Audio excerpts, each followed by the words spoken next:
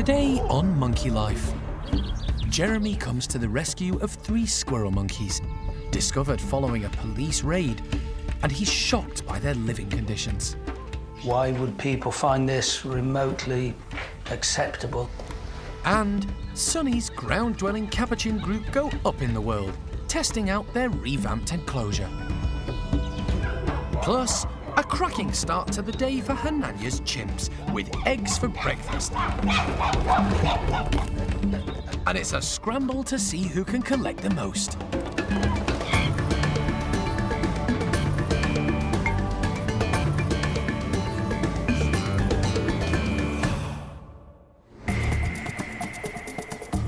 Monkey World in Dorset, buried deep in the English countryside, is the largest sanctuary of its kind on the planet.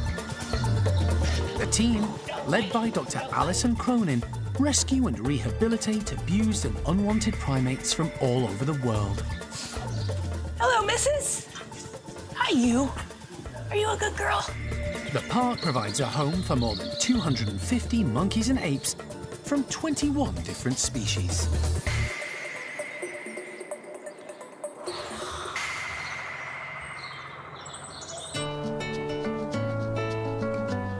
The park's mission to help primates in need is ongoing, and there are always new cases coming to Alison's attention. This means the park is constantly evolving to meet the needs of its residents. This platform, I guess. The rescue centre's infrastructure also needs to evolve to meet new challenges, many of which are due to the number of rescues resulting from the British pet trade. In recent weeks, the squirrel monkey house has undergone a major renovation. It now has larger bedrooms and interconnecting tunnels to help staff manage the different groups living here. This one's going to go from there. Yeah, there. It couldn't have been better timed. There are currently 5 primates living in this house, 4 squirrel monkeys and a saki monkey, but that's about to change. Yeah. Yesterday, Alison received a call from the RSPCA following a police drugs raid at a home near Bridgewater in Somerset. Officers found 3 squirrel monkeys and a macaque in poor conditions at the property. Animal Director Jeremy is now on his way to pick up the 3 squirrel monkeys. Alison has managed to find a home for the macaque at another rescue centre, which already cares for the species. We don't have a long-term plan as yet, but we've got the new house that we recently have completed, so we have a couple of bedrooms that we can free up for these short-term until we decide what their long-term future is going to be. An RSPCA inspector is meeting Jeremy at the property. The macaque was found outside with no heating in a filthy cage on a converted trailer, and without a companion. I don't know what you'd like. Here you go, my man. Here you go, look at that. What's that? There's my boy. He's a crab-eating macaque. He's actually in quite good shape. Obviously a bit lonely on his own. It's hardly a nice place to be, is it? The 3 squirrel monkeys have been living in a kitchen area in filthy conditions. Since the police raid, the RSPCA have been feeding and monitoring them while awaiting Jeremy's arrival. Such an intelligent animal, a primate, needs lots of enrichment. This is, if you look around, you don't keep them in the back of the kitchen really, and keep them in these dirty conditions. You know, that highlighted us to us. We sort of looked at the DEFRA codes in relation to primates and realised they're contravening lots of welfare issues. So decided to contact Monkey World to come and assist us. The filth and lack of care these 3 little primates have had to endure has dismayed Jeremy. Why would people find this remotely acceptable or remotely okay? I don't know. I mean, they're not fantastic condition. Their coats are not too bad. They're a bit, obviously a bit khaki because of all the stuff in here, but the saving grace is they've got a big area, so I've seen worse. But that doesn't make it good. Jeremy needs to catch all 3 monkeys and put them in separate boxes. I'm a great believer in bribery and corruption. If he can't entice them in with fruit and mealworms, he'll have to resort to using a net, which can be more stressful. Unfortunately, all three are immediately wary of Jeremy, and no amount of bribery will tempt them into the boxes. Jeremy has no choice but to try and net them. I think they know what a net is. But catching such small and agile monkeys is no easy feat.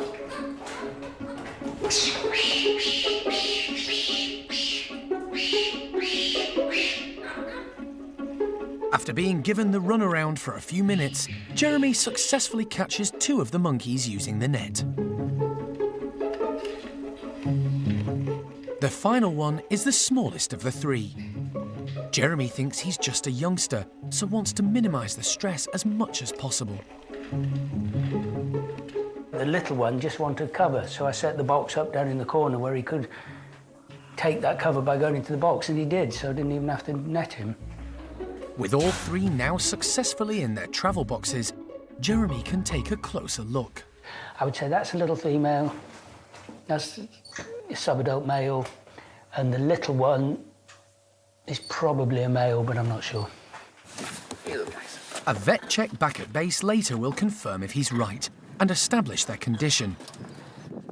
But for the moment, Jeremy's just keen to get all 3 away from the horrendous conditions, back to the safety of the park, and, hopefully, a brighter future.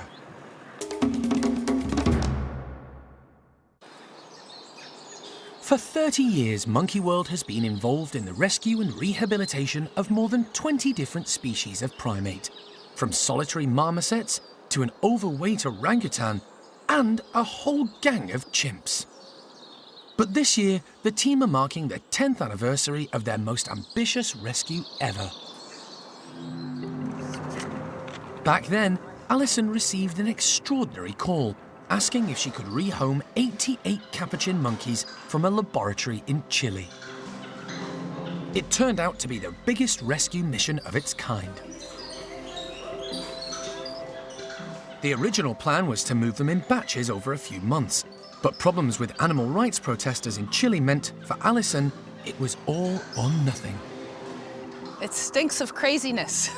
It stinks of crazy. Even when I say it to this day, it is a little bit nuts, but not what we had originally planned for. But you know, you have to sort of come up with solutions a lot of the time.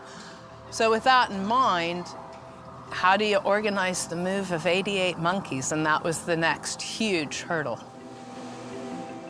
Luckily for the team, help wasn't very far away.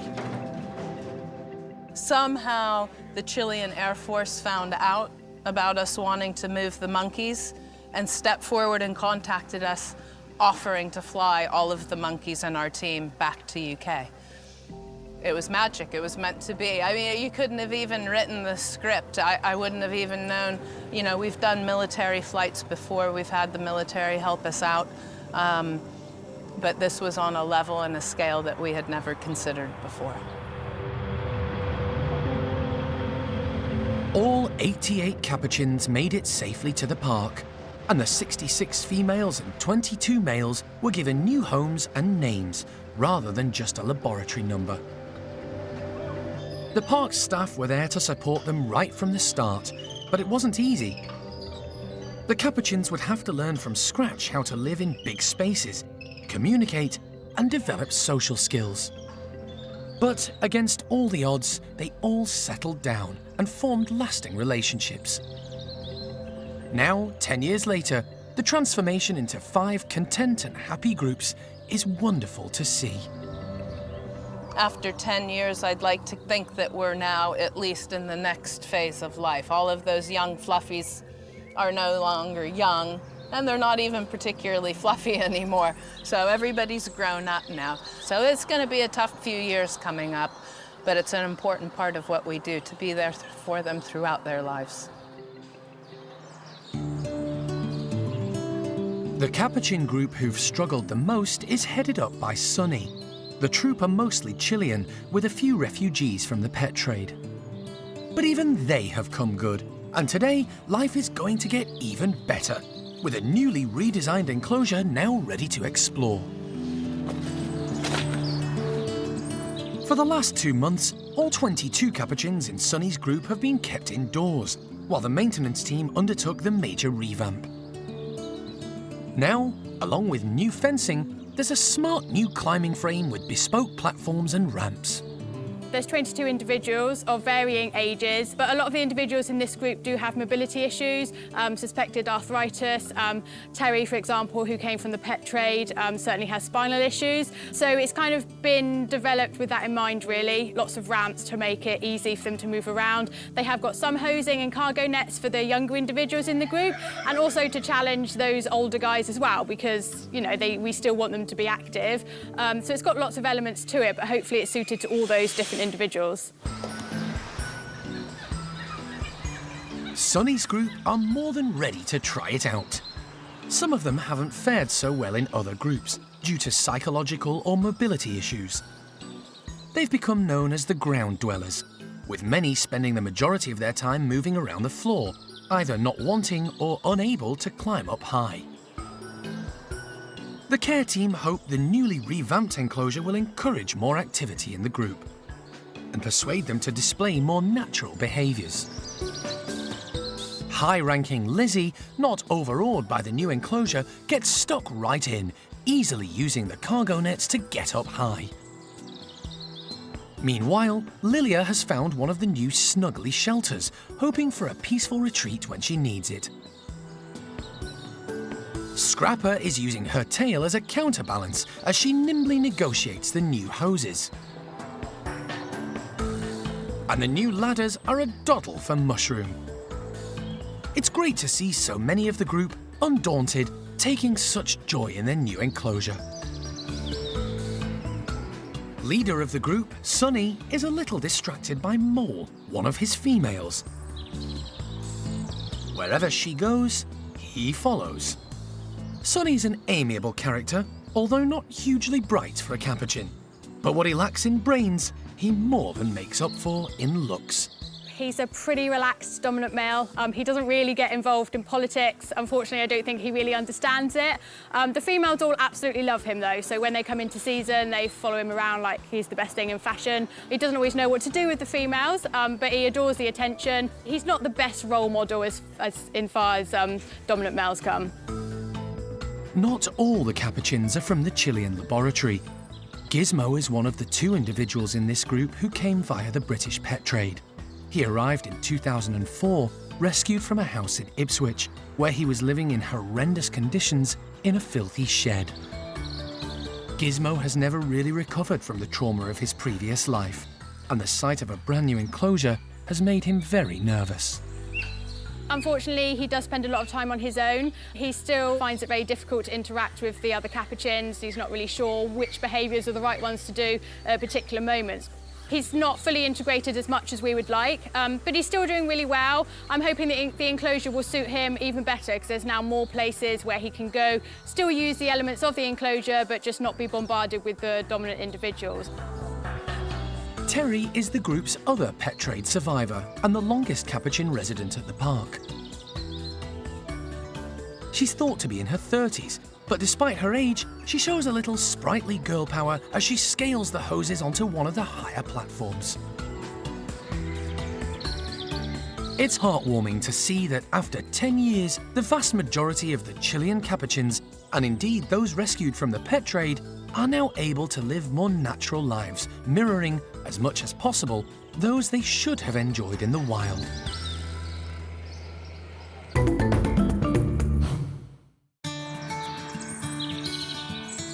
Feeding all the primates is a real challenge for the Monkey World team. The park provides a huge variety of food to a diverse mix of species. They all have their own unique dietary requirements. Staff work hard to provide them with the food and nutrients they need, taking into account their natural behaviour and social groups. There are 54 chimpanzees split across 4 enclosures at Monkey World, and when it comes to feeding time, the care team have their work cut out.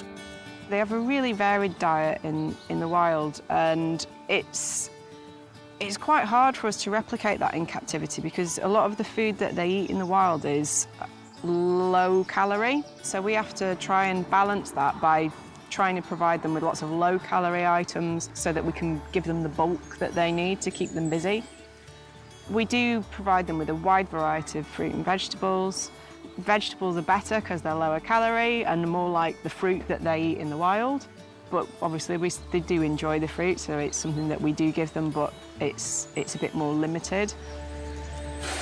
Today at Hanania's, the chimps are going to be fed hard-boiled eggs, a protein-rich food they enjoy once a week. They would actually eat eggs in the wild. It's something that they would eat occasionally, so it's important for us to try and replicate as much wild behaviour as we can here. They're a good source of protein, and they do love them. We'll let them cool down a bit, but we'll feed them out when they're still a little bit warm because they enjoy them when they're a bit warm. Once they're ready, the chimps will have to peel the eggs themselves. Just like us, they've got opposable thumbs, so that means that they can actually do very delicate movements with their hands. And yeah, some of them you'll see like picking the tiniest bit of shell off the egg because they don't like the shell, and others will just stuff it in and eat the thing whole. While the eggs are cooking, Hanania and his troop are outside enjoying the sunshine.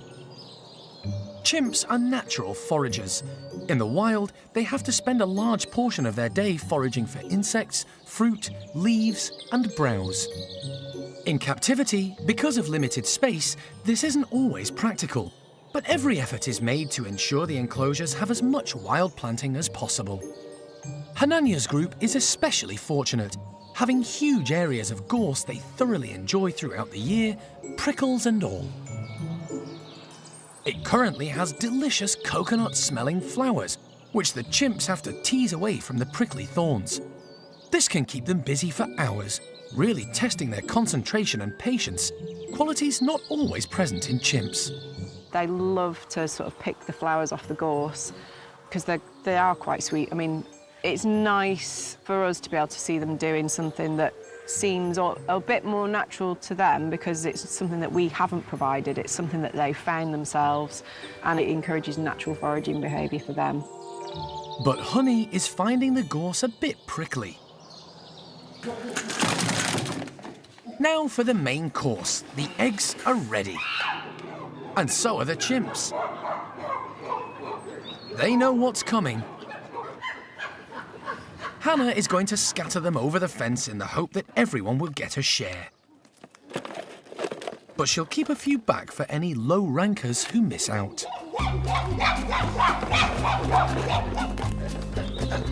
Everyone is egg-sighted, and it's a scramble to grab as many eggs as possible. Trudy is showing the way. She's poached a double handful and is eating them as quickly as she can. Shamak has better table manners. He cracks his egg open before carefully eating the yolk first. Leader Hanania grabs half a dozen and digs in. He doesn't seem keen on the shell, but is a master at gently peeling it off with his teeth. Cookie is another who shells her egg. Even the low rankers, like Arthur, manage an egg or two. Although he's always wary in case any at the top of the hierarchy are nearby. Jess demonstrates just how like humans chimps are, easily using her opposable thumb and fingers to peel the egg. Trudy joins Peggy to eat her hoard. She's not going to share with anybody. While Honey is still tucking into her egg, Arthur is having a side salad with his, a bit of gorse.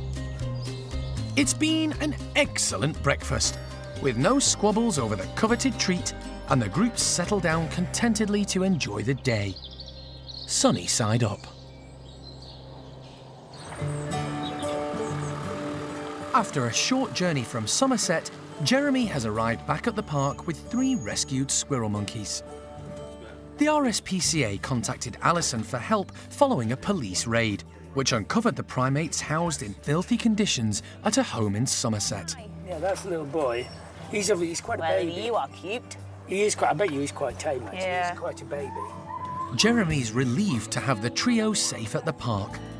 But until they have a health check, no one is certain of their ages or if they're related. I bet you that's mum and dad and baby. I don't know, who knows? God, that one's small. So definitely 2 boys and a girl. No. Oh, not checked. No, they're 3 monkeys. And the squirrel monkeys. The 3 new arrivals will join 4 other squirrel monkeys, plus a Saki monkey, at their newly renovated complex. Hi, little one. I have you. While they're still in their travel boxes, Karen and Kate take the opportunity to weigh them. 2.48. For now, they'll be kept apart from the existing group in opposite bedrooms, but they'll all be able to see one another. If they get the all clear from their health checks, the team can think about introducing them to the park's other resident squirrel monkeys. Today we've separated 2 rooms off for them. So we're going to put them in there. There's loads of tasty food, there's insects, stuff for them to do. So hopefully we'll just put them in, make sure they're eating, make sure they're drinking, double check their sexes, and then take it from there. The 3 common squirrel monkeys are released into their new home.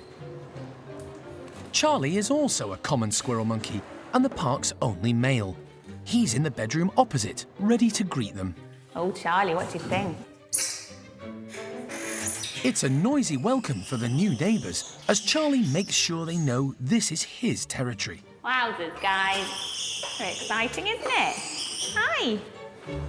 It's not long before the 3 realise there's food to be had in the room and are soon foraging for mealworms. Karen and Kate can now get a better look at the animals and confirm they have 2 males and 1 female. So far, things seem to be going smoothly. So the plan for the next couple of days is just to leave them to settle in, really. They've got 2 rooms in here. They've also got the cage outside, so probably tomorrow, depending on how they've settled for the rest of the day, and tonight, we could give them outside access. But it is nice. We only have 4 squirrel monkeys, so a nicer group will hopefully be good for them as well, because if you've got more friends and a bigger group, there's more interest, there's more to do, there's more animals to interact with. So it will be nice. We're just fingers crossed that they all get on, and then we'd have a nice group of 7.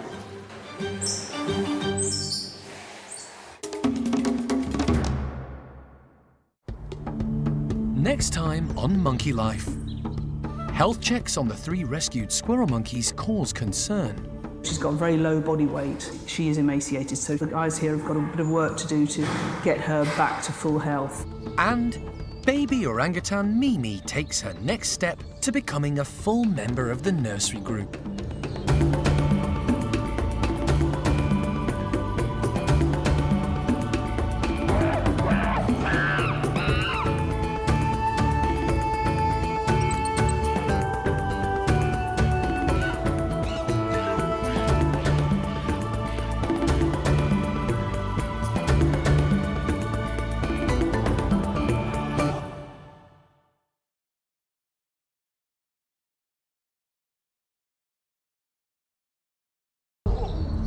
Today on Monkey Life, health checks on 3 rescued squirrel monkeys cause concern. Oh, I say. Oh, there's nothing off her. She's very, very bony. 1, 2, 3. Plus, it's moving day for the Woolies. We've got everything crossed that everything's going to go okay, but obviously we'll take it totally at their pace. And baby orangutan Mimi takes her next step to becoming a full member of the nursery group.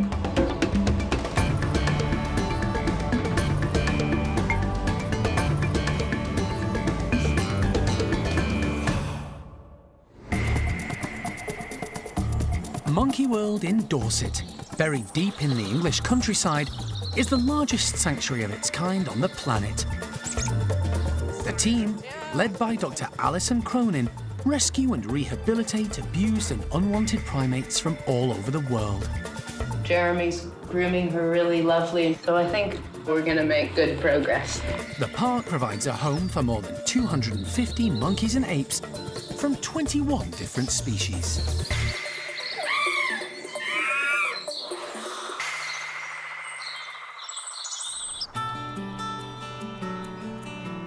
It's a beautiful sunny morning at the park, and Lavar's woolly troop have a surprise waiting for them. The primate care team are putting out some tasty breakfast treats to provide extra enrichment for the group. We've made up some jelly cups for them, so it's got a little bit of jelly in the bottom with a few extra treats as well inside. They have had this before. They don't always have it outside with their breakfast, so that's a little bit unusual for them. They don't mind the jelly, but to be honest, they do prefer the treats that are hidden inside the jelly, and then they might go back and eat some of the jelly afterwards. Along with Levar, there are 4 other members of the group: adult female Quapper and the 3 boisterous younger boys, Manny, Enzo and Bueno Jr. It's a really lively, really fun group full of lots of different characters. And here they come. It's the youngest, Bueno Jr., who's first to notice today's breakfast is slightly different. Spotting one of the paper cups and quickly ripping it open to get to the treats inside. 7-year-old Enzo grabs a cup from the shelter before heading up high to tuck into the monkey nuts. Levar's son, 5-year-old Manny, takes on one of the more challenging options. Before joining Quapper in the shelter. But this feisty female won't be sharing any of her breakfast.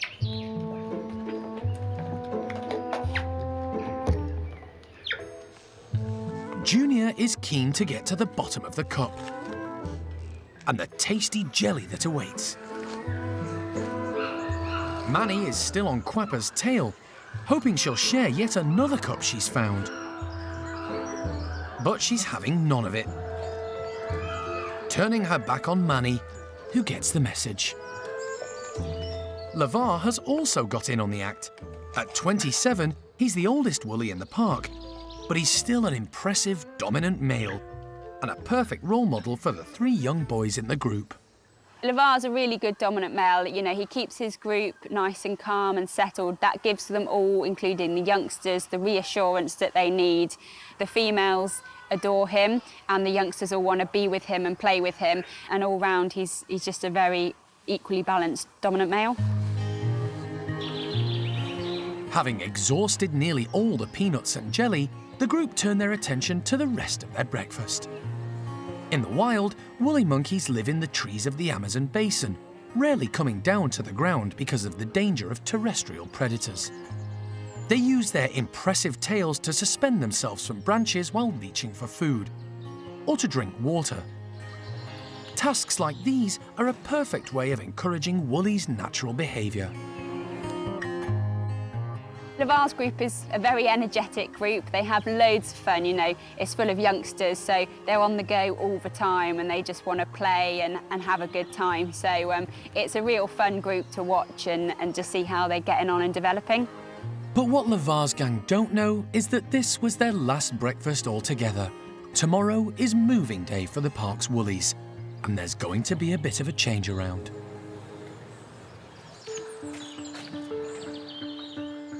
Today, the park's animal hospital is gearing up for a busy morning. Wildlife vet Sue Thornton is here to give some new arrivals a thorough health check. The 3 squirrel monkeys were found living in filthy conditions at a house in Somerset, following a police raid. As a result, there's no medical history for any of them. The first of the trio Sue is going to examine has been named Logan by the care team. It's thought the owner bought 2 of the monkeys as a breeding pair, with the intention of selling their offspring via the pet trade. He's quite significantly underweight. Logan is the larger of the males, and Sue is concerned about his overall appearance. This is an older animal. His teeth are not beautiful. He's skinny, he's very skinny. His bones over his pelvis are very prominent, but he's got a reasonable muscle mass over his thighs, which when they're really in a bad way, they lose the muscle mass as well. Now, it could be that he's previously been really chunky and has now lost that, but he's not in bad condition and he's just lost the end of his tail. Logan heads back to his bedroom to recover. Next up is the smallest of the 3, now called Lopez. He appears to have a major eye problem. Oh, yes, you're a little skinny thing, aren't you? Like Logan, he's underweight, but he's definitely much younger, probably no more than 2 years of age. He was found with a completely sunken right eye. The team aren't sure if it's causing him pain or needs surgical attention. They're hoping Sue will be able to provide some answers. He's had a fight, hasn't he, and just had it perforated. I think when we do the x-ray, we'll need to do it, maybe take a small one and just do a head. So the eyeball is in there. Well, but it's a completely shrunken but it is eye. It's there. in there. Yeah. An X-ray of Lopez's head doesn't show anything worrying. It doesn't look like there's any bone infection. I think it's an old injury. The eye's collapsed, but it's still there. The only thing is the bloods may show that there's some active infection that we'll need to treat, but at the moment there's no evidence of that, so I think we'll just wait and see what the blood results say. It's a waiting game to see if the eye will require any further treatment. But it's clear, if there was a breeding pair in this trio, Lopez, on account of his young age, wasn't the breeding male. The only female of the three, Lucille, may well have been used to breed. When she's brought in, Sue is shocked by her appearance. Oh, I say. Oh, there's nothing of her. She's very, very bony. A close inspection of her teeth reveals more. She's quite little, actually, isn't she? Oh, actually, she's not young. I mean, her teeth are worn. She's actually lost the tips of her canines, hasn't she? So, not necessarily the young breeding female that she was sold as. No, this is a very, very skinny animal. Yeah, not good. This is an emaciated animal. Yeah. Lucille may not be ideal breeding age now, but a careful examination indicates she's had a number of babies in the past. That would not be a surprise to me. Yeah, they're sort of long, aren't they? Yeah, like somebody's been hanging from them. It all points to Logan and Lucille as the breeding pair, and Lopez might even be their son. A quick session on the scales confirms just how underweight Lucille is. 6.4, so 640 grams. A female common squirrel monkey can weigh up to 1,000 grams, which means Lucille is worryingly underweight. But the biggest surprise comes when Sue finds something totally unexpected. Hey, you know what that is? That looks like a microchip. She's microchipped. A microchip is good news for the team. It means they might be able to track down where Lucille came from and gain more accurate information about her age. But sadly, it's the only positive news from her checkup. She's obviously gone through a lot. She's got problems with her bones. She's clearly had youngsters before. I think she's just absolutely worn out. But she's lost her muscle mass. She's got very low body weight. She is emaciated, so the guys here have got a bit of work to do to get her back to full health. It's clear from the condition of all three primates their previous owner didn't care for them properly. But one thing is certain, they're now in the right hands, and the dedicated team at Monkey World will do all they can to give them the life they desperately need and deserve.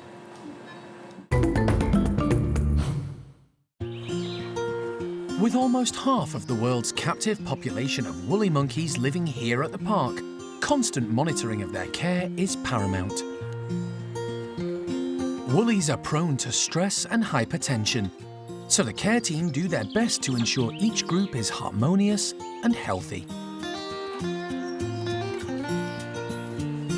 With this in mind, over the next 2 days, the park will undertake the biggest woolly move they've ever done.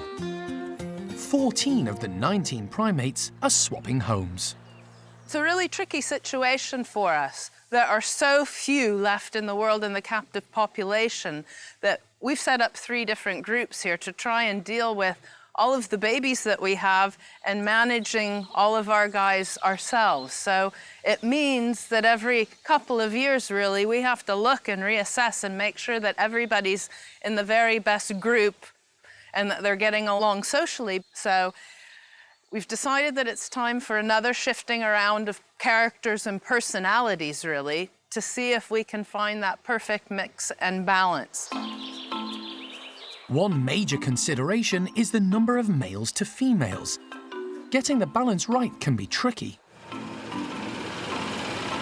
So today the team are going to concentrate on two of the bigger boys. Strapping male Paolo is going to move first. He's crossing the park to join Enzo, who's 2 years younger. But since they last lived together, Enzo's bulked up into a fully grown adult male. The rest of Paolo's group, Pakaya, Oriana and Claude, will move tomorrow. The team are unsure how the two males will react to meeting up again, and want to give them as much time as possible without the distraction of other woolly monkeys around. Yeah, 1, 2, 3. Oi, Paolo. The first stage, getting Paolo into the travel box, has gone smoothly. The second part, introducing the two young adult males, could be a different ballgame altogether. These two, Paolo and Enzo, have met each other previously, but it has been several years since they've been together, and they were a lot younger before then. Paolo's obviously done a lot of growing up since then. He's headed up his own group now as the dominant male, so a lot of factors have changed. So, you know, we've got everything crossed that everything's going to go okay, but obviously we'll take it totally at their pace and just keep a really close eye for the rest of the day. After a bit of hesitation, Paolo moves through the tunnel into the playroom and immediately heads up high. Enzo is waiting for him, a bit nervous at first, confronted by this big and impressive new housemate. Both boys are a bit wary, but it's Enzo who gains in confidence and starts to approach Paolo. Everything seems to be going okay so far. Paolo is still understandably quite wary and a little bit nervous. You know, it's completely new to him. Enzo's moving around quite comfortably. They have passed each other a few times, made some vocalisations to each other, but they've not had any proper full-on physical contact or anything yet. So yeah, it's slow progress, but it doesn't seem to be going awful. So hopefully it's all going to just keep plodding along slowly in the right direction. There's no rush for them, so as long as they're happy just moving comfortably around each other, then that's good for me. While the introduction has been taking place, the team have taken the opportunity to move adult female Quapper over to Paolo's previous house. Also on the move is 2-year-old Carlos, who's reunited with big sister Ava. Tomorrow they're going to be joined by the park's oldest woolly monkey, Lavar. Day one of the big woolly move has gone well. Tomorrow, it's the turn of the remaining 11 to relocate and meet new housemates.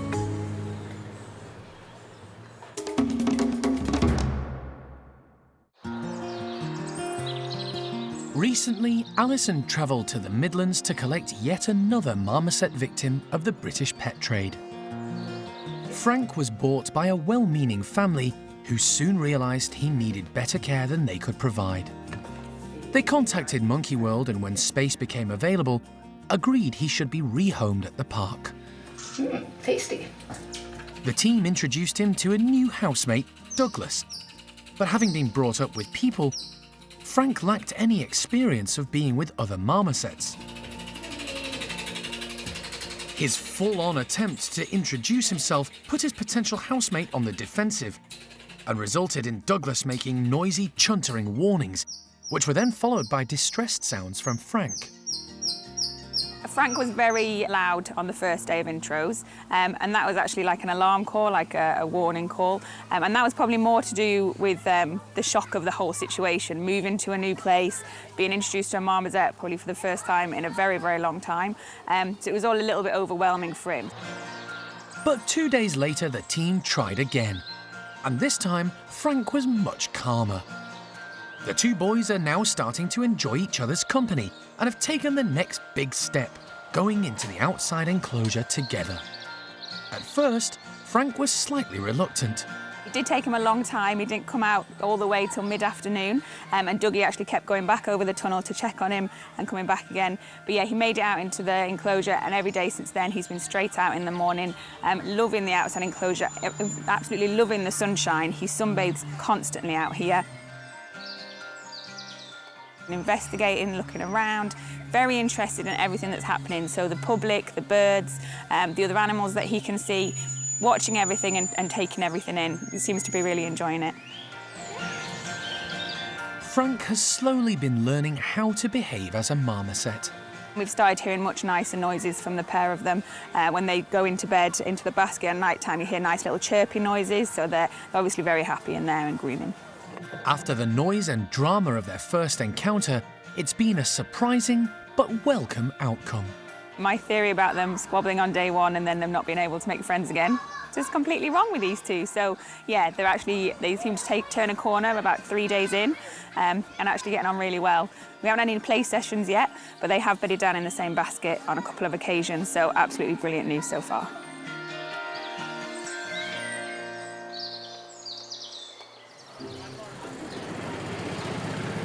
It's been just over a month since the park welcomed young female orangutan, Mimi. Born at Moscow Zoo, Mimi was rejected by her mum at birth, and for the first 20 months of her life, had to be hand-reared and looked after by the staff there.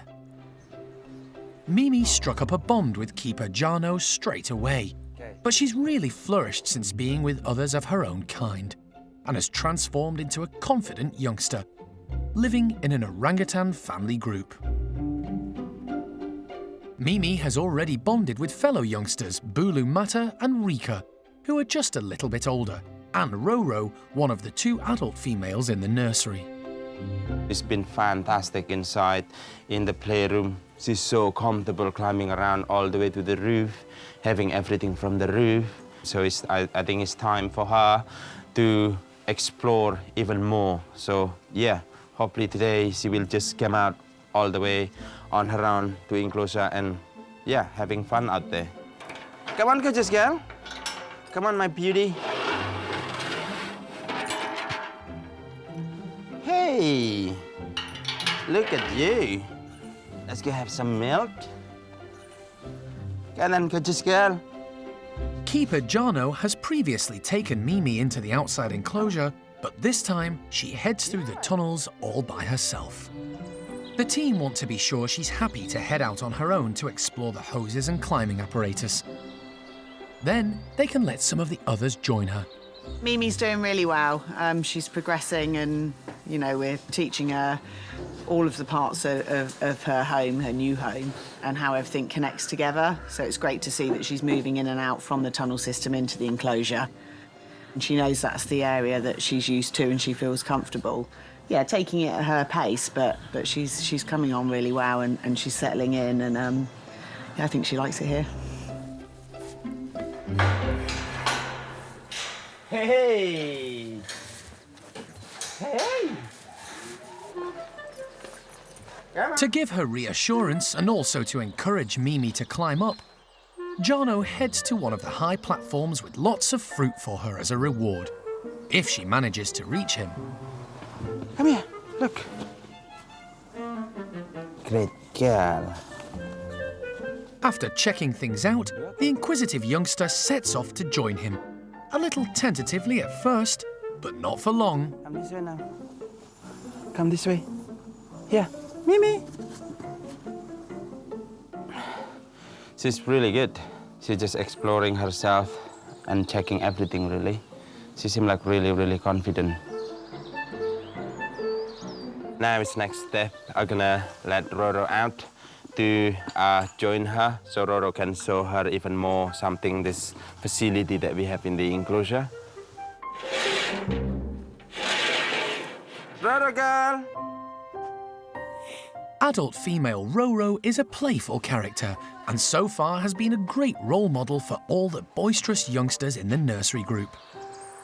She was the first to meet Mimi, and the team hope her presence outside will help Mimi gain even more confidence.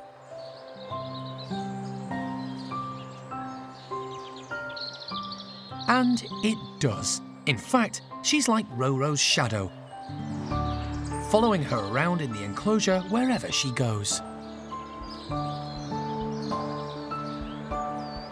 Watching and learning at the same time. It's exactly what Jana was hoping for. Oh, Mimi, she's so good. She's so comfortable, she's so confident, and she's so steady as well. And she can climb. There's no doubt about that. She can climb, no problem. Day one, hey, she can already manage so much, so that means she's brilliant. I'm so pleased.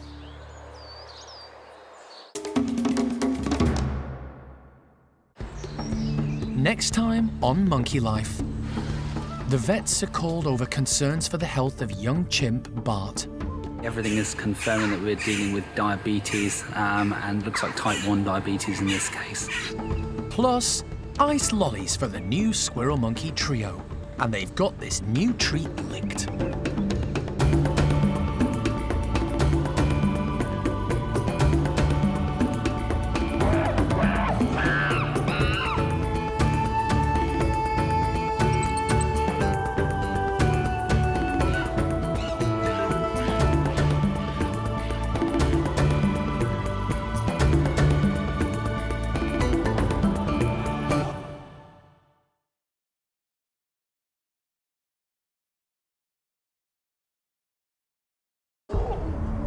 Today on Monkey Life, the woolly move continues with 11 of the highly strung primates swapping homes.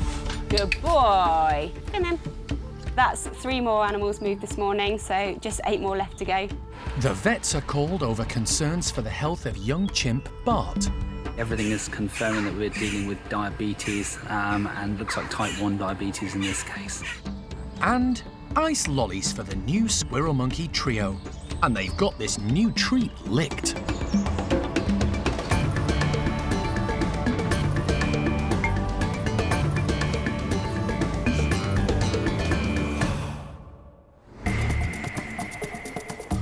Monkey World in Dorset, buried deep in the English countryside, is the largest sanctuary of its kind on the planet. The team, led by Dr. Alison Cronin, rescue and rehabilitate abused and unwanted primates from all over the world. You can try and get him on a branch. Hey, you. Come on. The park provides a home for more than 250 monkeys and apes from 21 different species.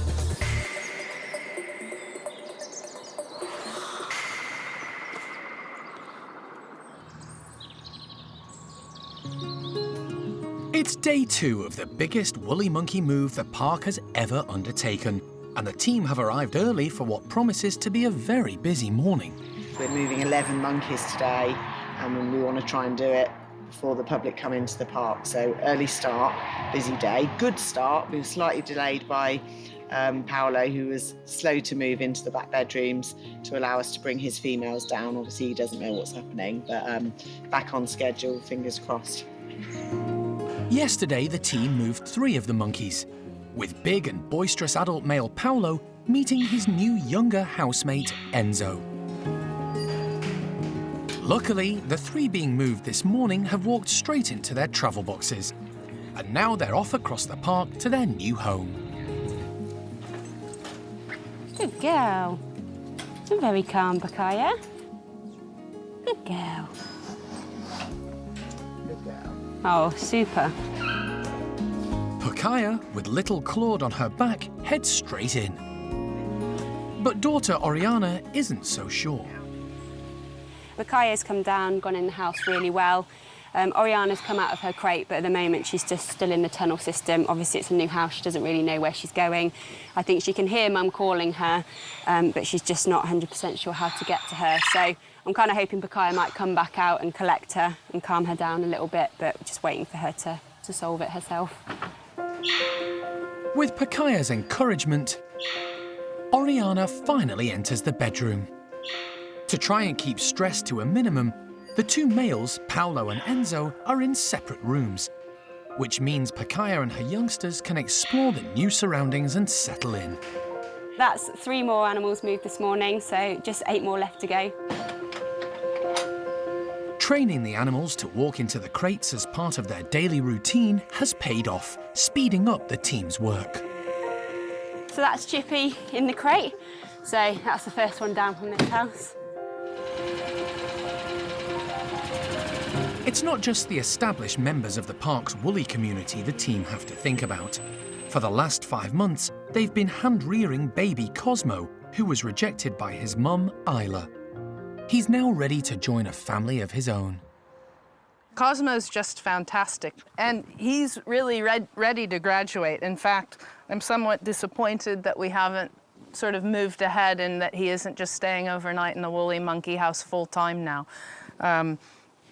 Because we're shifting woolly monkeys around, we've sort of delayed the ultimate and final step of leaving him in there for the night.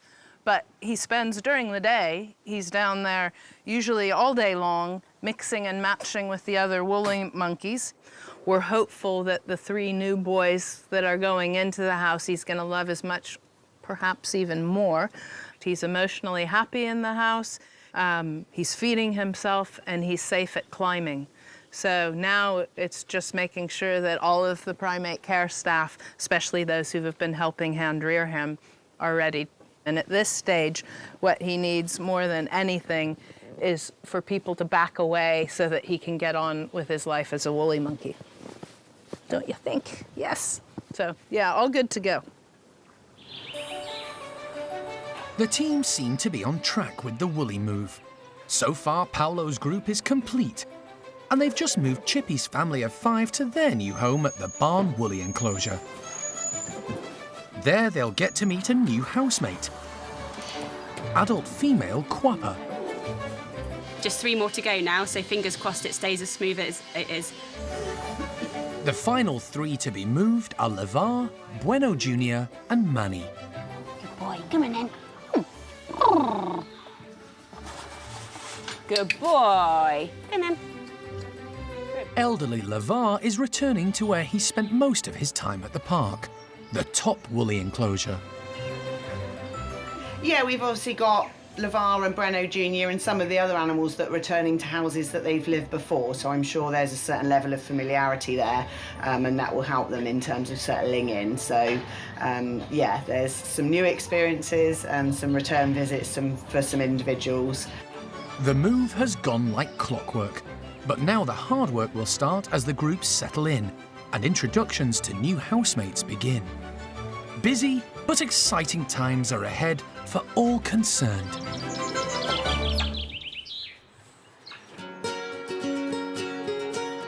While the woolies have been moved around courtesy of their care team, staff at the orangutans are trying to get Tuan's group to move themselves a bit more. It's often a challenge to get captive orangutans off the ground, but food can be the answer, and today James is putting out whole watermelons. This special treat should encourage them to move as they might in the wild, and also keep them hydrated.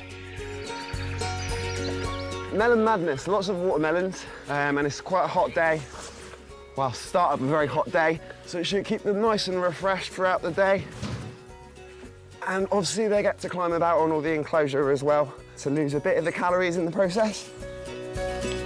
In the wild, orangutans spend most of their time high up in the trees, and fresh fruit forms a large proportion of their diet. The group do get watermelon occasionally, but very rarely whole. Well, fruit in the wild, it would usually make up around 40–45% of their diet, depending on what part of the season. I mean, if there's a big glutton of fruit around, they will go for the fruit if it's there. But during those times where it's a bit scarcer around the forest, particularly over in Borneo compared to Sumatra with the volcanic soil they have, food sources there are a lot more sporadical and spread out. So those harder times of year, they'll resort to more things like plant matter, bark and insects, things like that go into the diet a little bit as well. This is a bit of a treat today. They wouldn't usually get this amount of fruit, but as I say, it's a very, very hot day coming up today, so they'll probably need a bit of extra energy to get through it, and obviously all that water in the watermelons will keep them nice and refreshed.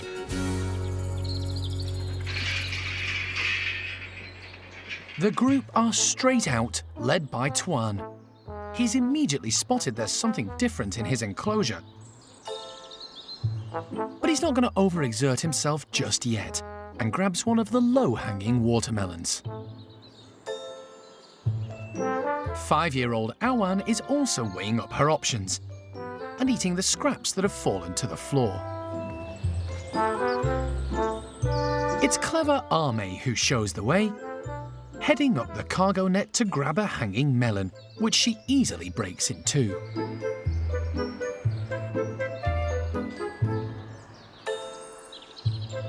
Lucky is making sure she eats every last bit of the juicy flesh. It's hot work out there, but the watermelons are a great way to quench your thirst. Twan's finished his first melon and is on the move. He's finally realised this juicy treat is worth working for, and shows off just how agile a fully grown male can be when there's a reward on offer. Awan watches and learns from below. Twan is the park's oldest male orangutan. He's estimated to be about 34 years of age. It's important he keeps active and healthy because in recent years he's occasionally suffered with breathing difficulties. He has lost a little bit of weight over the last year, so he's doing quite well, but he's a little bit lazy sometimes, and he's getting on a little bit now, so it'll be really good for his breathing and things as well to use that energy up. Watching Twan has inspired Awan, who heads up high on the hunt for a melon, carefully watched by Arme. She finds one hanging beneath the platform, and after taking a moment to figure it out, manages to grab it successfully. Orangutans are great problem solvers, and since joining the group just over a year ago, Awan has grown in confidence. Awan's doing really, really well. She's been so well looked after since the passing of Xiao Kuai, and Lucky's really stepped in to sort of look after her very well. And even Arme and have good play sessions, but most of all, the biggest surprise is Twan. She has absolutely amazing play sessions with Twan, up on his belly, upside down and everything, and it's really, really lovely to watch that. Having a youngster in the mix seems to have rejuvenated this group, and Awan is making the most of being the centre of attention.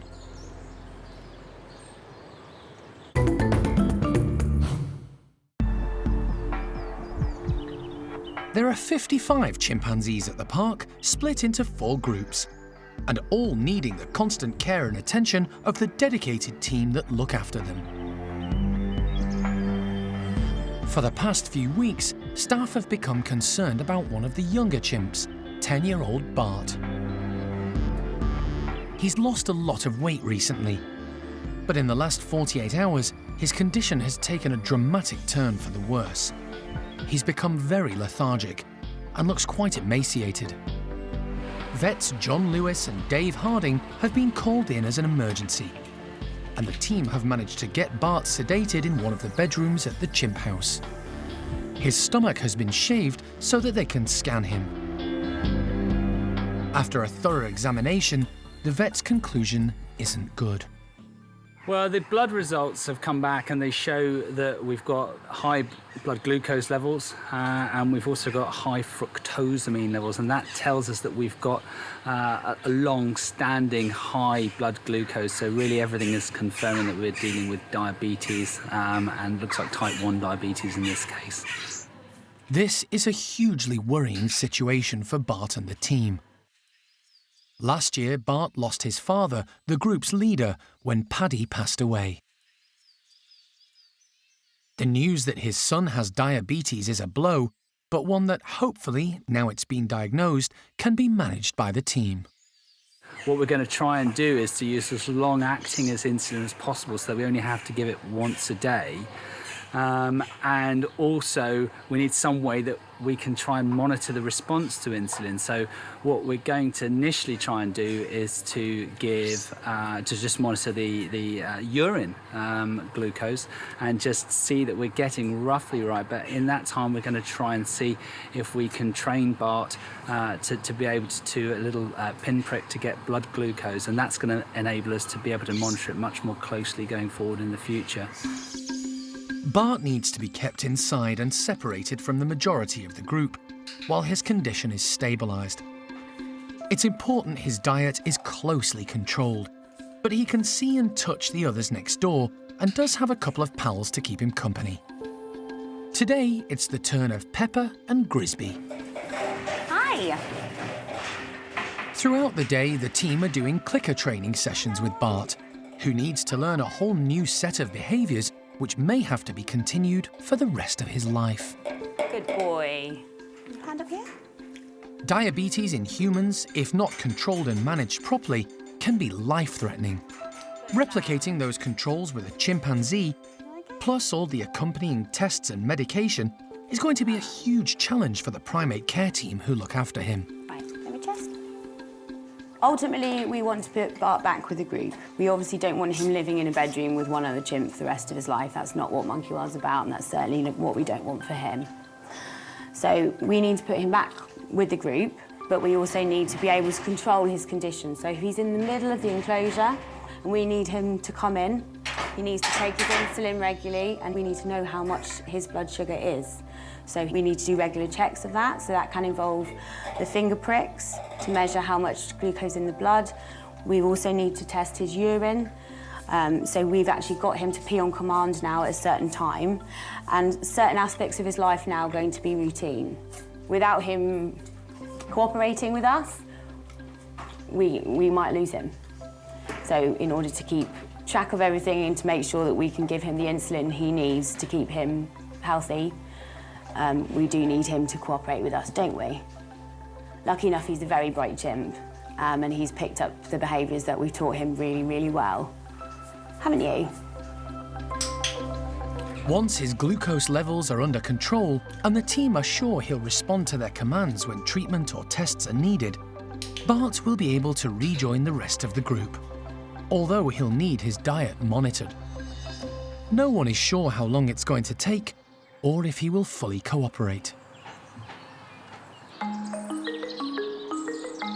Another primate feeling a little under the weather is recent arrival Mimi. So vet John has gone to the orangutan nursery to take a look. For the last few days, the usually feisty youngster has been suffering from diarrhea. Orangutan care team member Jarno has been keeping a very close eye on her. She's eating a lot of solids now. Eating lots of solid, active, climbing around. And she doesn't show you any signs of discomfort or pain? Didn't show me any sign of discomfort. No. It's, in fact, in this last 5 days, he's been putting blanket in his mouth. I wondered if she's teething, something like that. Most likely. Yeah. And she gets how much milk in a day? Milk on the morning and in the evening, which is 480 ml. Is there any way of getting her off milk? Any way getting off milk? Yeah. I think the first thing you do is go to half strength and you gradually try without milk. Try without milk. Yes. And we'll see if that has any impact on her at all. As a precautionary measure, John is going to worm Mimi until the laboratory results of her fecal samples come back. Okay. 72 hours. Okay. She doesn't look exceedingly ill, but, you know, looks can be deceptive. So just in case, I'd like her to have the Ivermectin, which should cover that, but I'd like to try getting her off the milk. Mimi is bright and alert today, so John isn't overly concerned just yet. Orangutans can be deceptive, but we're just going to try and play with the diet slightly to see if that makes an impact before we start launching into more invasive investigations. John has given the team the all-clear to continue Mimi's introduction to life with the nursery group, and today she's going to have another session outside with Roro. But this time, they're going to be joined by the slightly older youngsters, Bulu Mata and Rika. This double act are extremely close and love spending time together. But they're also becoming more and more independent, especially Bulu, who's starting to hang out with the big boys, Jin and Sylvester. Mimi have really good relationship with Rika, not so much to Bulu, because Bulu, as a boy, he can be a bit hooligans. But Mimi is getting stronger and stronger every time Bulu playing a bit rough to her. She knows how to fight back as well, so which is great. It's all harmless play fun for the youngsters, and great to see how quickly Mimi has been accepted by everyone. For her, it's one big happy family.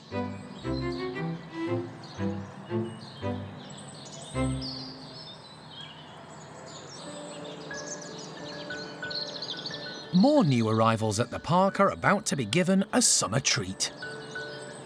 Squirrel monkeys Lopez, Logan and Lucille were recently rescued from a house in Somerset. They were found in extremely squalid conditions. Thankfully, their new home is a world away from their old life. And today they're getting frozen ice lollies, with a difference. So they're crammed full of really tasty treats, seeds, nuts, pieces of fruit, mealworms as well, all things these guys are really excited about. And one thing we've learned about these guys is they will eat anything, so any opportunity to get food, and they should be really enthusiastic about it. But I don't think they've ever had iced treats before, so the cold, it'll be interesting to see what they make of them.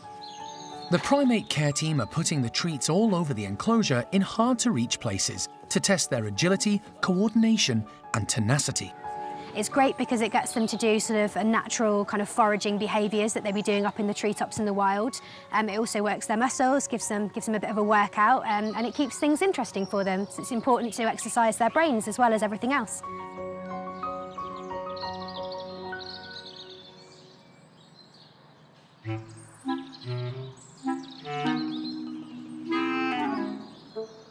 Young male Lopez is the most active in the group, and predictably, he's straight in there to check out the ices.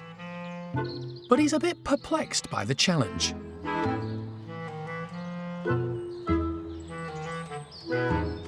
But not Logan. As the leader and biggest of the group, he's not fazed at all by these strange new treats and moves straight in to tackle the ice. Older lady Lucille bides her time, and when she thinks the others are occupied, makes her move. Then quickly disappears again when Logan reappears.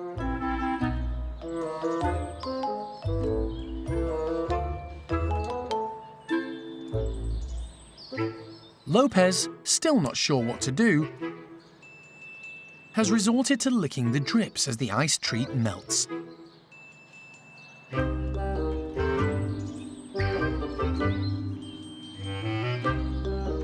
It's amazing to see the change in these 3 squirrel monkeys in the 3 months they've been at the park. These guys are doing really, really well. The kind of longer that they've been with us, the more they've settled in and the more sort of personalities seem to emerge. They're really active, they're really engaged with anything new that we put in the enclosure, particularly Lopez, the younger boy. He just sort of throws himself headfirst into anything new and exciting. And yeah, it's really great to see them kind of develop in confidence and seem so settled here. It's what makes the job, you know, extra great. You kind of have these animals come in and your heart breaks a little bit for them, but then you see how much they improve and how happy they become. It makes everything worthwhile.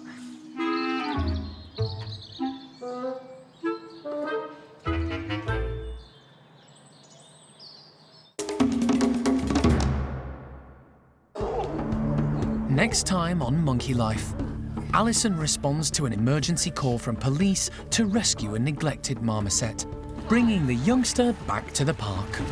Hi, little girl. Everything looks juvenile to me. And pumpkins in the mist for the chimps.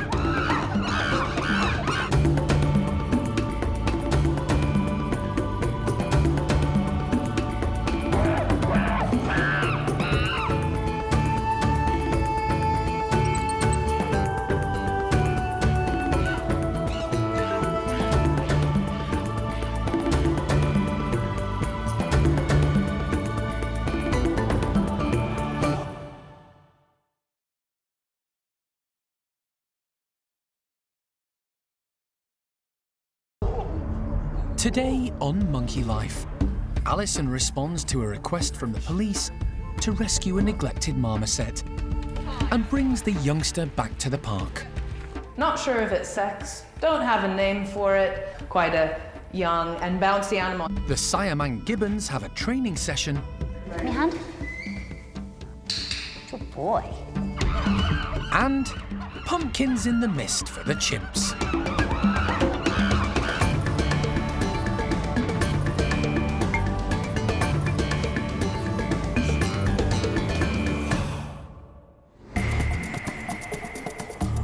Monkey World in Dorset, buried deep in the English countryside, is the largest sanctuary of its kind on the planet. The team, led by Dr. Alison, rescue and rehabilitate abused and unwanted primates from all over the world. He's a sweetheart, he is, isn't he? He's lovely. And you are as well. The park provides a home for more than 250 monkeys and apes from 21 different species.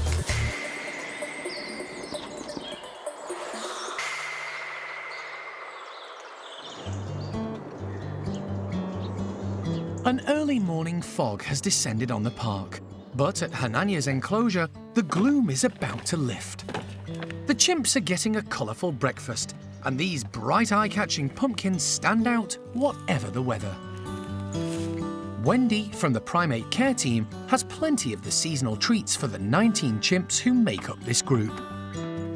She's distributing the bright orange vegetable all around the enclosure to give everyone an opportunity to grab their share.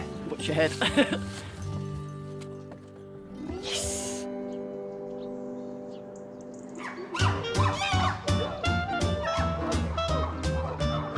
As ever, there's lots of noisy enthusiasm, led by Hanania, who initially ignores the pumpkins for his morning display. His second in command, Simon, joins in the antics, but in his excitement misplaces his pumpkin. Cherry may have her breakfast in hand, but as usual she's multitasking. She's got more than a handful with Thelma on board. Hanania uses the hands-free approach, but is torn between tucking into his prize and hooting his excitement to the group. Vocalizations are really important in chimp society, and Hanania's letting the others know there's a treat on offer. But not all the chimps have got a taste for pumpkin. Jess isn't impressed. Tootie is carving into her pumpkin, but doesn't like the skin. Chimps, like people, have their food preferences. Cherry has temporarily deserted her own little pumpkin and is heading to the top of the climbing frame to eat in peace. Not that Thelma's bothered, she's getting stuck in, despite the size of the prize. Hanania's obviously got a liking for pumpkin. He's devoured the whole of his, seeds and all, and is off for seconds. Simon still hasn't grasped how to look after his. Another bit of bravado, this time towards high-ranking female Johnny, and he loses out as she steals his breakfast.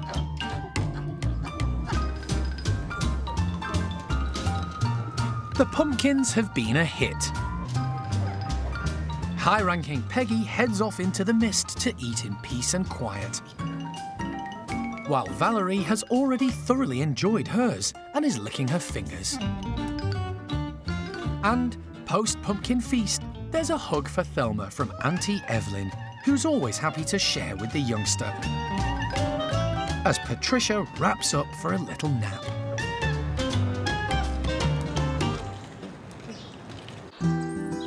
As the fog begins to lift over at the marmoset complex, the primate care staff are preparing one of the bedrooms for an unexpected new arrival. Alison is on her way back to the park from North London with another common marmoset. She's been called in by the Metropolitan Police following an investigation at a property. They requested her help after a tip-off there was a primate on the premises who would need immediate aid. The marmoset was found in a tiny cage in an unheated flat in poor condition and without the correct food. So now, with the team standing by, both Alison and the tiny monkey are arriving back at the park. So normally when we get a new marmoset in, we obviously have to get a room ready for them. We have to branch out. This morning when Alison saw the marmoset for the first time, she let us know that her mobility is pretty good, so we haven't had to put in extra branches more than we would normally do. But we've just got ready a nice tasty dinner for them, some porridge, which is what we normally give our marmosets for breakfast, and some gum as well. So there's lots of different food items in there for her to see what she fancies, and hopefully she'll eat well when she arrives. The primate care team are anxious to get a good look at their new arrival so that they can settle her in as soon as possible. Hi, little girl. You are going to be a little girl, and look at the little hands, like everything looks juvenile to me. The white tufts coming through on her ears mean the newbie is probably a year old or younger. For now, they're assuming it's a female, but with marmosets, it's hard to know for certain until they're examined. My gut tells me it's a little girl. I don't know because I've not had a good exam. The team will do all they can to get her fit and healthy, but no one is sure if she'll have a long-term future at the park.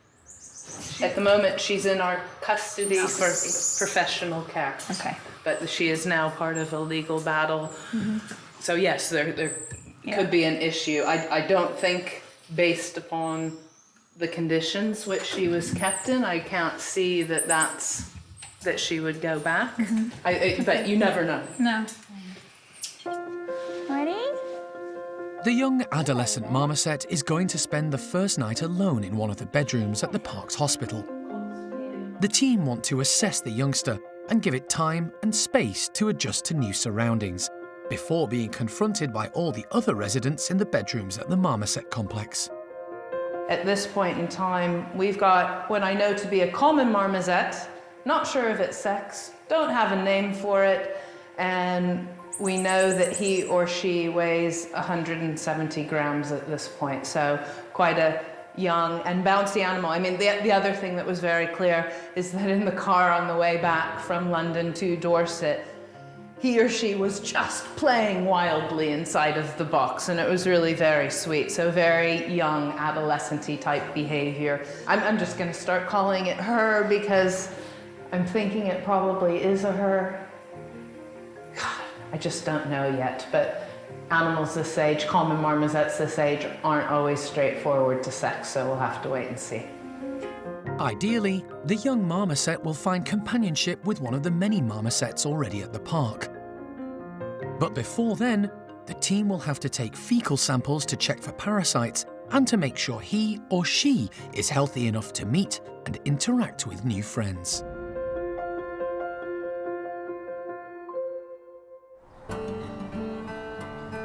The key to happiness for all the primates at Monkey World, from the recently rescued to the old-timers, is companionship of their own kind.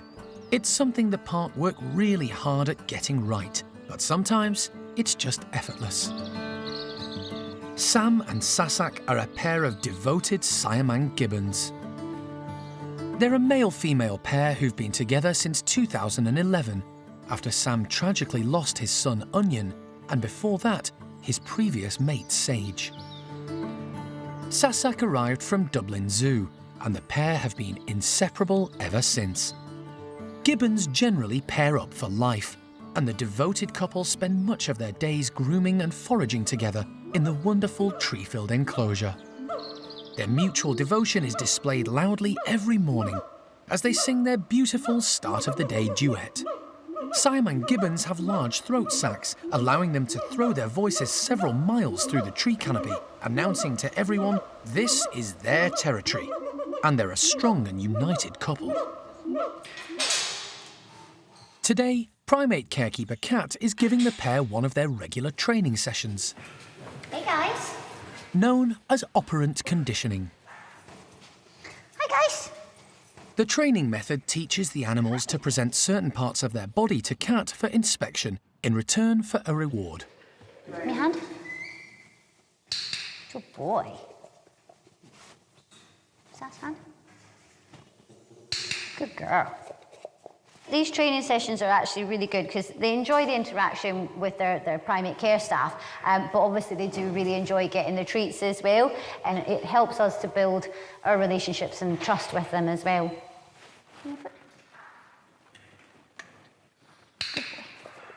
The operant conditioning has huge benefits for many different reasons, but the number one major benefit is that we can actually get the animals to come over, show us different parts of their body. We can get a really good look at them, and that means we can check for different issues with their health, with their body condition, injuries, all sorts of things like that. Often we can actually then even further that, we can treat it with the animal cooperating and allowing us to do that because it's part of their routine. When the guys get really unwell, we might want to give them antibiotics or something like that. So by letting them come over and give us that, it saves a lot of stress of having to get a dart gun and things like that to use.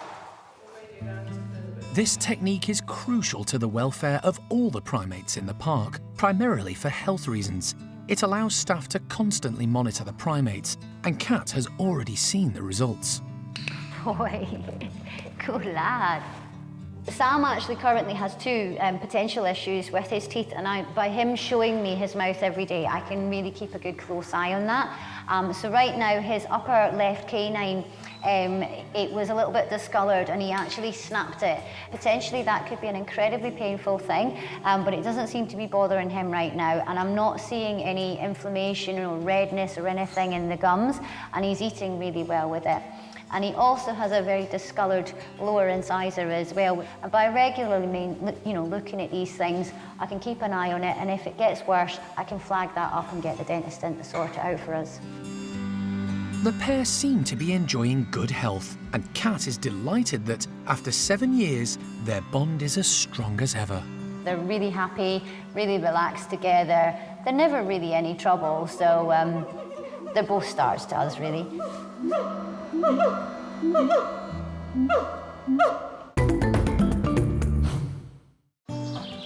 It's been a few days since the big woolly monkey move, and so far it's a success. The park now has 3 happy groups living in 3 separate houses. But there's one final piece of the puzzle still to complete, involving little Cosmo. At only 6 months old, he's now the youngest member of Levar's newly formed group. Cosmo has been hand-reared by Alison and the team ever since Mum Isla rejected him at birth. Gradually, Cosmo has been introduced to all the group, and he's getting on with them really well. So much so, he's now sleeping with them overnight. During the day, he's been left in one of the bedrooms, all decked out with toys for him to grab and climb, but still safe enough to ensure he can't hurt himself if he falls. But his next big step is to summon up the courage to graduate from his bedroom to the main playroom. It's a far bigger and more daunting environment. We've had to deck it out with a load more equipment in there, so there's lots more cargo nets up in there, loads more dog toys and hosing, climbing equipment for him to get around easily. We don't want him to get stuck and stranded anywhere on his own. And alongside that, we've deep littered the floor, so there's a big spongy layer of straw and wood wool, so that if he was to have a fall, it would be cushioned for him as well. Hand-reared woolly monkeys are always at a disadvantage when it comes to tackling new challenges. He is still really small and quite fragile, so we've had to put in all this extra equipment just because he doesn't have a mum to carry him around, so we don't want him to get stuck anywhere and not be able to get down from a particular position. We want to make sure that there's either something to catch his fall or obviously he's going to be safe. They needn't have worried. Levar leads the group out, and a confident Cosmo doesn't waste any time following him. There are a lot of youngsters in the group to show Cosmo the ropes and for him to interact with. They include Bueno Jr., another young male who was hand-reared at the park, and 2-year-old Carlos, the son of Chippy and Urema. But perhaps the two he's forged the closest relationships with so far are 2-year-old Olivia and her mum, Zingu. And then there's the dominant male of the group, Levar, who's really experienced when it comes to bringing up kids, both his own and babies who've been hand-reared. He's wonderful at bringing them into the group and making sure they're safe and happy, often keeping a watchful eye. The big playroom doesn't seem to faze Cosmo. It's just another rung on the ladder in his development as a growing woolly monkey. Every day is kind of a new challenge for Cosmo at the moment. You know, there'll be areas of the house which he hasn't discovered as of yet, but the next big milestone for him is going to be going and exploring the outside world. So we've got big long tunnel systems connected to this house, and then he's got 2 big outside enclosures to start exploring. So really exciting when he gets to that point, and hopefully once he discovers the outside world, he's going to have loads of fun out there as well.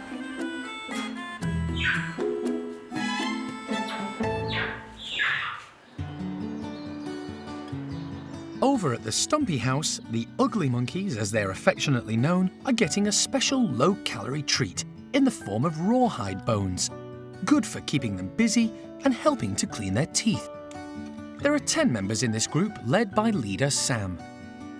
He, like 6 others, came to Monkey World from medical laboratories in Britain. But the 3 newer members are conspicuous by their absence, preferring to spend most of their time in the large outdoor enclosure. Female Flo arrived from a rescue centre in Munich 3 years ago, and the group's newest additions, Toto and Freddy, have been here almost a year. They were brought to the park from a rescue centre in Belgium, but very little is known about their previous lives. One thing's for sure, the 2 couldn't be more different. So Fred seems to be a much more kind of effective Stumpy. Like, he knows what he's doing. He's a good social animal. He understands when to sort of go up and say hello to people and when to sort of back off and give a bit of space. In comparison, Toto has 0 social skills. You know, he looks magnificent. There's not a lot going on inside that fabulous head, though. So it's actually really handy that those guys have formed an alliance, because Freddy's he seems sympathetic that Toto is a bit odd, and they spend a lot of time together, kind of, you know, quality man time, sitting and pondering the universe together on a platform. Yeah, good solid ally for Toto. What Toto may lack in Stumpy etiquette, he more than makes up for in looks. Toto is a magnificent creature. You know, all of that ridiculous hair, particularly when he sort of gives himself a shake and you've got sort of golden locks flying everywhere. It's no wonder that a couple of the low-ranking females are eyeing him up. You know, he's a very sexy boy, very beautiful. So yes, absolutely magnificent to look at. Quite often hear him compared to a lion with his sort of great long mane. So yeah, very distinctive amongst our guys who are all a little, you know, battered and a bit sort of hair loss and things like that. So yeah, very distinctive boy. Freddy has struck up a very close relationship with Flo, who, until the boys arrived, was a bit of an outsider.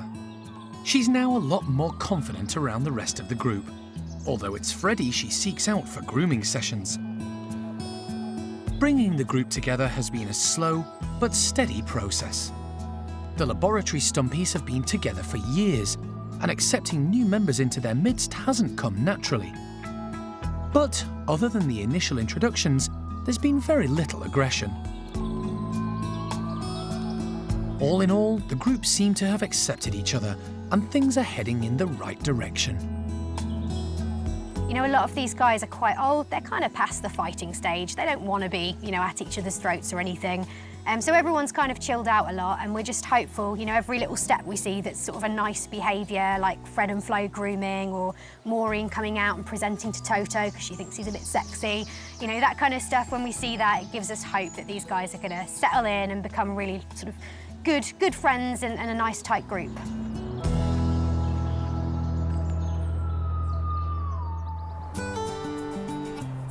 At the Capuchin complex, Franco's group are about to get a seasonal treat. Primate carekeeper Toby has roasted some sweet chestnuts.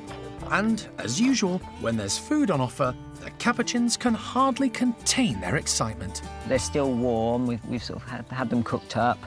It'd just be something different for them. They've had them sort of cold before, but having them warm will hopefully give them something a bit different, and sort of the different sensation of the warm food as well. And it's sort of quite a cold day, so it'll be quite a nice treat for them. Capuchins are extremely clever.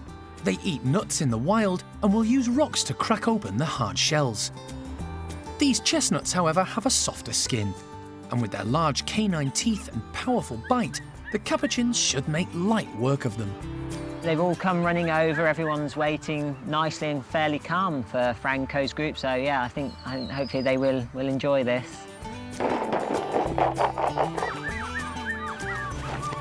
They get very excited when they get nuts, and it's sort of a very noisy but a very good form of enrichment for them.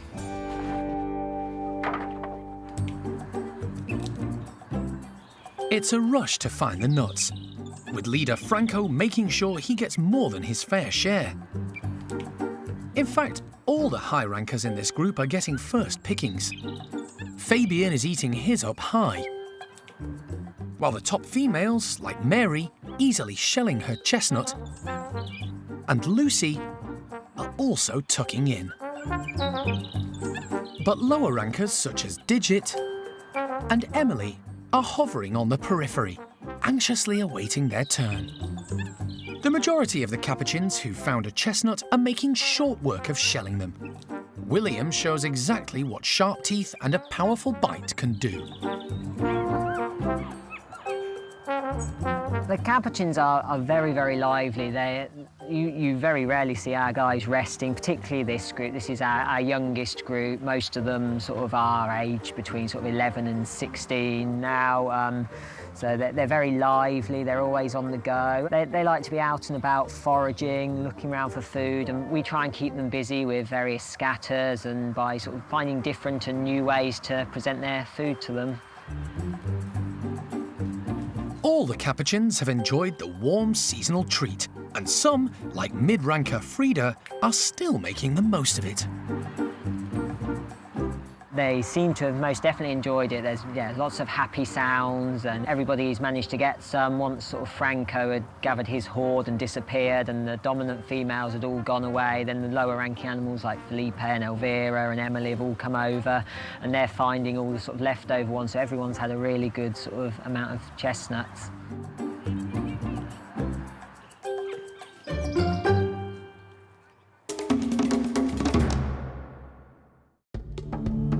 Next time on Monkey Life, orangutan O'Sheen is under the weather and gets a little TLC from Jeremy. What are you doing?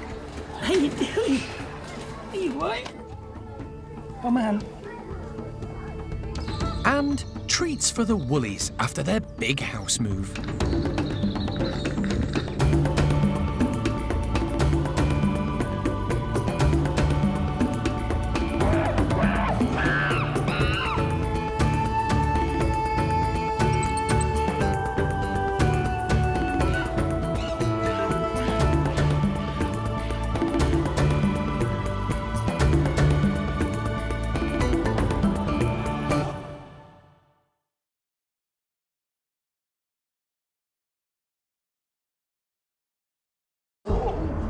Today on Monkey Life, concern for Loris Bruce after the team find a lump on the side of his face. That could be a deep-seated abscess, in which case we're going to drain it. Orangutan O'Sheen is under the weather and gets a little TLC from Jeremy. How you doing? Are you right? Oh, man. And treats for the woolies after their big house move.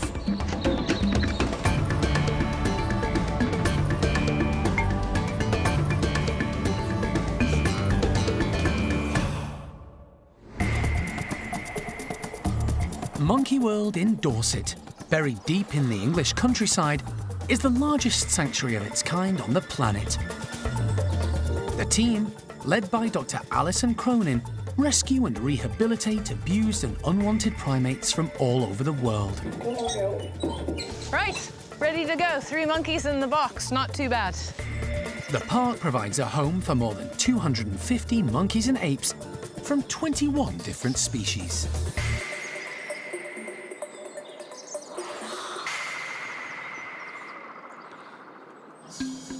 At the Loris complex, there's concern for one of the residents, Bruce. Wildlife vet John Lewis has been called in to take a look. So really the first time you noticed a large swelling on his face was October. Yes. Maybe a grumbling abscess. Wow. A few weeks ago, the team spotted a lump developing on the side of Bruce's face, and it's become quite prominent. But because loris are nocturnal animals, it hasn't been easy to monitor. We have changed the lights over for the loris, so they are awake when we're at work, but they're in a dark light because they're nocturnal, so they wouldn't be awake on the white light. So it does make things a little bit trickier because it's not as easy to spot things. They are incredibly fluffy as well, so it got quite a big abscess before we saw it because of the amount of hair on their body. So yeah, it can be a bit tricky to keep a close eye on them, but we do our best. Bruce came to the park along with 4 others, all confiscated by the Hong Kong authorities from the black market trade. They're the start of a European breeding programme for Bengal loris. While John prepares for the procedure, Animal Director Jeremy is preparing for the rather tricky task of getting Bruce out of the bedroom. Oh, he's on the move. It's just above the basket even for them. Yeah, he's got wedged himself. He's proving somewhat elusive. Got one leg. Jeremy has to clamber through the branches to reach Bruce, who isn't prepared to come easily. He's just grabbing onto another branch. Loris have an immensely powerful grip, and Bruce isn't giving up without a struggle. Stroke of luck, wasn't it? That's the glass side. Jeremy puts Bruce in a box specially designed to allow the anaesthetic gas to slowly knock him out, helping minimise stress. After a few minutes, the anaesthetic takes effect, and John can begin the examination. Right, Stacey, well, listen to his heart. Hang on there.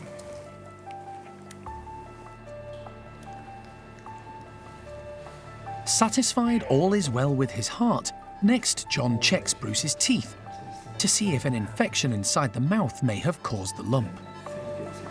The upper cheek teeth are good.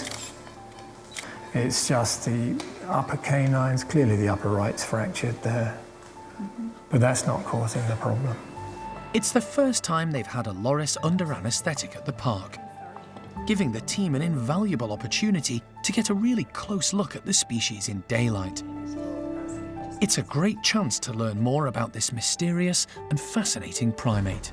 We're sort of trying to piece together and build a better picture of loris anatomy, behavior, ecology, why they are the way they are and how their bodies work. So this is all really valuable for us, for loris as a whole, but most importantly, to find out what Bruce's issue is. Clipping away the fur reveals just how big the growth has become. It's a clear lump. That could be a deep-seated abscess, in which case we're going to drain it. Take sample for bacteriology. I've got 18 or a 14. Oh, okay, let's have the 14. If that doesn't produce any liquid anything, we might need to take a biopsy. That's tough. John needs to insert a fine needle to try and drain the abscess. We're in. Right, bacteriology swab. However, when he attempts the procedure, only a tiny drop of fluid comes out. It's a bit of a mystery needing further investigation. So John takes samples to send off to a laboratory to be checked for infection or abnormalities. There's one possible final check. Is there any chance of getting an X-ray? There's a chance. That's good. John wants to rule out any sort of foreign body that could have caused the lump, and also to make sure it isn't a tumour. X-rays are not showing me anything, although they do rule certain things out. Had there been a metallic foreign body, a piece of wire or something that's gone into these tissues here and caused a massive reaction, we would see that piece of wire on the X-ray because it's dense. It would appear as a white mark as much as a bone would. There's nothing of that sort there. We wait for the results from the blood and the bacteriology and the fine needle aspirate tests, and then we make a plan to do a biopsy if those tests don't show us the clear way forward. So, like the loris themselves, the results of the examination are a bit of an enigma. It's likely Bruce will need further tests. But for now, John's going to put him on a course of anti-inflammatories until the results from the lab come through. Until then, the team will be keeping a very close eye on Bruce.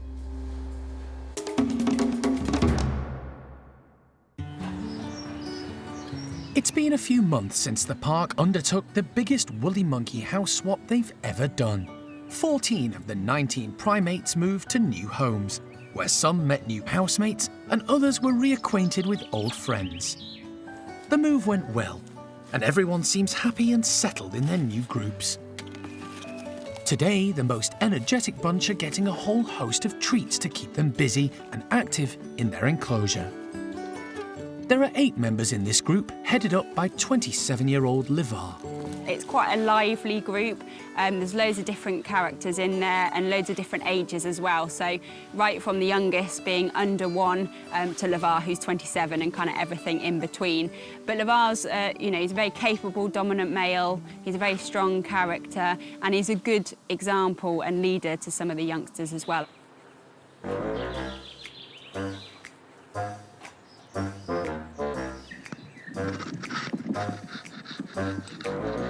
Levar leads the way, with the rest of the group not far behind. They're all excited to tuck into the treats on offer. Energetic Bueno Jr. is straight in there, confidently using his tail as an anchor, hanging on to the thinnest of branches as he reaches down to grab a goodie from the undergrowth. Being a bit more elderly, Levar is happy to leave the acrobatics to others today. He spotted a lone grape and, mindful of the prickly brambles, gingerly picks it out. Since joining the group, 2-year-old Carlos has really flourished, and a whole apple is a real find. Meanwhile, despite being the smallest, 2-year-old Olivia has managed to grab a packet of nuts all to herself. She's the daughter of Zingu, who's on the lookout for more of the tasty treats. She'll have to be quick though, as Junior is intent on grabbing and eating as many as he can.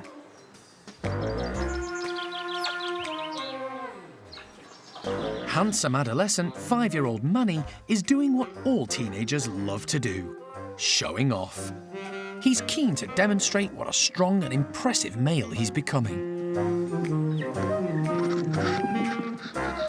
Close siblings Carlos and Eva are a bit more restrained when it comes to play.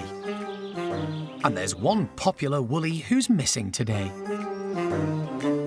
The smallest individual in this group is little Cosmo.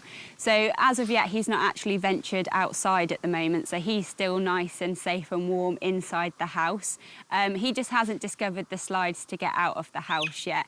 So we're just letting him take it completely at his own pace, and when he's ready, hopefully he'll just follow another individual outside, and then we can keep a close eye on him. I mean, he's a bundle of energy himself. Nothing seems to faze him, and he's a properly, fully integrated member of this group now, so couldn't be prouder. He's doing super well. And Cosmo may soon have a tiny playmate to join him. Wow, it's definitely in there, Zingy. Hey, I can feel it. For the last few weeks, staff have noticed Zingu becoming larger. I can actually feel what I'm assuming is a baby inside there. There's lots of lumps and bumps there.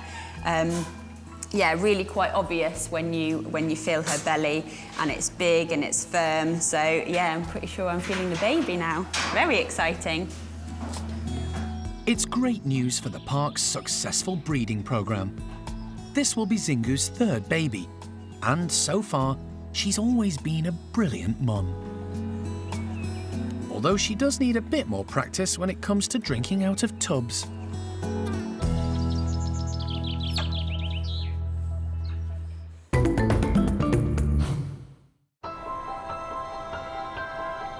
With more than 250 primates to constantly feed and care for, keeping them all healthy is a massive task for the Monkey World team. It's not always easy to identify when one individual primate is under the weather and work out what's wrong. It's crucial the staff constantly monitor the animals and react to changes in their behaviour. In the last few days, they've noticed female orangutan O'Sheen has been lethargic and off her food. And if food lover O'Sheen isn't eating, there must be something wrong. Jeremy wants to take a closer look at her. But unfortunately for him, O'Sheen has decided to rest up in the tunnel system connecting the indoor bedrooms to the orangutan's outdoor enclosure. There's only one thing for it. Armed with bags and punnets of fruit, Jeremy crawls into the tunnel. Yeah, that claustrophobia. If she's not going to come to him, he'll have to go to her. How you doing? Are you all right? Fancy an apple? Give me that. I love my apples back. She's better than she has been for the last few days, but she's been very flat, very low. We don't appear to have an upset stomach. We don't appear to have any coughs and sneezes or respiratory problems. I think symptoms are sort of similar to what they were sort of 5 or 6 years ago, when she clearly had problems with her cycle, her menstrual cycle, and we managed to get that under control with the contraceptive implants and then a different contraceptive pill. And what we're seeing now, I think, is possibly a recurrence of whatever that was. So we treat her symptomatically and then see if it happens again in another 28 days. Oh, man. Jeremy has a unique and very special relationship with Oisin. When she came to the park in 2010, it was the close bond formed between them that helped her adjust from her old life, living as a pet with a family in South Africa, to living a more natural life at Monkey World. I'm gonna get you. I'm gonna get your nose. Yes, I am. Here comes that big monster. Here comes that big nose-touching monster. All right, we'll have a little massage instead. You like that? You want a massage? Because you're feeling poorly? Well, yeah, I mean, I come and hang out with her as much as I can, and there comes a point where she's had enough, and that's obvious, and then I'll go again. You know, she's awake and alert now, so she'll let me know when she's had enough. Yeah. Yeah? Is that good? Is that right? Is that okay? You good girl? You're not a bad old sausage, are you? For the next few weeks, Oisin will be under constant observation, and today she's appreciated a little one-on-one TLC. Another primate who's needed extra care recently is young adult chimp Bart. It's been 3 weeks since he was diagnosed with type 1 diabetes. It was touch and go, and for a while the team feared the worst. Since then, the primate care staff have worked tirelessly with Bart to monitor and manage his condition. He's been taught to give urine samples so they can estimate his blood glucose levels and administer insulin according to how much he needs. Come on then, buddy. Pee. Come on. Over here. Good boy. Over here. Good lad. Nice. Good boy. There's your reward. Good girl, Beth. Bart's been kept indoors while the team have been monitoring and training him. But that's not ideal for Bart or the group. He hasn't been completely alone, however. He's had company and been able to stay with the whole group when they're indoors. Vet nurse Stacey is checking his urine sample. No, we're still the high end. So bilirubin negative, ketones negative. Specific gravity is 1.000. His levels are stable, but he's far from being out of the woods yet. Since Bart's diagnosis, wildlife vet John Lewis has been in constant contact with the team to work out a care plan. It's been a fine balance trying to get his insulin level correct, while still feeding him the right foods in the right quantities. 3 weeks in, John is cautiously optimistic. Well, I think he was at death's door. Yeah, he was. When we knocked him down for bloods, and I don't think he's at death's door now. That doesn't mean that he's out of the woods, nor does it mean we've got him stabilised. Yeah. And I'd rather slowly increase and hopefully improve things for him than go too far suddenly and you find him in a coma. Yeah. I think, you know, this is actually very good progress. In terms of how he is, where it's more, you know, now trying to manage him and the insulin, and it's a fine balance between the stress and what he's comfortable with, and not putting him off taking the insulin and all the rest of it. He's been really good, touch wood, so far. But the stress of staying indoors and not being with the rest of the group is taking its toll. And after much discussion and planning, the team decide to let Bart outside into the enclosure a few days later. It's a massive test for the young chimp and the team. They're working hard to keep him stable and are worried giving him the freedom of the enclosure will prove challenging. They'll still need him to come to them and give a urine sample, or better still, do a blood prick test, which can provide a more accurate glucose reading. If he doesn't respond to the team's calls to come over to them, it could really set back his progress. Bart loves being outdoors and is especially happy to be with his big sister, Eddie. But will he come over to the team for his tests? Come here, Bart. They needn't have worried. The constant training over the last month is paying off. Bart comes straight across and presents his finger for a prick test. Lisa can immediately get a reading. The blood sample is the most accurate results we can get to tell us what's going on with him. We can use urine samples as well. The problem that we have with the urine samples, although they show us that he's got glucose in them, they don't show us the level that he's at, which can be very difficult when you're trying to pick up the right dose of insulin.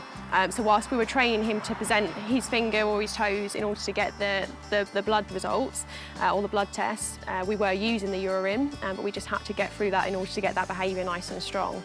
So that's the best one we can use, but as backup we do have the urine as well.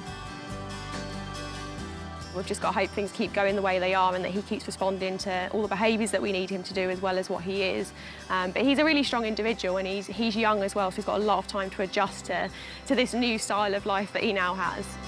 It's a lifestyle that's going to need constant monitoring and care. For now, to everyone's relief, he's stable and back outside with the rest of the group where he belongs. The park's maintenance team are hard at work once more, and they're under a bit of pressure. They're renovating an old, unused enclosure in preparation for the rather special and unprecedented arrival of 2 new primates. It's all a little bit exciting because not only are they new arrivals to the park, it's a completely new species and a new adventure for Monkey World. So. Yeah. Okay.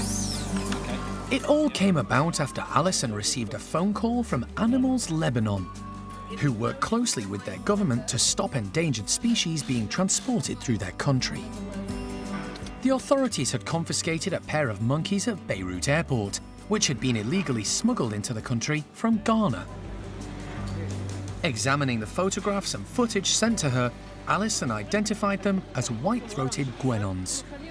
So we're now working in collaboration with the Lebanese government, who are now full signatory to CITES that protects endangered species, and working with the NGO Animals Lebanon to make sure that we can get these guys health tested, looked after in the meantime, and then transported to Monkey World so that they can sadly live out the rest of their days here at Monkey World rather than in the forests of Nigeria or Benin.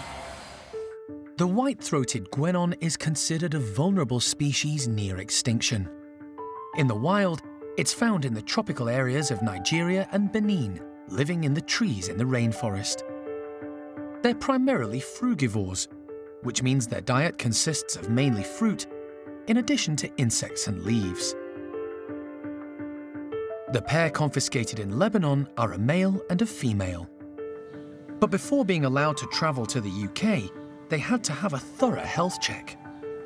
Wildlife vet John Lewis flew out to take a look at them.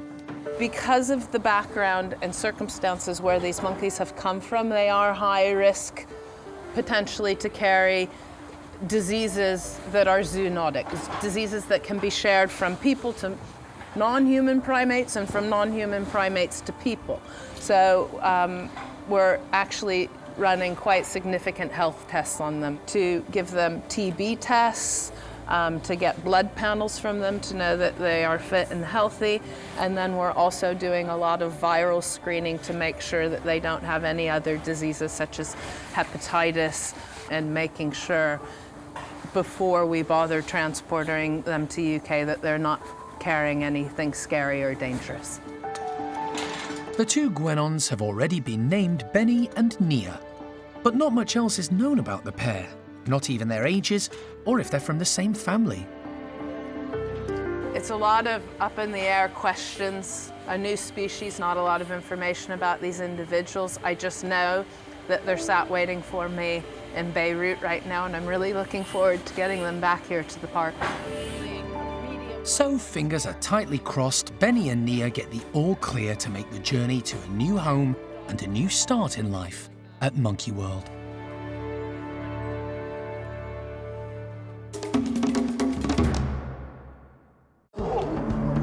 Next time on Monkey Life, baby marmoset Amy needs a family.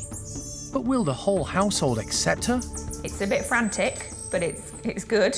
Nothing bad so far. And an attempted coup at Malagasy leaves lemur Indiana feeling frozen out.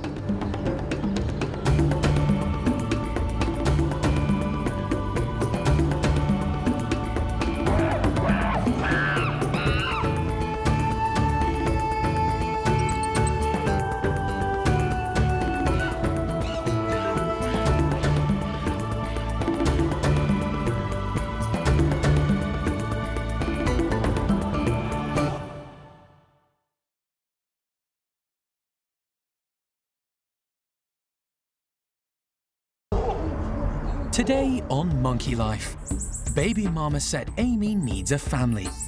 But will the whole household accept her? It's a bit frantic, but it's good.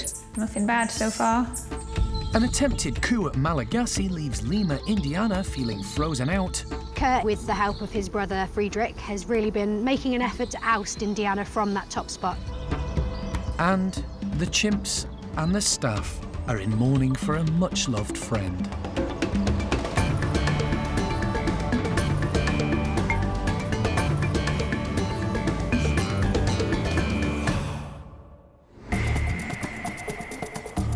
Monkey World in Dorset, buried deep in the English countryside, is the largest sanctuary of its kind on the planet. The team, led by Dr. Alison, rescue and rehabilitate abused and unwanted primates from all over the world. Hello, Pipsqueak. Hello, Mimi. The park provides a home for more than 250 monkeys and apes from 21 different species.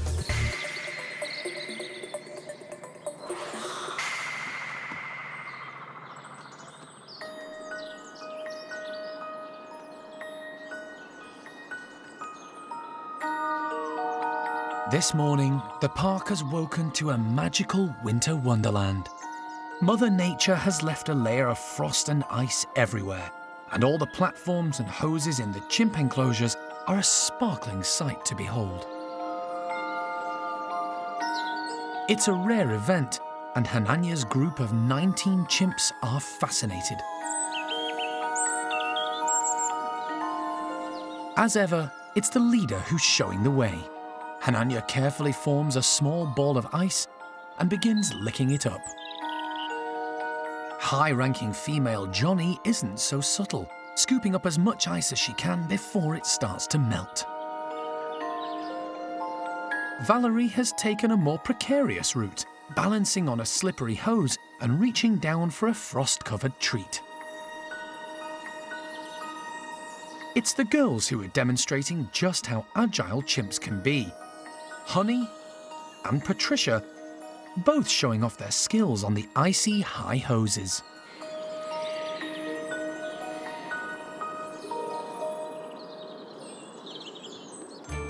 Thelma arrives clinging to Mum Cherry's back, which keeps her nice and warm as she gazes in wonder at the frost-covered park. Young chimps learn from their families, and after watching Jess, she soon catches on, scooping up and eating the ice. But at 4 years of age, she's adventurous and happy to go it alone. The slippery high hoses are treated with caution at first, but as Thelma gains confidence, she's soon showing off her balance skills, watched by Zeynep and Shamak, with Johnny following behind just in case. No need to worry. Thelma is turning into a strong and energetic young chimp with bags of ability. And in any case, Mum Cherry's never far away, keeping a watchful eye.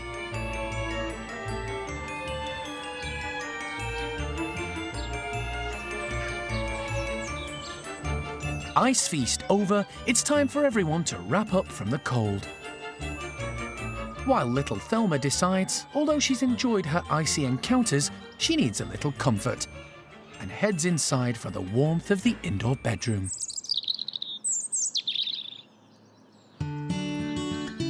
It's a big morning for another youngster at the park, who's also its newest arrival. Alison recently assisted the police following a raid in North London, where a young marmoset was found in a small cage. While the police case continues, the marmoset, probably less than a year old, has been placed in the care of Monkey World. The youngster was checked over at the park and given a clean bill of health. Hi, little girl. The team have now determined she's a female and named her Amy. Come on, Clydie. We've got a new baby for you. Amy needs a mum, so she was introduced to Clydie in the hope she'd adopt her. It was clear from the outset Amy was desperate for company of her own kind, and she made baby calls to the adult female. Oh, what do you think, Clydie? The introduction went well. Clydie, who was also rescued from very poor conditions, was instantly protective of Amy. A great start. This morning, we put Clydie just back with her family, with Milo and Caesar, just for the morning, so they could eat together, just because she hasn't seen them since yesterday. We wanted to make sure they're still okay and still happy together. And then today, we're going to bring Clydie back to see Amy again, but we're also going to bring in Caesar, who's the youngster in this family group. Clydie is a proven adoptive mum and has been with her partner Milo since he was rescued 5 years ago. To keep the introduction controlled and not overwhelm Amy, Clydie will be there when she meets Caesar. Caesar does nothing but play, pretty much all the time. And Amy's only been here 2 days, but we see that in her as well. So the two of them together, if they get on, will just be so much fun. So hopefully, fingers crossed, that's what we're hoping for. Good girl, Clydie. Nicely, guys. The team's main concern is whether Caesar may become a little jealous of the attention Clydie pays to Amy.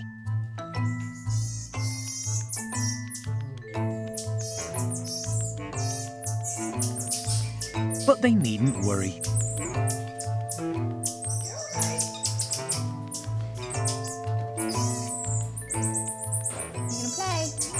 The two youngsters meet, with Amy desperate for attention, and Caesar taking a few moments to grasp what's going on. But they soon start playing, and a clearly excited Amy starts to baby cry more.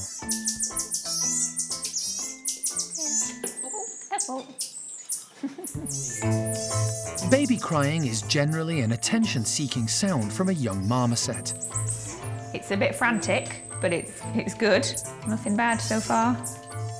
Adoptive mum Clydie stands by, ready to hand out reassurance if needed.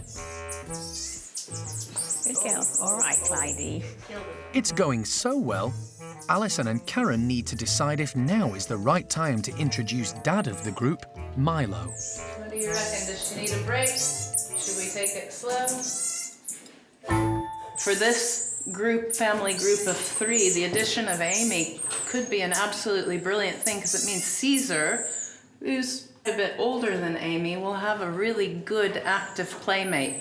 And, you know, the remaining piece of the puzzle here is Dad Milo. And Milo isn't our most well-adjusted marmoset here at the park, and he came from very difficult circumstances and also a cruelty case in the British pet trade. I'm hopeful that he's actually a nice person and that the baby will be okay, but that's the last piece in the puzzle, is bringing Dad in on this family group. I'm ready for another baby, Milo. After much deliberation, they decide Amy is coping so well it could be the right time to try and introduce her prospective dad. Amy's excited to meet him and attempts to climb on his back, showing natural marmoset behaviour, as all family members take it in turns to carry the youngsters. Milo takes it in his stride. He doesn't seem too bothered by this new addition bombarding him with love and attention. The introductions today have far exceeded what the team could have hoped for so early on. Really good. I think we've got a family unit. Shouldn't say that because I'm tempting fate, but I think we're gonna be okay. If we can leave them together today, let them sleep together, this is a done deal. And like I said, now it'll just be over to sort of the police and making sure that we can keep hold of Amy. Good boy, Milo. Caesar, come on, buddy. If all continues to go well, Amy will have the family she so badly needs. The team are really happy. Amy has got an amazingly playful character. She's absolutely adorable, and even though she's been kept in awful conditions, it doesn't seem to have dampened her spirit, luckily, so it just makes you happy because you know what she's come from, and to be able to give her family back is just the most rewarding part of your job.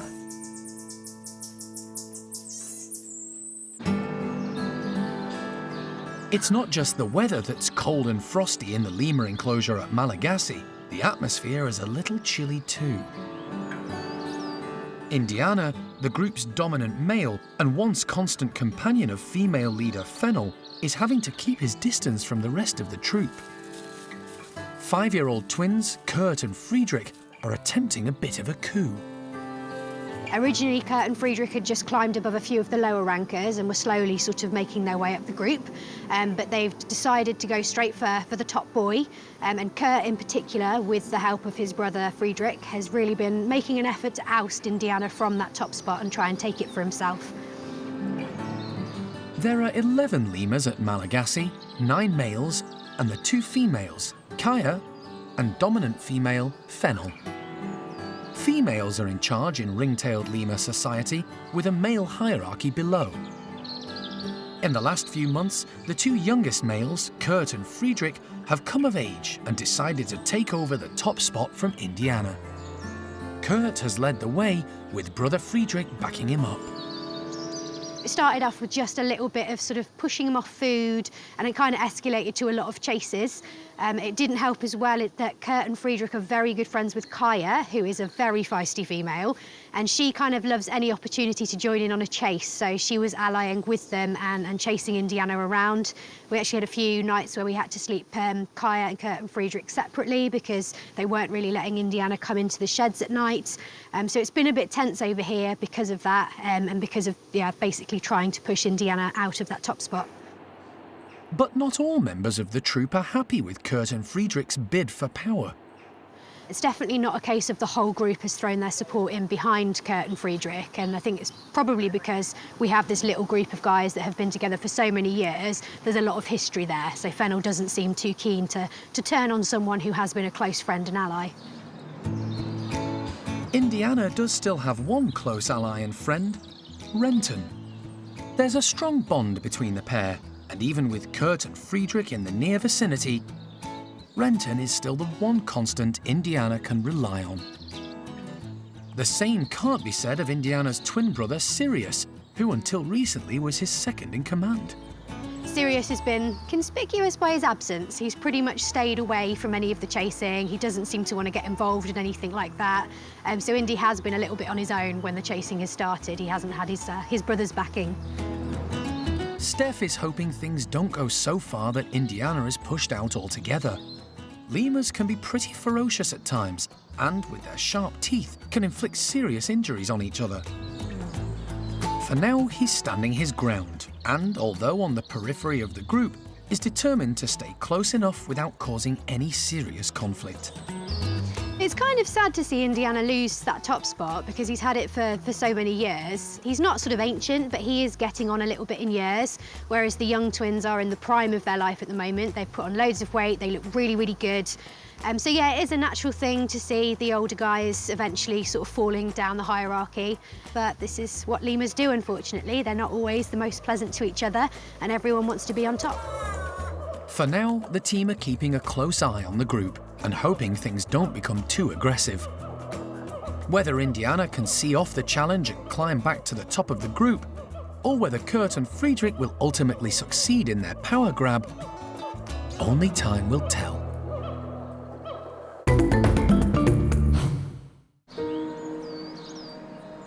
Monkey World was set up 30 years ago to provide a permanent home to 9 abused Spanish beach chimps. Since then, hundreds of primates have been rescued from all over the world, many arriving in poor physical condition, having suffered abuse or neglect in the hands of unscrupulous owners. Thanks to the dedicated staff at the park, most recover to live a healthy and normal life with others of their own kind.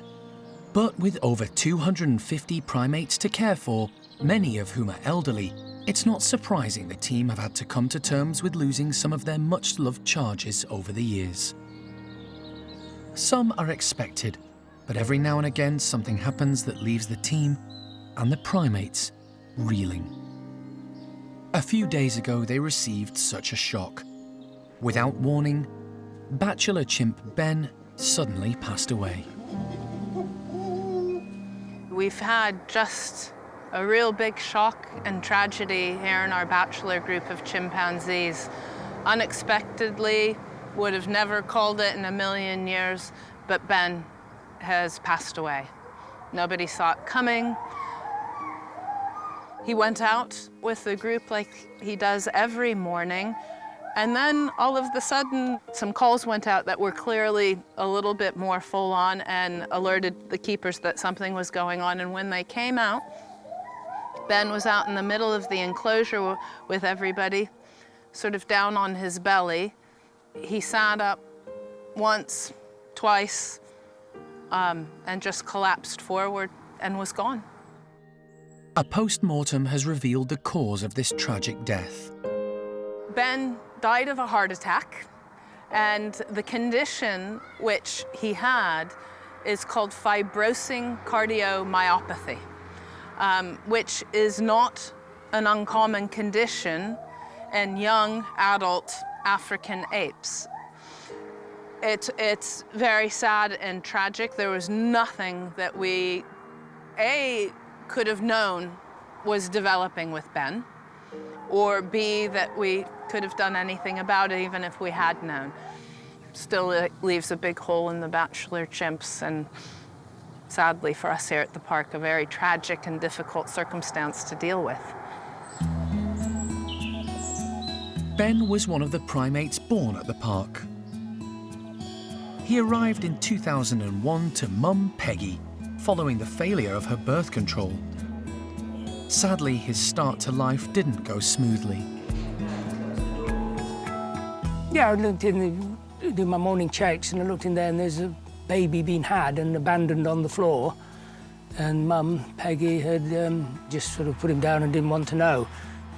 And so clearly that, if you have to hand rear an animal, it's always a decision you have to make, whether you know, when to go in, if to go in, but there's nothing more obvious than that. So clearly, you know, we had to take him away to be hand reared. Ben was fortunate to have the love and attention of Jeremy, who hand-reared him from day one. Look at him. Looks like anybody's kid, doesn't he? Dribbling and... And 2 months later, he was joined by another chimp, a little female called Pip, also left to fend for herself, this time by Mum Cherry. Together, they formed an inseparable bond. Ben and Pip were, I think, really, it's a pretty well a foregone conclusion that bringing two up together like that, you know, whether they're chimps or orangs or any other animal, they're going to sort of have a real bonding going on, and Ben and Pip had a really good bonding. They can keep each other company, they can use each other as role models, and then sort of comfort each other, play with each other, entertain each other, and then there's less human influence going on, which of course is a lot better for them and easier to integrate them back into family life with other chimpanzees. Under the supervision of Sally, they both graduated into the chimp nursery where new friendships were made. Ben in particular became firm friends with Seamus and Turkish Charlie, partnerships that would help him in the future. And he made a big impression with the primate care staff too. You remember him from those days as just such a sweet-natured chimp. He was always so affectionate and really gentle around the staff and just, a fun chimp to be around. So I feel very privileged in that sense because I obviously got to watch Ben grow and watch him, become the magnificent male that he became. Having outgrown the nursery, Ben, along with Pip, moved to Hananya's group. But Hananya wasn't going to accept the young male into his community. So he moved to the bachelors. Hello, Nameless. Who's that? Is that Benny boy? He's a good boy. Where he would be reacquainted with old friends. Yeah, there were obviously a couple of individuals in the bachelor group that Ben had lived with in the past, and that was kind of a tick, I guess, in terms of making a decision about whether it would work there. And it's, a testament to those animals and kind of the relationships that they form and the memories that they have, that they can recognise individuals many years on, and individuals that have changed physically. So that kind of gave us a good starting point, I guess. And from that point onwards, really, most members of the bachelor group took to Ben, and he developed, I think, so quickly at that point and became really a force to be reckoned with and quite a significant member of that group. Ben was an extremely astute and savvy chimp, forging strong relationships with some of the more dominant animals, yet still maintaining close bonds with the low rankers. He soon found himself rising up the bachelor hierarchy. And physically, he turned into a formidable-looking chimp. Strong and confident. Everything required to potentially become the alpha male, which makes his passing even more tragic. It's just so sad with Ben because he was a very young adult chimp and absolutely gorgeous. Just incredibly big, beautiful, perfect, and they always, the saying, only the good die young. And he was one of those good guys. And that's what, it does make it harder because we can all look at him and think that he would have made potentially a great leader of this group. Yeah, I mean, he really was a pin-up chimp. He was so magnificent, this glossy coat. He was very lean, but really well muscled, by the end, and just so great to look at. And watching him display around the enclosure, it'd take your breath away, really. And I think he had all the makings of a superb dominant male. And I think he changed the dynamics of the bachelor group for the better. Ben had an impact on all those around him, his own kind, and the team who cared for him. Ben was a nice guy. Ben was, I think he was I don't think he was he was capable, because he was a big lad, but I don't think he was anything other than a nice guy. Everybody's still reeling. We haven't moved on from it. It was a real shock when you don't see it coming and an animal's in the prime of his life and he's got everything going for him. It's a big loss and one that we'll feel for a long time.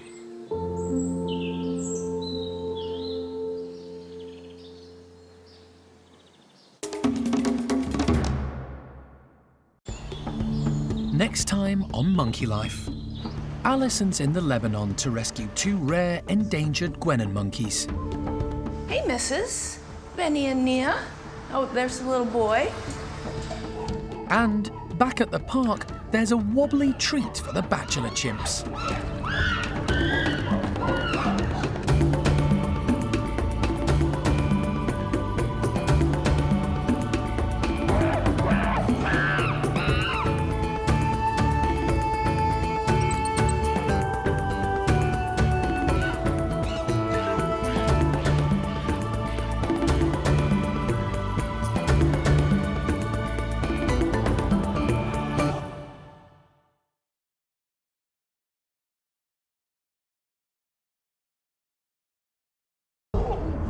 Today on Monkey Life, Alison's in the Lebanon to rescue 2 rare endangered guenon monkeys.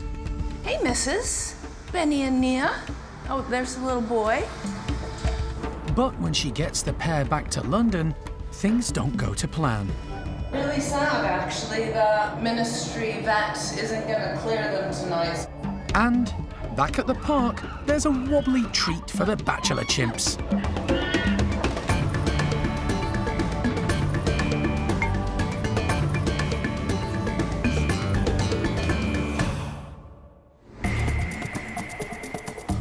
Monkey World in Dorset, buried deep in the English countryside, is the largest sanctuary of its kind on the planet.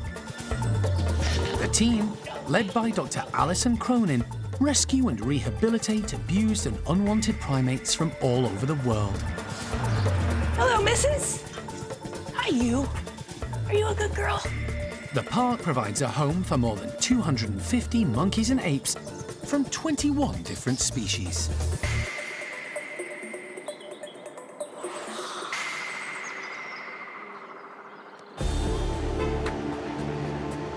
Lebanon, sitting at the crossroads of the Mediterranean basin, neighbouring Syria and Israel, has, like many countries, suffered from illegal wildlife smuggling. But the authorities there have started to crack down on the trade. And as a result, Alison has flown in to rescue two rare and endangered monkeys, white-throated guenons. The Lebanese authorities at Beirut Airport confiscated the pair, who were illegally smuggled from Benin on a flight from Ghana. A charitable organisation called Animals Lebanon, set up 10 years ago to improve the welfare of animals in the region, was asked to look after them until a suitable home could be found. Now, Alison has arrived to take the duo back to a new life at Monkey World. Hey, Jason, how you going? Good seeing you Yeah, again. good to see you. Welcome. What an amazing office. Good, thank you. Jason Myers has worked for Animals Lebanon since the charity began, and has been caring for the two guenons at home since they were confiscated. It'll be good for the monkeys, it'll be good for us, it'll be good for everybody, really, to be done with this situation, to get them on to the next phase of their life. So we have 24 hours to get everything done, though, so it's time to get started, and we'll be able to get it going. In 2013, the Lebanese government signed up to CITES, the Convention on International Trade in Endangered Species. And with the help of Animals Lebanon, they've been working hard to stop the illegal trade of protected species moving through the country. We've had some lions and leopards and tiger cubs. So Only last month, the authorities confiscated a loris from a local pet shop. It was being advertised on social media for $2,000, along with two other infants, who most likely didn't survive. Crazy. CITES Appendix 1 species, so they really had no idea what they were doing. So here's Mr. Loris. So we got him about Mr. Loris, I love it. about a month ago. We're gonna have to work on a name. Yes, I'm not very good. I think I've run out of names. I think he's sleeping now in this little white Yeah, of basket. course he Seems to be his favorite. Okay. Loris are under threat from loss of habitat, traditional medicine, and the illegal pet trade. The future of this little loris depends on an upcoming court case. It's hoped it'll eventually be able to join others of its kind at Monkey World's new loris complex. At the moment, he, or she, is fast asleep in this basket. They are, after all, nocturnal. Yep, 7 o'clock, he'll wake up. We'll be back. All right, we'll set our clocks. Fantastic. Unlike Monkey World, Animals Lebanon isn't equipped to house and look after every species they rescue, so the guenons are living in 2 cages at Jason's flat. It's a short journey from the office, and Alison is excited to see the guenons. The park has never housed this particular species, and white-throated guenons are in fact so rare, very little is known about them in the wild or captivity. Oh, wow. Hey, guys. The pair have already been named. Benny, a male, is thought to be the younger of the two, and the other is a female, Nia. Hey, Mrs. Benny and Nia. Oh, there's a little boy. They're not always together. No, not always together. He gets scared of her, but we've never seen her do anything to him. I think it's that he is younger and has spent less time in captivity. Some mango, some papaya. Alison is keen to learn as much information as possible from Jason about the guenons' diet and individual habits. Anything that they particularly dislike? No, because almost everything we've given they've eaten at some point. It's just amazing to finally be here and actually seeing Benny and Nia. I've had so many photographs and video clips from Jason, so really good and really pleased to see them. So I'm just rolling everything around in my head because this is going to be a quick turnaround. How do we get them into the boxes? Will they walk into the boxes willingly? I reckon she might, because she's nosy and pushy, in the finest female tradition, and that he's a little bit more jittery and cautious, so he might need a helping hand into the box.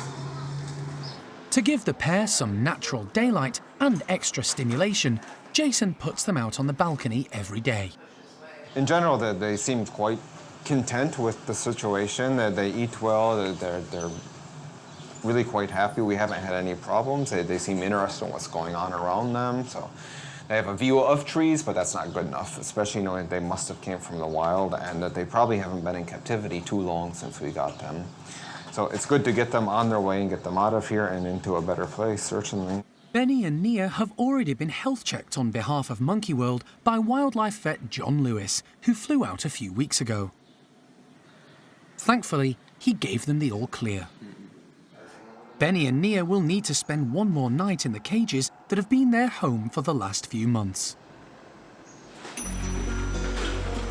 When Alison and Jason return to the office in the evening, the tiny Loris is up and about. There's a bug. No one is sure of the primate's sex just yet, but Alison took a close look, being careful to avoid the Loris's toxic bite. I think it's a little girl. Not 100% on that. She's clearly a juvenile and not a pygmy loris, but a Bengal slow loris, I believe. But she's looking fantastic. She's got a good attitude and clearly a good appetite. We'll have to wait and see, but really pleased, really exciting, sweet as can be. Really nice. So far, everything is going to plan. But tomorrow may be a challenging day for Alison and the two guenons. Hopefully, if all goes well, in the not too distant future, the Loris will be able to join them and start a new life at the park too.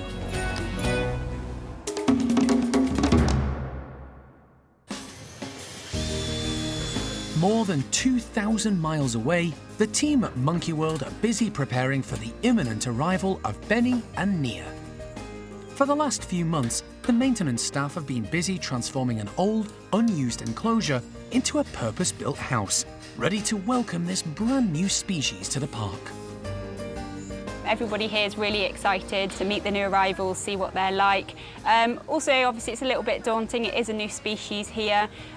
We don't really know an awful lot about them. So, you know, working out what's best for them kind of when we're decking out the enclosures and making sure that we've got everything that they'll need for their health and to make them comfortable. But I think we're all on track and pretty much set to go. Most species of guenon are arboreal, meaning they live and move in trees. So the team have decked out the enclosure with lots of high ropes, cargo nets and platforms for them to climb on, as well as using the existing natural planting. Obviously, we'll take it very slowly. They might be really nervous of the whole situation. It's a big deal for them, you know, they've done a big, long journey and they've kind of gone from place to place so far. So they might be very nervous, very jumpy, very wary of individuals as well. So we'll take it all very slowly, very cautiously, and we'll just play it by ear and obviously do as much as we can to make them settle in as quickly and as smoothly as we can. One option being discussed is to move Patas monkey Mitza and ring-tailed lemur George, known as the odd couple, over to join the new arrivals. The three species wouldn't overlap in the wild, but putting them together might make them more active. But for now, the staff must put the finishing touches to the enclosure, ready for Benny and Nia's arrival in the early hours of tomorrow morning.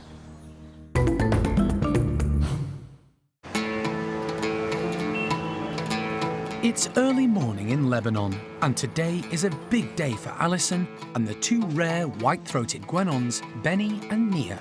She's here to collect the pair and take them back to a new life at Monkey World. They were confiscated several months ago, but the paperwork and legalities meant they couldn't be moved straight away, and they've been looked after by Jason Myers from Animals Lebanon, a charitable organisation working in the region. Jason has been in close contact with the authorities at Beirut Airport in order to organise a smooth and safe transit back to the UK for the pair. But right at the last minute, there seems to be a hitch. So who does he need from customs to say it's done? There's been some miscommunication between different departments, so one department is not prepared for the guenons' imminent arrival. So it's now 1 o'clock, the flight leaves a little bit after 5, so we still got time. It'll work out. Benny and Nia, however, are completely oblivious to the potential hold-up. This is it. We're just about to get the guys boxed up. There's been a little bit of a paperwork drama at the airport, but that's nothing new. I've actually given them breakfast this morning, so I've been getting to know Benny and Nia a bit better.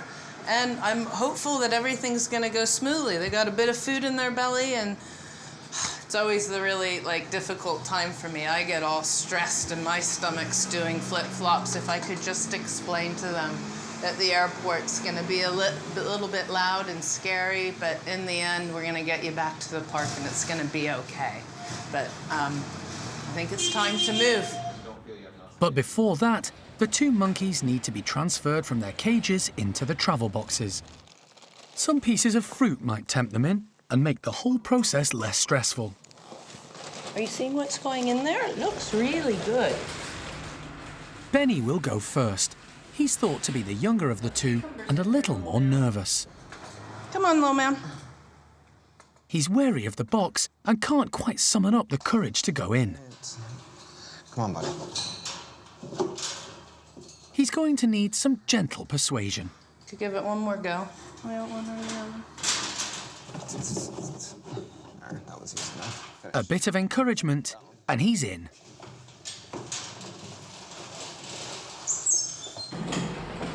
Next up is Nia, the female, who looks older than Benny and is a lot more confident, although she's now on her guard. Yeah, she knows what you're doing. She's not dumb. There you go. But it doesn't take long for Nia to enter the travel box. With the guenons safely boxed and all travel documents ready, the team can now head off to Beirut Airport. Alison is happy with how the guenons are coping. I'm really pleased. We just have to hope that everything goes smoothly now at cargo. We need to get them strapped to a pallet and then up into the plane, and then our job here for now is done until we start again at Heathrow. When they arrive at the airport, the two monkeys are weighed and customs officials check all the paperwork. Thankfully, everything now seems to be in order. All right, we put them here. We're done weighing, let's put them here, guys. But Alison and Jason are determined. Once Benny and Nia have passed through customs, they're not left on the tarmac under a hot sun waiting to be loaded. They want someone with the monkeys at all times. Thank you so much. The airport officials agree. Everybody's well aware that they need to be looked after carefully, so they should be okay. Alison is allowed onto the tarmac to check the guenons one more time before they're loaded into the cargo hold of the plane. She's happy. Considering all the noise around them, Benny and Nia seem fairly relaxed. That's them just being loaded into the plane, which is fantastic. I can see that they're in the front hold. That's going to be heated to 20, 21 degrees by the captain. We'll make sure that that happens, and they should have a smooth flight back to UK. It should go quiet soon for them, which is nice. Alison keeps watch until the last possible moment. All she can do now is hope the guenons will cope well with the journey.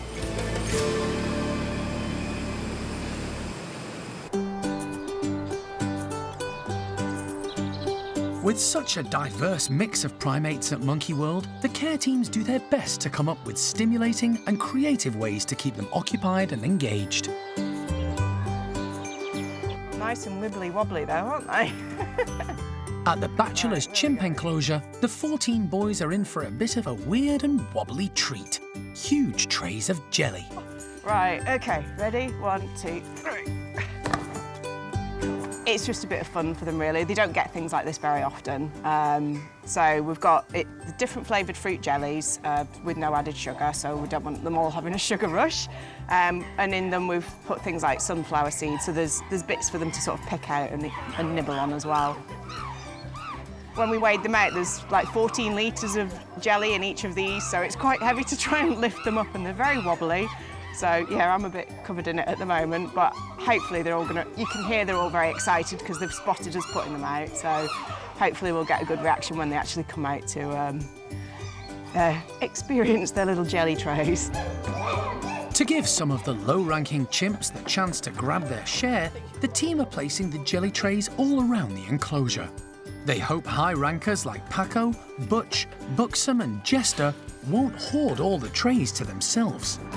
We're also going to throw some food out from the towers just to make sure that there is something for everyone. But yeah, I am sure we will see the big lads firing out first. That's how chimp life goes. The dominant males get the pick of the crop. So that's as we would expect. But we do as much as we possibly can to make sure that the lower ranking individuals do get some as well. So fingers crossed, we should get a good reaction when we actually let them out. And here they come. As expected, it's the dominant males who head immediately for the trays of jelly. Paco makes full use of his dexterous hands to scoop up as much of the wobbly treat as he can. And old-timer Butch joins another high ranker, Buxom, as they tuck amicably into the jelly. Low ranker Seamus, the youngest in the group, is savouring every mouthful. While Charlie isn't sure what to make of it all and is waiting until the high rankers have had their fill. Perhaps he should follow Paquito's approach. He asks for reassurance from Mojo, who readily gives it. Before Gypsy arrives throwing his weight around. Mojo isn't having any of it, straight away telling Gypsy off.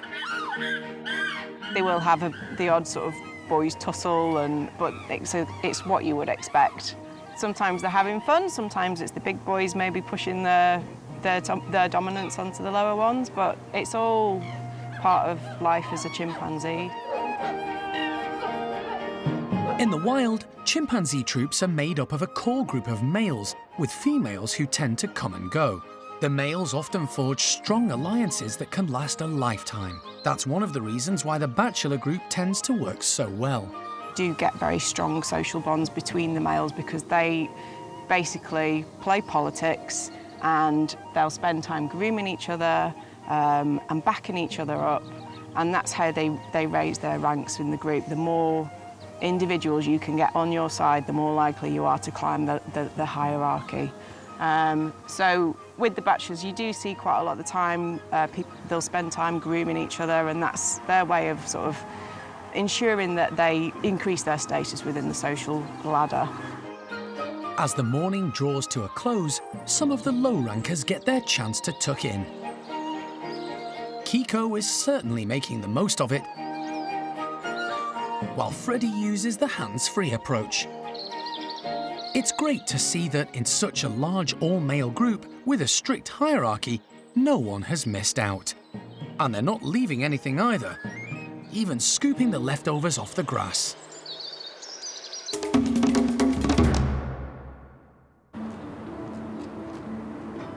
It's early evening at London Heathrow's Animal Reception Centre. Every year, hundreds of thousands of animals pass through here when they arrive on flights from abroad. Tonight, it's the turn of Benny and Nia, two white-throated guenons who've just arrived on a flight from Beirut. The centre employs many people, including vets and care staff, to look after the welfare of the animals. But the arrival of the 2 guenons is probably a first for everyone. Just done a quick visual check just to make sure they've made the journey okay. They're just waiting on the veterinary paperwork now. They need to clear customs, and then they'll be making their journey off to Monkey World. Alison has made the short journey from the terminal to the reception centre. She's anxious to check on Benny and Nia following the flight. But there's already a problem. A vet from DEFRA wants to remove them from their boxes to check their microchips.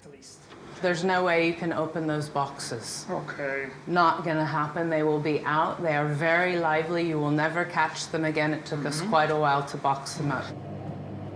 He gives it a try with the 2 monkeys still in their travel boxes, but Benny and Nia are quick movers and a bit skittish after such a long journey, and won't stay still. Their microchips will have to be read at the park when they're more settled, and the information passed on to DEFRA. Yeah, I think we're just waiting for the paperwork to be finalized now, and then we should be on our way. But it's not that easy. There's a problem. The vet has an issue with some of the paperwork. Ministry vet isn't going to clear them tonight, so they're going to have to stay here and stay in their boxes overnight, which is a real shame. We had hoped to get them down to the park. But because the health certificate was in French. Benny and Nia will have to stay at the reception centre overnight in their travel boxes, looked after by the staff there. The paperwork is being referred to head office, which won't be open until the morning. For now, after a long trip, Alison must head back to the park empty-handed.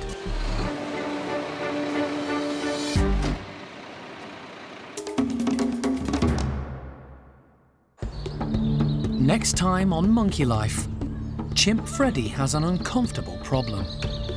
Stitch, please. But can a human medical specialist get to the bottom of it? If these blue areas are the areas that he's bleeding from, they are in effect hemorrhoids. And a new baby for woolly mum Zingu.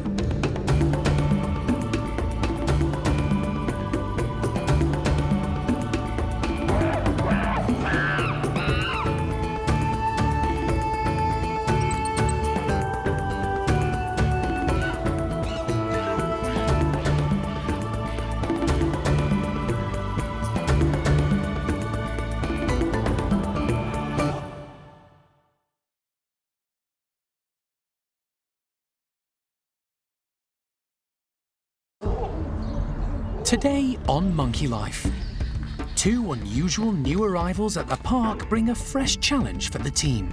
It's a bit like learning a completely new language, so there's going to be a lot of hard work moving forward. Chimp Freddy has an uncomfortable problem. Stitch, please. But can a human medical specialist get to the bottom of it? If these blue areas are the areas that he's bleeding from, they are in effect hemorrhoids. And a new baby for woolly mum Zingu.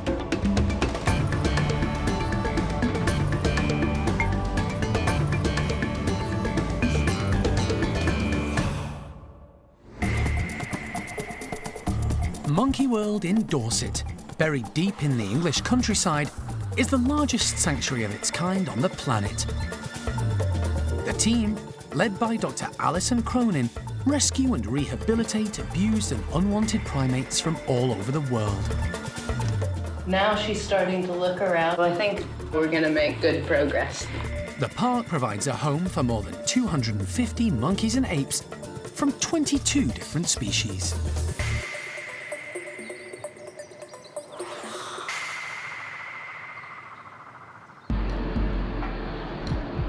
It's early morning at Heathrow Airport's Animal Reception Centre, where Monkey World's newest arrivals, white-throated guenons Benny and Nia, have spent the night in their travel crates.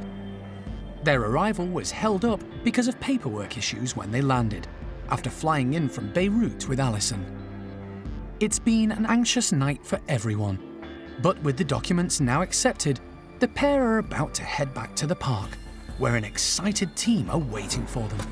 They had a bit of a hiccup when they landed at Heathrow last night, so they've not arrived when we originally planned. So yeah, the poor guys have had a long time in their travel crate, so now it's just a case of get them here ASAP, get them into a room, they can stretch their legs and start to settle in. What's going on, eh? There you go. You manage it? It's not actually heavy. Benny and Nia are going to be living in a purpose-built house and enclosure. But before they're allowed outside, they need to get used to their new surroundings inside. Hey, you missus. First, they're weighed. 10.18. Next, they'll be let into their new bedrooms, one at a time. It's a while since they've had such a big space to move freely around in. This is it, guys. You're going in together? Yeah. You happy? They haven't been in together for a couple of weeks, I think, but they lived together permanently prior to that, so. Nia is first. She may be the more confident of the two, but she takes her time checking everything out before finally summoning up the courage to leave the travel crate and move into her new bedroom. She begins to explore and seems fascinated by the world outside the window. Benny is next. While they were being looked after in Lebanon, the pair spent much of their time in separate cages because Benny seemed nervous of Nia at feeding time. But Alison is confident the new bedrooms will allow them plenty of space. Benny joins Nia and, although a little anxious, seems relaxed in her company. It's just really nice to see them able to sort of run, even though it's only 3 bedrooms so far, but running back and forth. So active, and that's what those little scrawny legs need. So waiting for them to build up some muscle and a bit more confidence, get stuck into their food and put on some condition. But they're looking good. The team take the chance to observe them closely. Looking after guenons will be a new experience and a big learning curve for all involved. Try it, Benny. Come on. Good boy. Good boy, Benny. Did you get it? Good boy. Straight in? Yeah. Very little is known about the pair, other than that they were illegally taken from the wild. Information about the species is limited, and Alison is pretty certain Benny and Nia are the only 2 white-throated guenons currently in legal captivity in the world. It's a huge responsibility for the team, but a very exciting one. Obviously, we're going to have to do quite a lot of observations of them and stuff. It's a bit like learning a completely new language as well, because we need to kind of pick up what all their vocalizations mean, all their kind of behaviorisms and mannerisms that are either unique to the individual but also to the species as well. So there's going to be a lot of hard work moving forward to make sure that we are fulfilling all of their needs and doing everything that they need. Obviously, we do want to make sure 100% that they are okay staying together overnight when we're not here. So we'll just keep watching them until the end of the day, make sure that they're happy, they're settled, and we'll just make sure we come in nice and early and check on them in the morning and then take the next step from there. So far, everything is looking positive. The pair seem happy together, but they'll need time to settle in and recover from their journey. In the coming days, they'll be tested for parasites before being allowed outside for the first time. And they may even get to meet some new friends.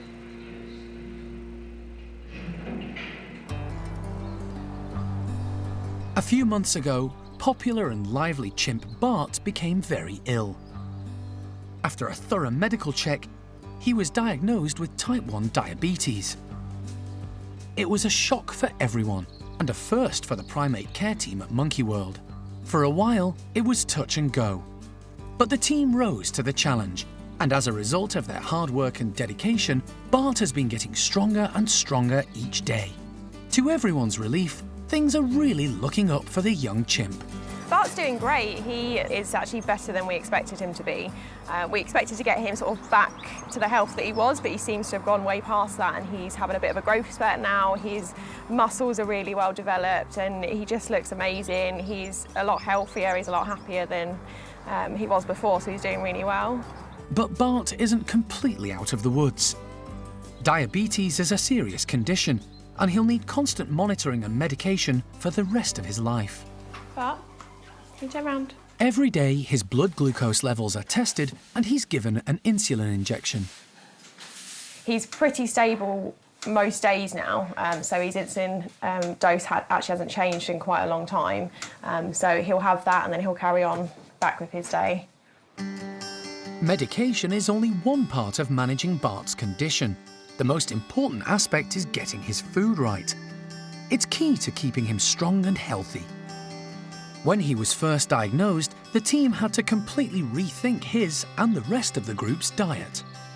They went back to basics, and through careful testing and trials, have now discovered how different foods affect his condition.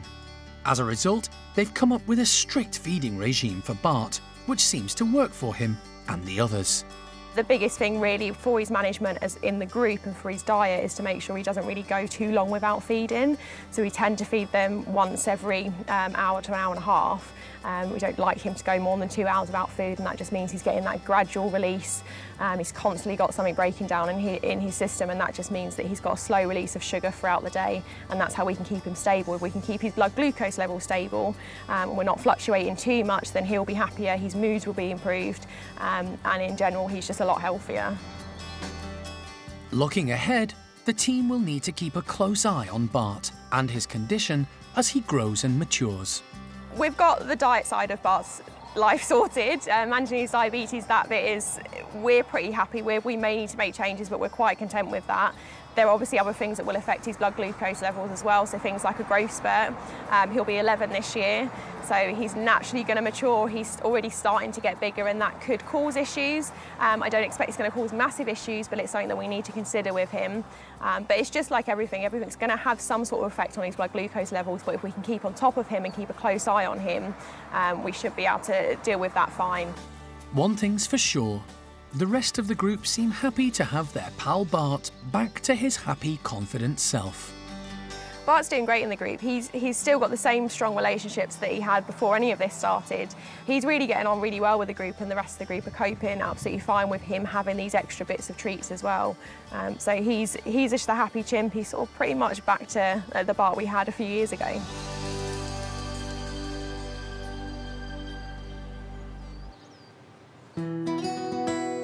At the orangutan nursery, there's a seasonal treat awaiting the group: fresh grapes on the vine. The primate care team are working hard to place them all around the enclosure, positioning the tasty fruit so the orangutans will have to use their climbing ability to reach them. Everything put up high to encourage everyone to climbing around. So this is great stuff. So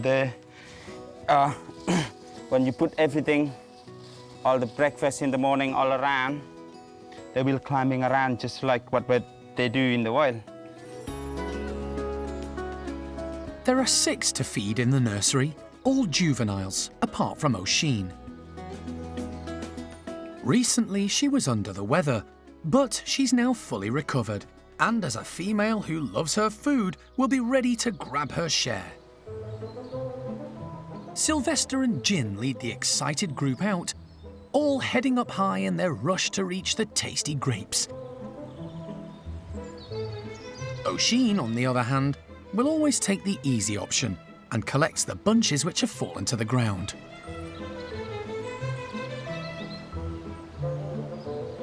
High above her on the cargo net, acrobatically holding on with one hand while using his mouth to store as many grapes as he can, Jin demonstrates his agility, while Sylvester shows off his dexterity, using his toes to secure the grapes. In the wild, orangutans are the largest tree-dwelling animal on the planet and spend most of their time in the tree canopy, foraging and eating. The nursery group have all gathered up a decent-sized portion and tuck in, while keeping an eye out in case anyone makes a grab for their breakfast. Young Mimi is the last into the enclosure, but still manages to find her share. She spent the first 2 years of her life without the company of other orangutans, but has come on in leaps and bounds over the last few months. Mimi has been fantastic. She's really, really confident. She's moving everywhere, anywhere, in the house, enclosure, roof feeding, climbing around top platform in the enclosure, no problem. She's just super confident. She's fantastic. She's great. Everybody seems like really like her as well, especially like Bulu and Rika. They're always spending time with Mimi's as well. And Mimi loves Ocean, and Ocean loves her food so much. But when it comes to Mimi, Ocean happy to share her food with her, no problem. The morning treat has been a great success for the whole group and got them moving and using their natural climbing ability and agility. Although Jin seems to have had one bunch too many.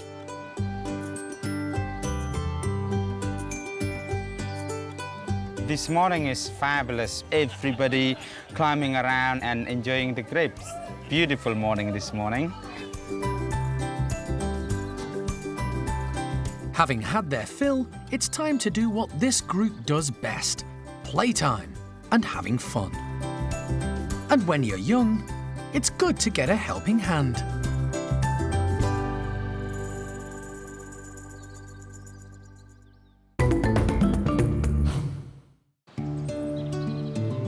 With so many primates to care for, the team at the park occasionally come across an ailment requiring specialist treatment.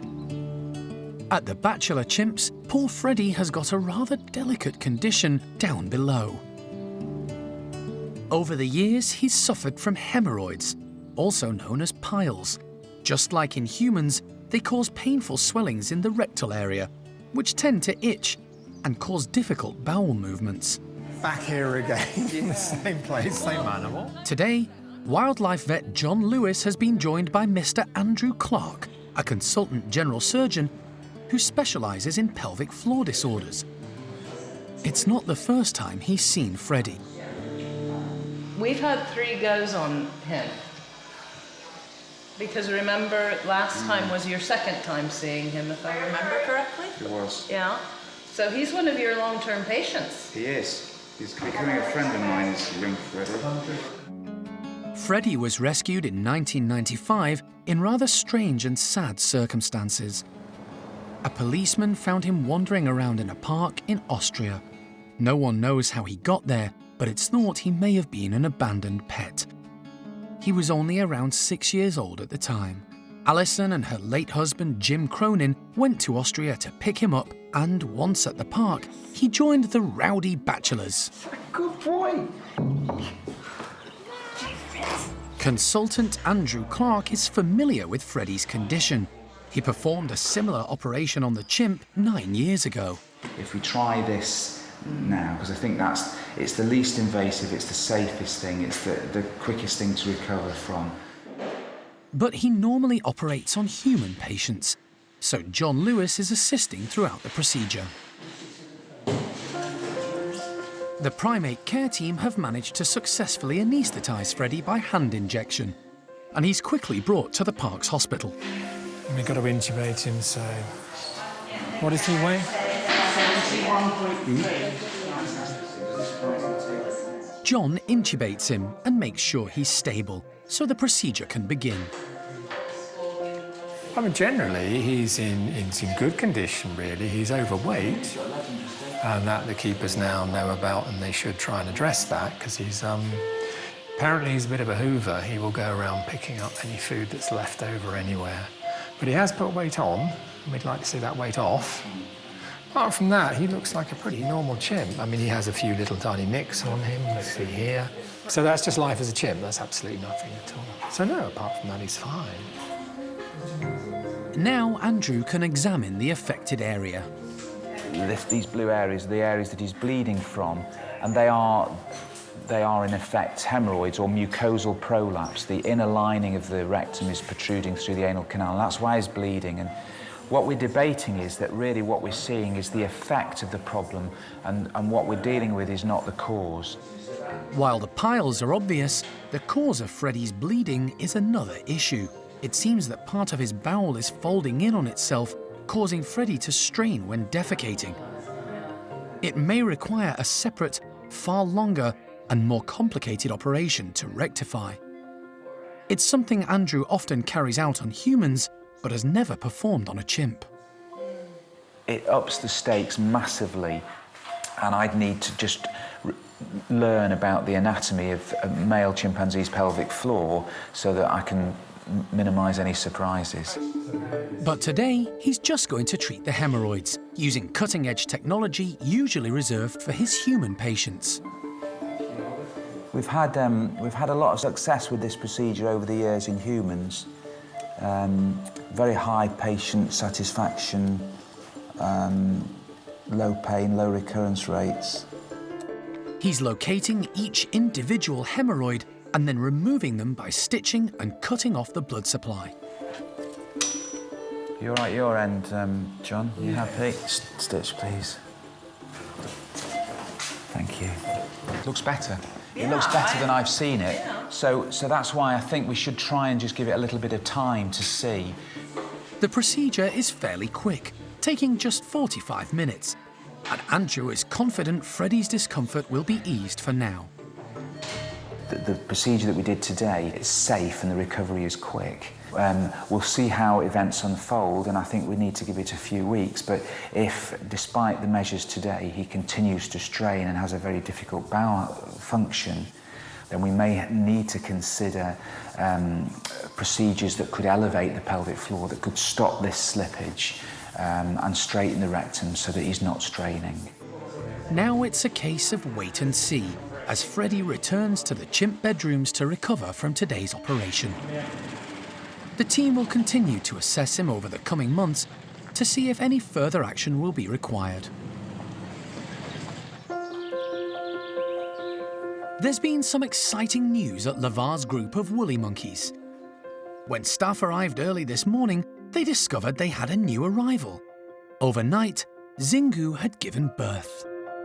Baby is so cute, really fluffy, very pretty. All babies are cute, but this is a particularly pretty baby. A fairly big baby compared to some of the others that we've seen, so fairly well developed, very furry, very fresh-faced and bright-eyeing around the house. The grip, which is naturally very strong when babies are born, particularly in the wild, they have to have a really strong grip straight away. That is the same here at the park. The baby is gripping on really well and seems to be very confident in gripping onto mum as mum is moving around the house. Zingu is a really experienced mum, having already successfully reared 2 healthy woolies, Xavi and Olivia. The team are hopeful this baby will follow suit. While son Xavi has moved on and is now in Chippy's group, 2-year-old daughter Olivia is still with mum and is already showing a keen interest in her new sibling. Despite having experienced a long and exhausting night, Zingu is coping well with the new arrival. She was really tired this morning and she's been quite grumpy with a couple of the youngsters around her, but she has been actively seeking out sitting particularly next to Lavar and a couple of the other youngsters. She has been napping a lot so far today, but that's just to be as expected. She must be absolutely exhausted. But as the day has gone on, she has got a lot more relaxed, so we are confident that she'll carry on being a fabulous mother. It's extremely difficult to determine the sex of newborn woolies, but the team have managed to get a few close-up peeks at the baby and have a good idea. As we've been watching throughout the morning, we are pretty sure that we have a little girl on our hands here, but we will continue to watch out over the next couple of days just to confirm and get a 100% accurate look at her.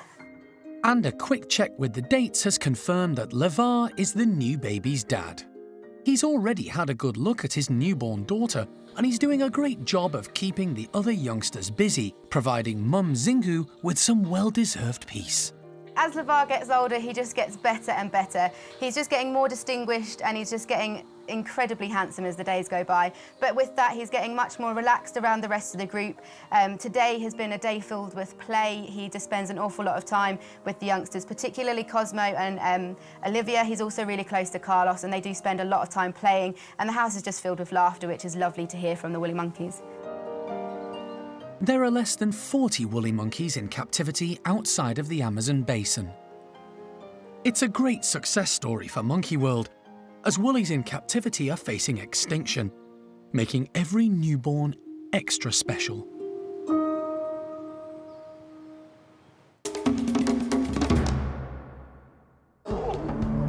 Next time on Monkey Life, marmoset Amy has her day in court, represented by Alison. The previous owner of Amy, the marmoset monkey, has been found guilty of neglect. And the chase is on after a sweet treat for the squirrel monkeys.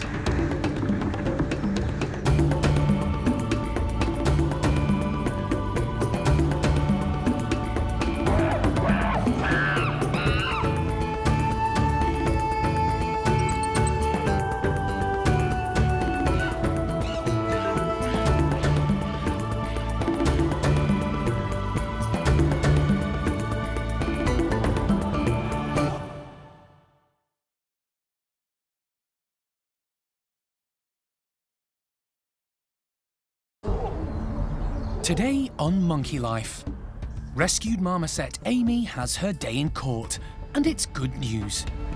So that's it. She now belongs to Monkey World and is part of the family. Elderly golden-cheeked gibbon Alex causes concern. We can probably wake her up if you're happy with the bloods. Yeah. You want to give me the antipranazole? And the chase is on after a sweet treat for the squirrel monkeys.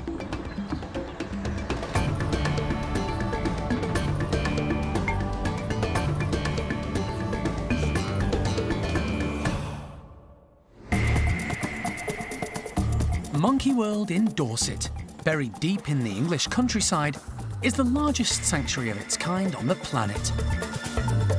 The team, led by Dr. Alison Cronin, rescue and rehabilitate abused and unwanted primates from all over the world.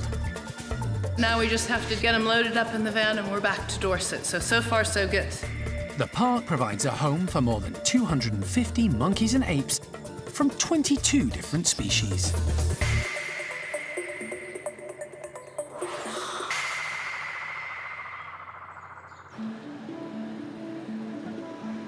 Today is a big day for the Monkey World team. Alison is in court to testify on behalf of Amy, a young marmoset victim of the pet trade discovered in appalling conditions. Alison has been called as an expert witness to help the court decide whether Amy can live the rest of her life at the park or be returned to her previous owner, who's been accused of neglecting her. It's 8 months since Alison rescued the marmoset from a house in North London, following a police raid. Despite her desperate beginnings, it didn't take long for this little marmoset to find happiness at Monkey World, with adopted family Milo, Clydie, and young Caesar. The thought of this new life being snatched away from her is unthinkable for the team. After a morning of deliberation, the magistrate has made a decision. Finally, round 2 and it's all done, which I'm so pleased about. So the previous owner of Amy, the marmoset monkey, has been found guilty of neglect and failing to provide a suitable and adequate environment for her. The magistrate went so far to point out that it was probably the luckiest day of her life when Monkey World appeared in her life to give her back what she deserves as a marmoset monkey. So that's a family of her own kind. So we're really pleased now, mainly for Amy, and that there won't be anything more and we can draw a line under it. So that's it. She now belongs to Monkey World and is part of the family. It's great news, but this is a situation Alison knows will keep occurring. The laws governing the trade in exotic primates as pets in Britain today are letting everybody down. The monkeys, all of us who try and support and rescue them, and the police force. It's a no-win for anybody other than the breeders and dealers that are making a ton of money. It's a tragedy. With Amy's future decided by the court, back at the park, the oblivious young marmoset is in for a treat. Primate Care member Hannah has prepared a special enrichment for the group. Toys smeared in jam and small coloured buttons strung up concealing raisins. She hangs them in the outside enclosure where the marmoset family will have to work out the best way to reach the treats. Go on, guys! Amy leads the group out, showing just how safe and confident she feels in her new home. Her attention is immediately drawn to the brightly coloured buttons and the raisins hidden between them. Caesar makes a beeline for the larger toy, demonstrating good core strength as he pulls it up to lick off the sticky treat. While father figure of the group, Milo, shows how quickly he can access the treats hidden in the buttons. The entire group gets stuck in demonstrating how nimble and clever they are, using their limbs and tails to balance from all angles. And Amy is certainly making the most of this new start in life. She's a boisterous youngster who loves playing and is interested in everything around her. She's totally at home with her new family, especially young Caesar. The pair often play together, giving adoptive parents Milo and Clydie a well-deserved break. It's a far cry from the small indoor birdcage she was living in less than a year ago. Now she has the correct diet, lots of stimulation, and plenty of indoor and outdoor space. It all makes for a healthy, happy marmoset with her whole life ahead of her. Amy's not the only primate whose life has taken a dramatic turn for the better since coming to Monkey World in recent months. 3 common squirrel monkeys, rescued from appalling conditions at a house in Somerset, are also new to the park. Logan is the largest of the group, a big male who seems to be in charge. Then there's Lucille, a small adult female whose shyness could be down to her traumatic past. And finally, young male Lopez. He's blind in his right eye, but it doesn't hold him back. He has heaps of energy. The trio have literally come on leaps and bounds since arriving at the park. We're really pleased with how these guys are doing now. Obviously, when they came in, they weren't in the best of condition. They were all underweight. So it's really, really lovely that we've seen so much progression over the last sort of few weeks and months and how much they've come on in their confidence and in their condition and everything. Today, Steph is giving the trio a seasonal form of enrichment.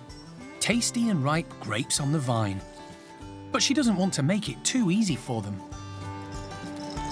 Squirrel monkeys are quite high energy and they're always active, they're always busy, they're always doing stuff. But particularly this group that we've been doing right now, we've got Lopez in here. He's quite a young boy still, so he is really, really playful. Anything new, anything novel, he loves just chucking it around the enclosure. And yeah, he's really, really playful boy, so I think he'll have a lot of fun with these.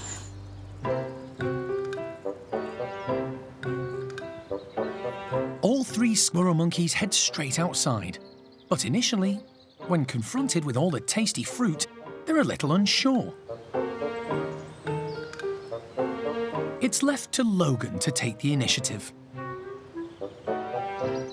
Shy and timid Lucille is still uncertain.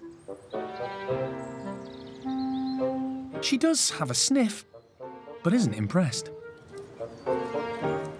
Lopez, meanwhile, is treating the grapevines as his new favourite toy, acrobatically juggling with them on the hoses, and eventually taking the chance to eat a giant green grape. Lucille is still wary. She eyes up some new toys stuffed with grapes, but is not confident enough to have a go, so leaves them for the others.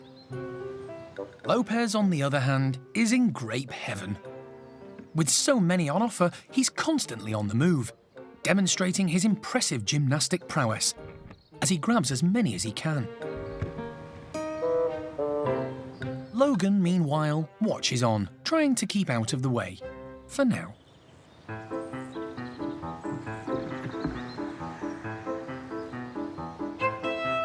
The tactic fails as youngster Lopez, energised by the sweet treats, runs riot around the enclosure. Logan gets caught up in his antics and is chased from corner to corner. Lopez is fantastic. He's a really funny kind of monkey. He's got that naughty teenager kind of aspect to him. He just flies into things, you know, jumps first, asks questions later. Basically just sort of, you know, throwing his weight around like a teenage boy. But yeah, he's a lot of fun to watch. It's a great result. The 3 squirrel monkeys have started to embrace their new life at the park, and are settling in. What's more, they've been formally handed over to Monkey World by their previous owner. So to everyone's delight, they're here to stay.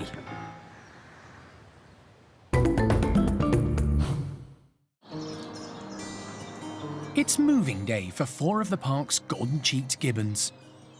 Devoted couple Jake and Zoe are returning to their newly revamped previous enclosure, while the 2 bachelor boys, Zach and Tio, are moving in the opposite direction.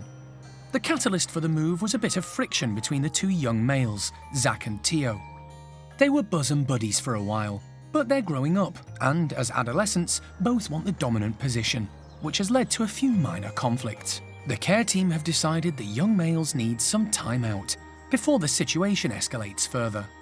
What we're actually going to do is we're going to take them to the main gibbon house, and this allows us to be able to give both of them their individual space, and then they can either spend time together or we can easily shut them separate and allow them to have their own safe zones.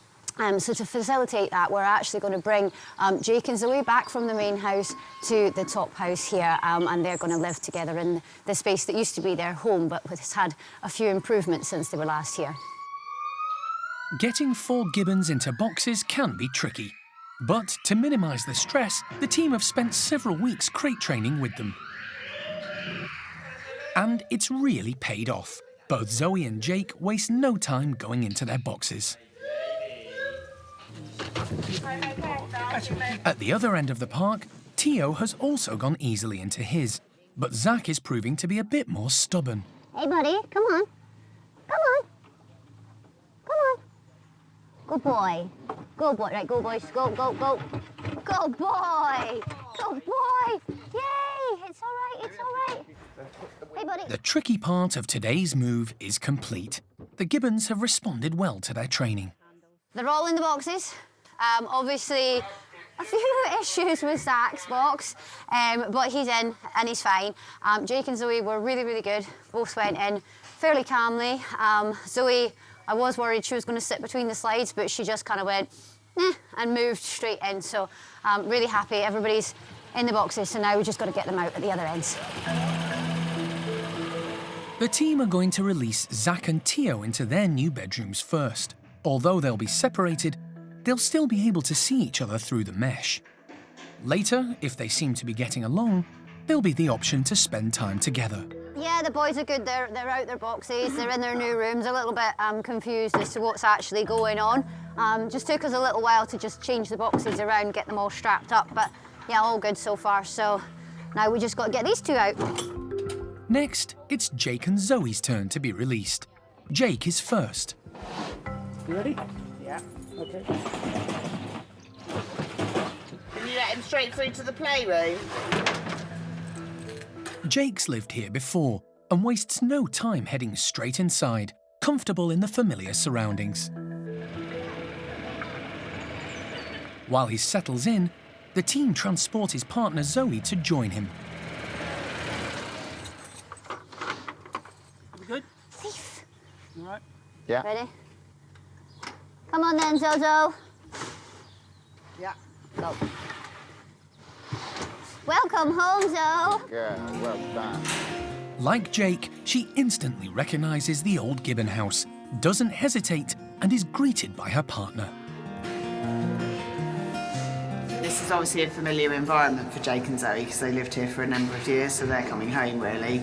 But I think the fact that the team managed to set up such a clever way of crate training them up at the main gibbon house has meant this morning's been really calm. And none of the animals seem stressed, so that's the advantage of putting the time in to do the training. So yeah, really pleased with how it's gone, really impressed with the organisation of the gibbon team. And nice for Jake and Zoe to come back home. They may be back in their old house, but the outdoor enclosure is very different from when they last saw it. The team wastes no time in letting them explore. And for this pair, it's like they've never been away.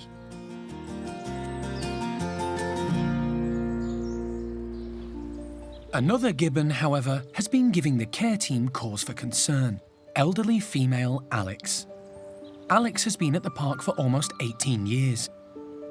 She was rescued from Taiwan in 2000 and is estimated to be at least 30 years old. she lost her arm play fighting with another gibbon, but recovered well and has always been healthy and active. Over the last few months, staff have noticed Alex starting to show some unusual symptoms. She's actually drinking her own urine, she's eating really everything that's in sight, but she's actually been losing weight quite consistently over the last few months, and obviously we've been doing regular urine samples on her, and each time it is presenting quite high with glucose, which does indicate that there is something wrong with her. The team called in wildlife vet John Lewis. He gave Alex a thorough examination, checking her teeth and heart before taking blood samples to send to the laboratory. We can probably wake her up if you're happy with the bloods. Yeah. You want to give me the antipranazole? 2 weeks later, the results came back, revealing Alex had diabetes. It's the first time the team has had to deal with this with one of their gibbons. But they're relieved to have an answer and a treatment plan. It's actually quite a simple thing for us to treat. We've started Alex on a medication called metformin, and basically what this does is it helps the body to actually utilise the sugar and the glucose that's in her body, and this way she doesn't end up with an excess of it that she's actually passing out, and it should hopefully make her feel a lot better. It'll mean a bit of trial and error to regulate Alex's condition. But for now, Kat is spending a little more time mixing her meals with medication. Today, for breakfast, is one of Alex's favourite treats. So what I'm just doing now is I'm just making up some oats mixed with some yoghurt. Now this is something that the gibbons absolutely love. And what I'm actually going to do with this one is I'm going to add Alex's daily dose of metformin. And then I'm going to give her that before we let her out for the day. 2 weeks later, and the team are already noticing some positive changes. So far, we are seeing that there's a decrease in how much water she's actually drinking every day, which is something that you would expect to see. With the high glucose levels, you do see an excessive thirst, so that's actually bringing it down. We have just done a new urine sample test, which is obviously what we've been doing, monitoring her glucose levels for some time, and we've seen that dramatically drop for the first time in all the time we've been testing it. So again, that's a really good sign that this medication is helping her, and that will be making her feel a lot better physically as well. Although it's likely Alex will be on medication for the rest of her life, her close relationship with the staff means it should be easy to monitor her, and for her regime to be adjusted when necessary. The team have everything crossed this much-loved character will be able to continue to live a normal, happy life. It's a beautiful spring day, and over at Paolo's Pond Woolies, the group are about to get a seasonal treat. Freshly picked camellia flowers still on the branch. We're just trying to give them something a bit fun and a bit different, so we're filling up some tub trugs with some bright flowers, also putting a few treats kind of sprinkled around it, and the plan is to hopefully float them out on their pond. So they kind of have to work a little bit to get the stuff out of it. They hopefully can dangle down and suspension feed from them. And yeah, just playing around and doing something a bit different. The group have been living together since the big woolly move 9 months ago. And during that time, their enclosure has had a fantastic revamp, with an extra high climbing frame, long drop-down hoses for them to swing on, ladders to walk across, and plenty of natural planting to forage in. Today's enrichment is designed to encourage the group to use their new equipment, especially the hoses. They can suspend themselves from these using their magnificent prehensile tails, while grabbing hard-to-reach objects. There are 5 members in this group: dominant male Paolo, and Enzo, just a couple of years younger. Then there's Pakaya's small family. Her 3-year-old daughter, Oriana, and son, Claude, who's just 18 months. All 5 come straight out and are immediately drawn to the colourful tubs with the camellia flowers and grapes inside them. It's Paolo who makes the first move, acrobatically hanging from the newly installed hoses, with his feet and tail as an anchor, while he reaches down with both hands. He discards the camellia flowers in favour of the more familiar grapes hiding underneath. Oriana has been watching Paolo closely. Using just her tail as a support, she tries to grab a flower. They're tantalisingly close, but even at full stretch, she can't quite manage to hold on to one. Enzo takes the easy option. He snaffles a camellia browse and shows a taste for the pink flowers. Paolo's going in for seconds, with his normal gung-ho, quick-as-you-can approach.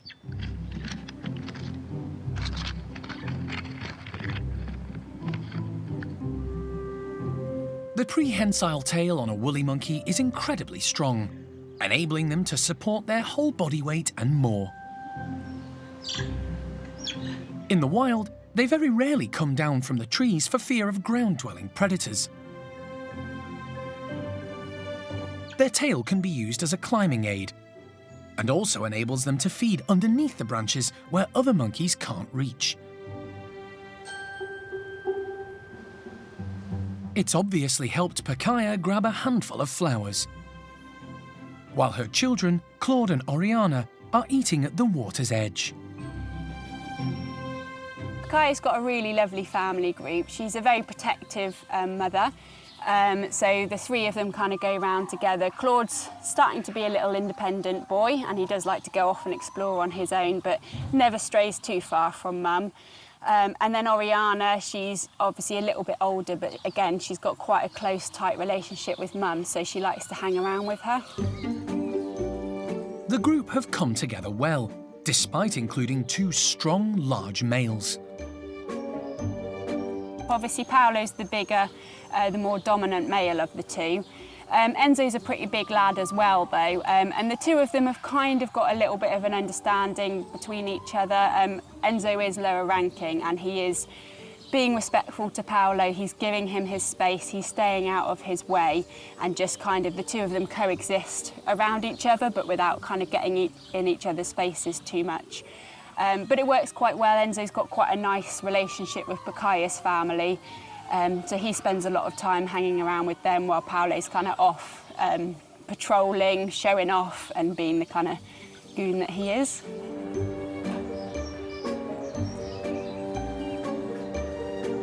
And in typical Paolo style, he saves his most dramatic move until last.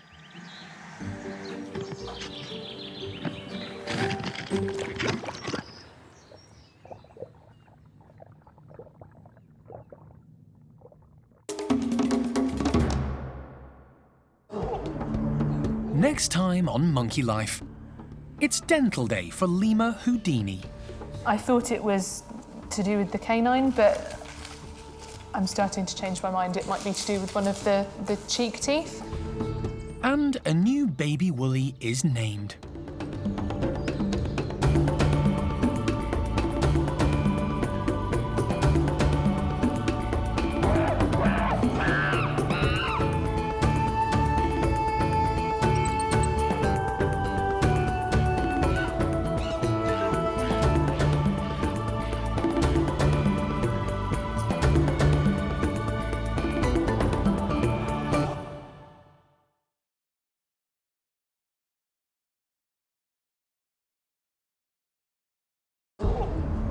Today on Monkey Life, it's dental day for Lemur Houdini. I thought it was to do with the canine, but I'm starting to change my mind. It might be to do with one of the cheek teeth. New arrivals Benny and Nia meet the odd couple. Wait for him to get in a good position, and then I think we're ready to go. And a new baby woolly is named.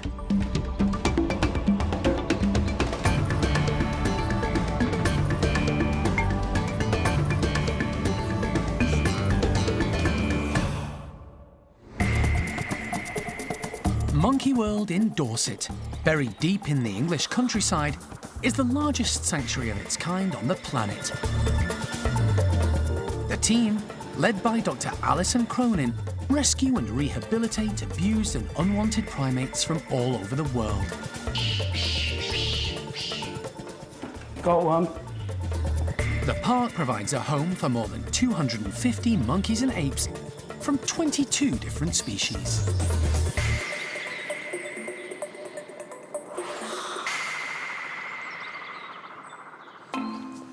It's dental day for the small monkey team at the park. Two of the primates, ring-tailed lemur Houdini and stump-tailed macaque Maureen, have been showing discomfort when eating. Despite treatment, there's been little improvement, so it's time to call in the vet. Houdini has had a swelling on the left-hand side of his muzzle for a couple of weeks and a little bit on his right. This has come up before and we've managed to treat it with antibiotics, but this time the antibiotics don't seem to be having as much of an effect as they have before. And actually it's the same for Maureen. She has had a swelling on the right-hand side of her muzzle.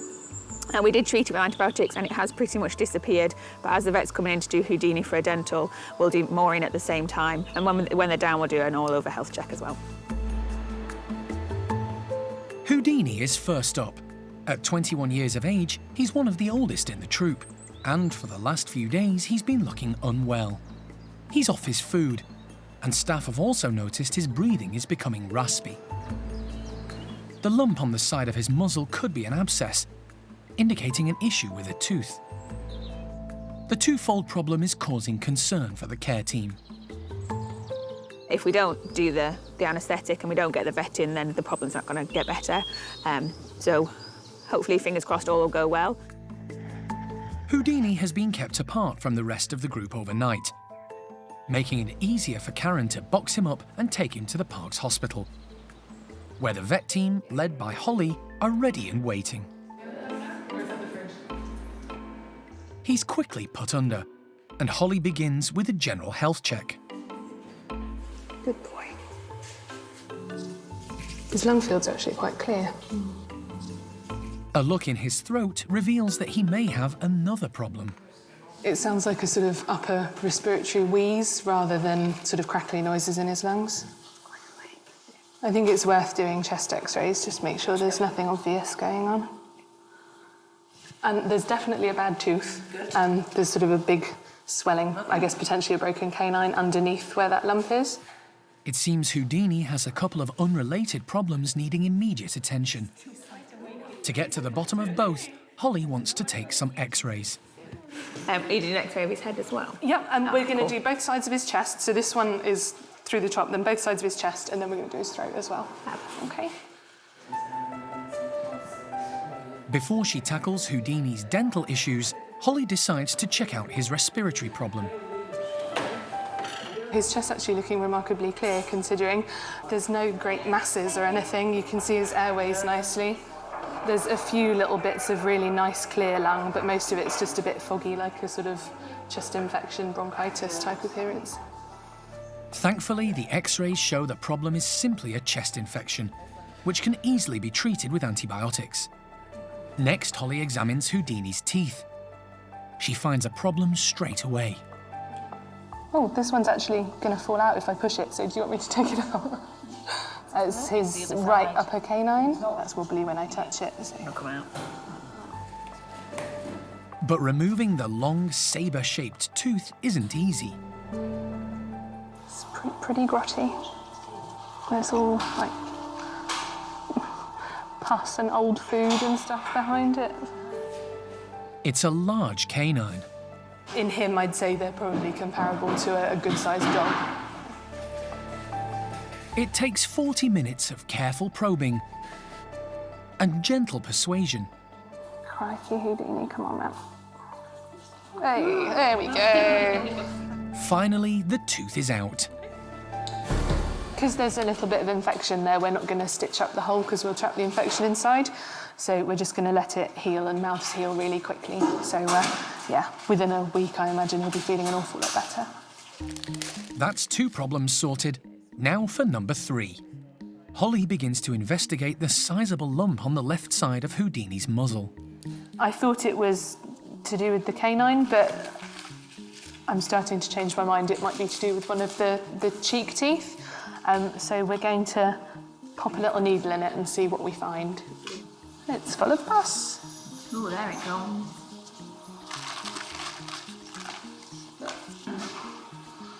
This must have been sore. It's a large abscess, which Holly aspirates to try and drain the infection. I think I'd probably do him more harm taking the tooth out than just getting rid of this. That's gone right down, isn't it? Yeah, that's much better, doesn't it? It's been a long morning, but the team have managed to deal with all Houdini's medical issues. Well, we're going to treat his what we think is a chest infection with a long course of antibiotics, and we're going to be treating the dental pain from the abscess and the wobbly tooth with anti-inflammatories, and then we'll see how he goes. And if we need to add in maybe a steroid or something like that in the future, then we can. But I guess we're just reassured that he doesn't have anything really serious going on. Do you think he'll be all right for food and water later? Yeah. They're so much tougher than us, aren't they? Once he's come round, Houdini can go back to the lemur enclosure at Malagasy. But there's still plenty of work for Holly. Waiting to be prepared for treatment is Maureen, one of the oldest stumpies at the park. And she has a whole new set of dental issues to be examined.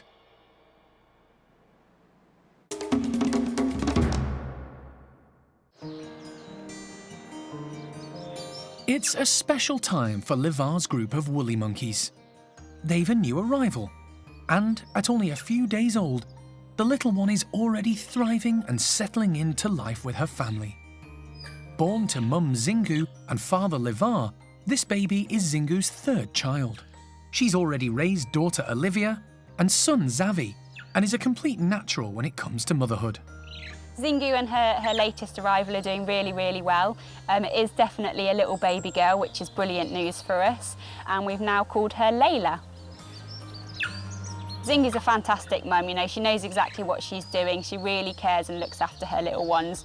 So she's taking great pleasure in kind of showing off her baby and just really doting on her, and the little one's doing fantastically well. At almost 28 years old, Dad Levar is the oldest woolly monkey living at the park. These days, he takes life a little more slowly, but that doesn't stop him being a doting dad. He's a big, gentle giant, and his temperament and experience bring a real sense of security to the group and his growing family. So Levar really does have a soft spot for Zingu in this group. The pair of them have actually grown really close, and maybe even more so now that little Layla's arrived. And when they're in the enclosures together, they're sunbathing together, they're lying down together, they're taking naps together. Zingu's even kind of lying on him, which is really nice to see. They're a real close little family, which is brilliant. Zingu's older daughter Olivia is constantly by her side, and so far seems quite taken with her new sister. It's a great learning process watching mum care for and raise a baby, and should stand her in good stead in the future when she has children of her own. But one member of the group not joining in the family fun is little Cosmo. Cosmo was hand-reared by Alison and the team when first-time mum Isla rejected him. Despite a rough start, he's come on leaps and bounds. He's a fully integrated member of the group, loving life and playing with everyone. But there's one milestone he's yet to achieve, and that's venturing outside. With Cosmo, we're kind of letting him take it completely at his own pace. We don't want to push him, and we don't want to force him into an area where he's not comfortable. Obviously, he's in quite a unique situation in that he doesn't have mum there to help him along the way and also to protect him when he is in a much bigger, more open area.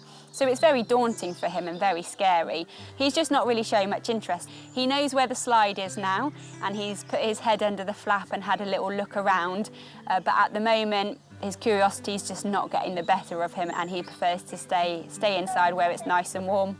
We don't want to push him before he's ready, because that will just make the whole experience really negative for him. So we're more than happy for him to take it at his own pace, and we'll just wait and be along for the ride along with him. Cosmo still loves to play inside, especially when adopted dad Levar is happy to join in with a bit of play fighting.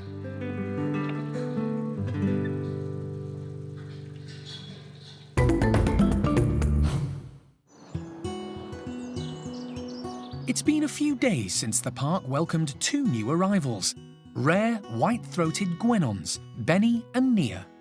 They were confiscated from the illegal wildlife trade in Lebanon and so far are coping well in their new surroundings at Monkey World.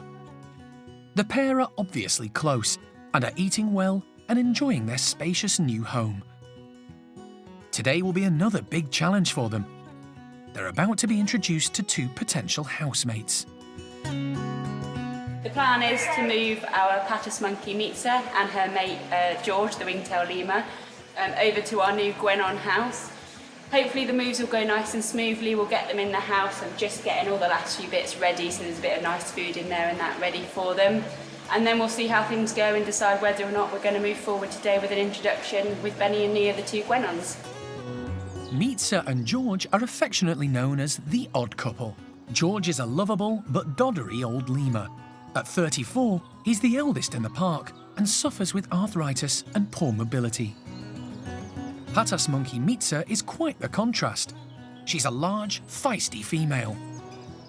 When she lost her companion, Sissy Joe, the team decided to pair her with George, in the hope they would provide each other with companionship.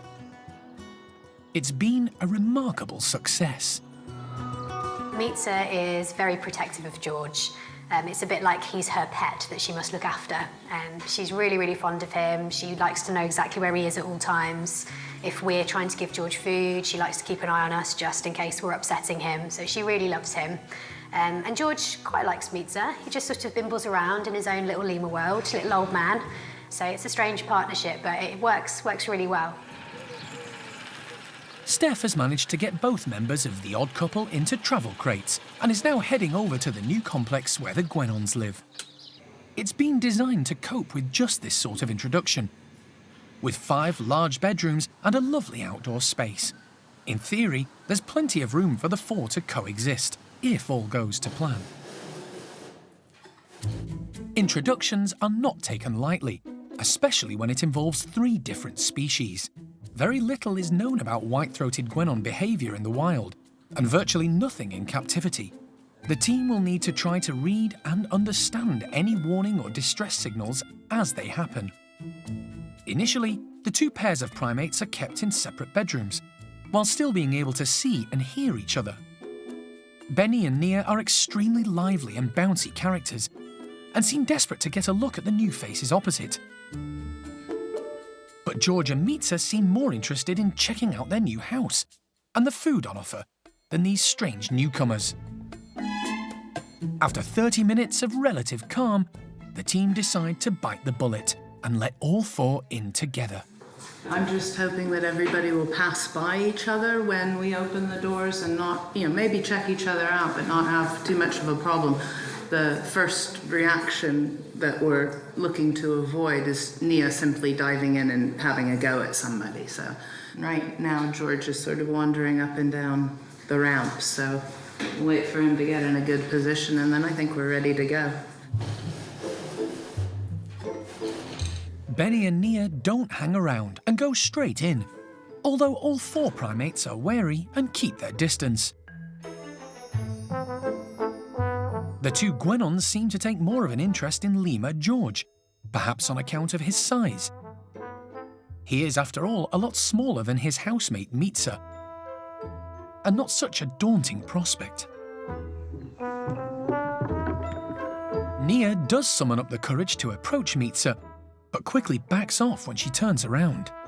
Nia and Benny are definitely a little bit wary because Mitza is a lot larger than them, and you can tell that, if she turns around and looks at them, they do dart away. But at the moment, there's not been any actual physical contact, nothing really negative. So at the moment, we're just letting them carry on pottering around. We're obviously going to keep a really close eye on them throughout the day, and we'll see how it all plays out. So far, so good. Considering all their differences, it looks as if the odd couple may become the odd foursome. The next big step will be to let them all outside together.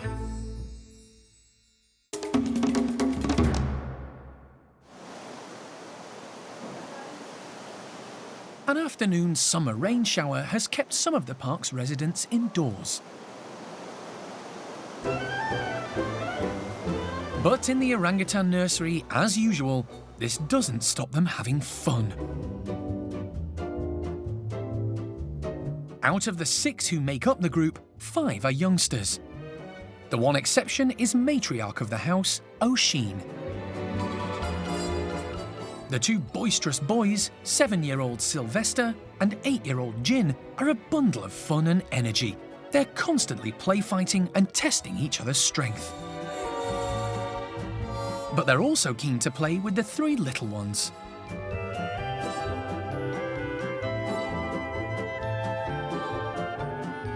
Youngsters Bulu Mata and Rika are still as close as ever. But 3-year-old Bulu is becoming a typical boy and, given the chance, likes to join in the fun and games with the older boys. Rika doesn't seem to mind. Just 4 months younger, she's quite happy to amuse herself. And she has a new little playmate. It's the youngest in the group, Mimi. She arrived from Moscow Zoo a few months ago and has now settled in and become part of the family. Everyone has taken a shine to her, none more so than O'Sheen. And the feeling is mutual. O'Sheen has always had a soft spot for the youngsters. As the only adult in the nursery, since Roro moved back to Tuan's group, she's taken little Mimi under her wing. It's a real bond. Food-loving O'Sheen sometimes even shares a snack with Mimi. This happy and settled group is a testament to all the hard work and dedication the team have put in to make this European creche for orphaned orangutans such a success.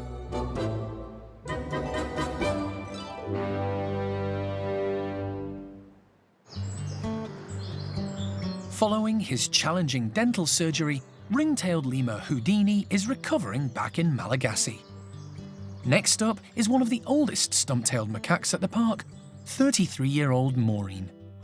She's been suffering from a swelling on her cheek, and although it's gone down recently, the team are worried it may be an infected tooth. It needs checking out. Unfortunately for Maureen and her housemates, they have a history of dental issues. The Stumpies, when they arrived from the lab, they all did have vet checks when they first came in, and there were a lot of problems with their teeth at that point. So we know that Maureen doesn't have many teeth already. In fact, all the top ones along here have already gone. So she doesn't have many, so we obviously don't want to take too many out, so that we leave her with none, but we need to make sure we take any infected ones out. They do have a really strong root on the teeth, so if they are not completely ready to come out or they're a bit tough, they will be difficult and the vet will have a job to get them out. Before she came to Monkey World, Maureen had a tough life as a laboratory animal. While there, she was taught to present her thigh for injections. The fact she's conditioned to do this so readily in order for Jeremy to sedate her is really helpful, but it's also a poignant reminder of her past. As soon as the anaesthetic takes effect, Maureen is boxed up and taken straight to the park's hospital, where vet Holly is waiting. Maureen is quickly intubated. Don't move, Maureen. If I tapped it? Yeah, let's give it a try. Once she's stable, Holly begins an examination of her teeth and quickly spots the problem. She has got a tiny little hole over her first tooth there, so maybe that's the remnants of it. We'll have a look. I just want to find out what this is that's poking out between her teeth. A closer inspection reveals several foreign bodies stuck in the hole and around the infected tooth. Oh, Maureen, it's stinky. That is a really big hole, Maureen. Holly has no option but to remove the tooth. It's badly decayed and could cause Maureen even more problems if left untreated. Luckily, this is quite wobbly, so keep your fingers crossed for me.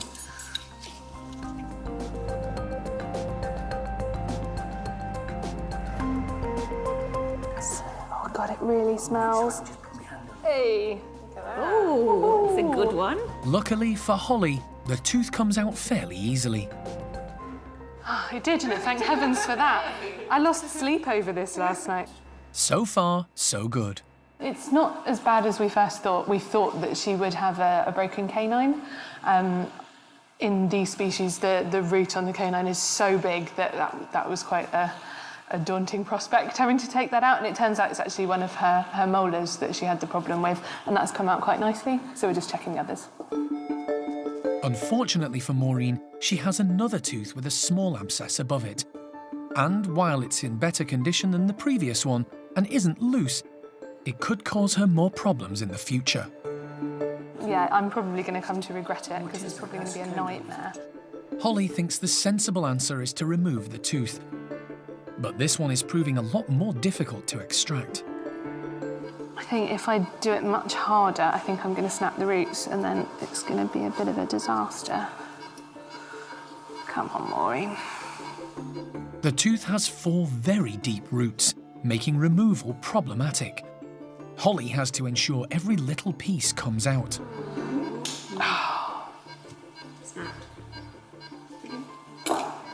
That's what she was trying to avoid. Not good. Part of the tooth has broken. It takes Holly almost an hour to complete the procedure. But finally, it's done. We opened a flap in the gum to make it easier to remove the tooth, so we've just got to stitch the flap back together and then she can go back to bed. All right, happy to turn her off? We need to... Yes, let's wake her up. It was a bit of an ordeal for Maureen, but the team are pretty sure the elderly Stumpy will be back to her grumpy old self in no time.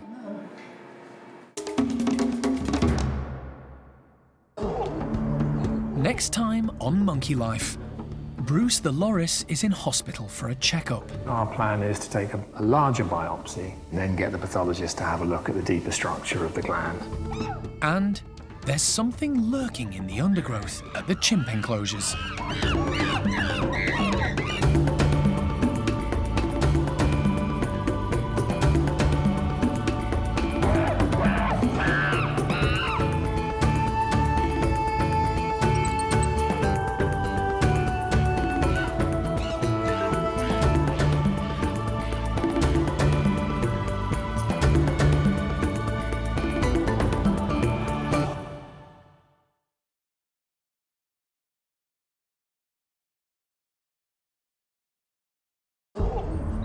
Today on Monkey Life, Bruce the loris is in hospital for a checkup. Our plan is to take a larger biopsy and then get the pathologist to have a look at the deeper structure of the gland. The team make a tough decision about the future of capuchin Tao.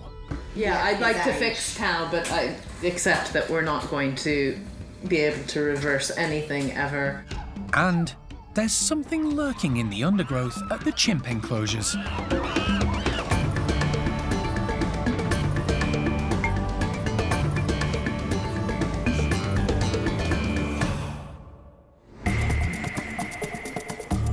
Monkey World in Dorset, buried deep in the English countryside, is the largest sanctuary of its kind on the planet. The team, led by Dr. Alison Cronin, rescue and rehabilitate abused and unwanted primates from all over the world. Hello, missus. Hi, you. Are you a good girl? The park provides a home for more than 250 monkeys and apes from 22 different species.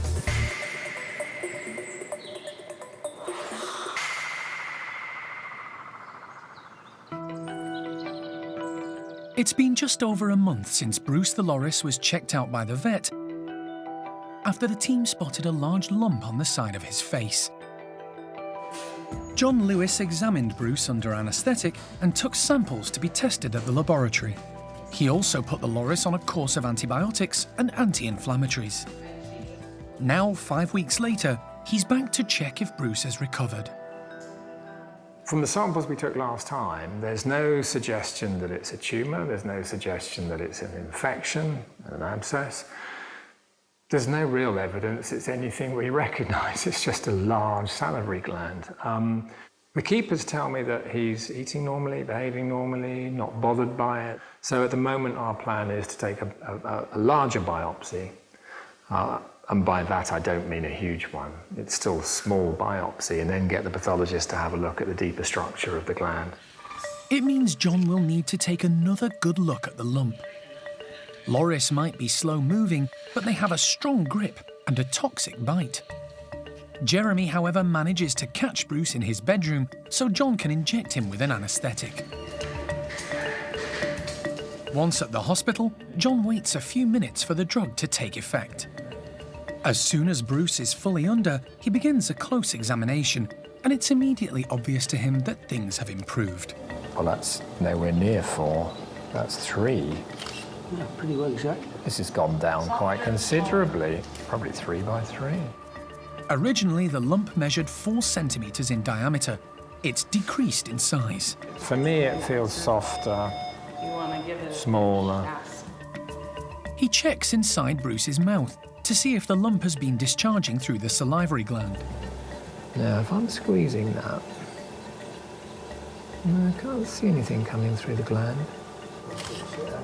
Once again, John takes samples to send off for analysis, and the team take the chance to weigh Bruce. Box. Okay, onto the scale quick. One quick on the scale, please. 1.36. He's lost 40 grams, or about 3% of his body mass, but it's nothing for the team or John to be concerned about. In fact, they were hoping he'd lose a bit of weight. It's quite nice that whatever the lump is, even though we're not completely sure what it is at the moment still, it's actually reducing, so it's going in the right direction. Hello, he's waking up, almost awake. We're making progress just on anti-inflammatory drugs. So rather than take a biopsy from deep in the gland, which involves cutting a hole in the skin and raises the potential for the gland to get infected following surgery, we're just going to carry on giving anti-inflammatories and hope that the progress he's made continues. It's still a bit of a mystery, but Bruce's condition is improving, and the relieved team will continue to monitor him over the next few weeks.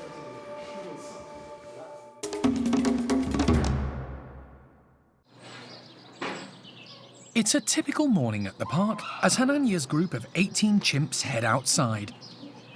Or is it?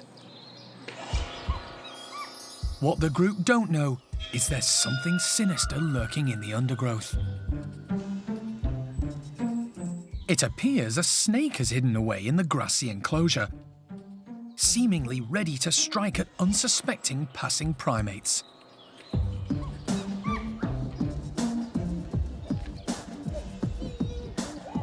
Totally unaware, Shamak strolls by, ready for breakfast. He suddenly catches sight of the huge python hidden amongst the browse and hastily beats a retreat. His next reaction is to head up high for a safer vantage point, before alerting the rest of the group to the danger. In a matter of seconds, the majority of the troop have joined him and started alarm calling, warning everyone of the potential threat.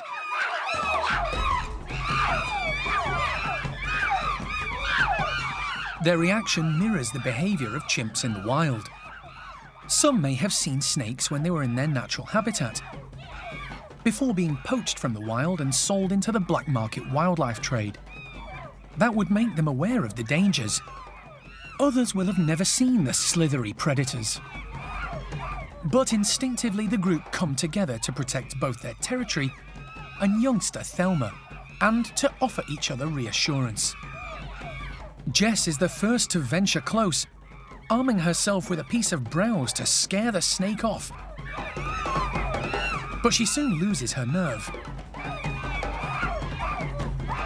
Hananya, in his alpha male style, isn't getting too close to the snake.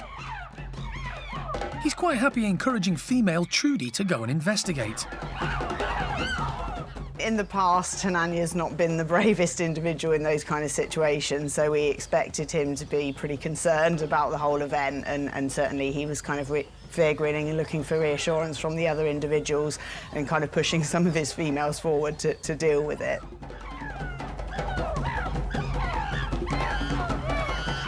Trudy approaches the snake cautiously, with the help of Kiki and the cargo net above, keeping the reptile at bay with a long piece of browse.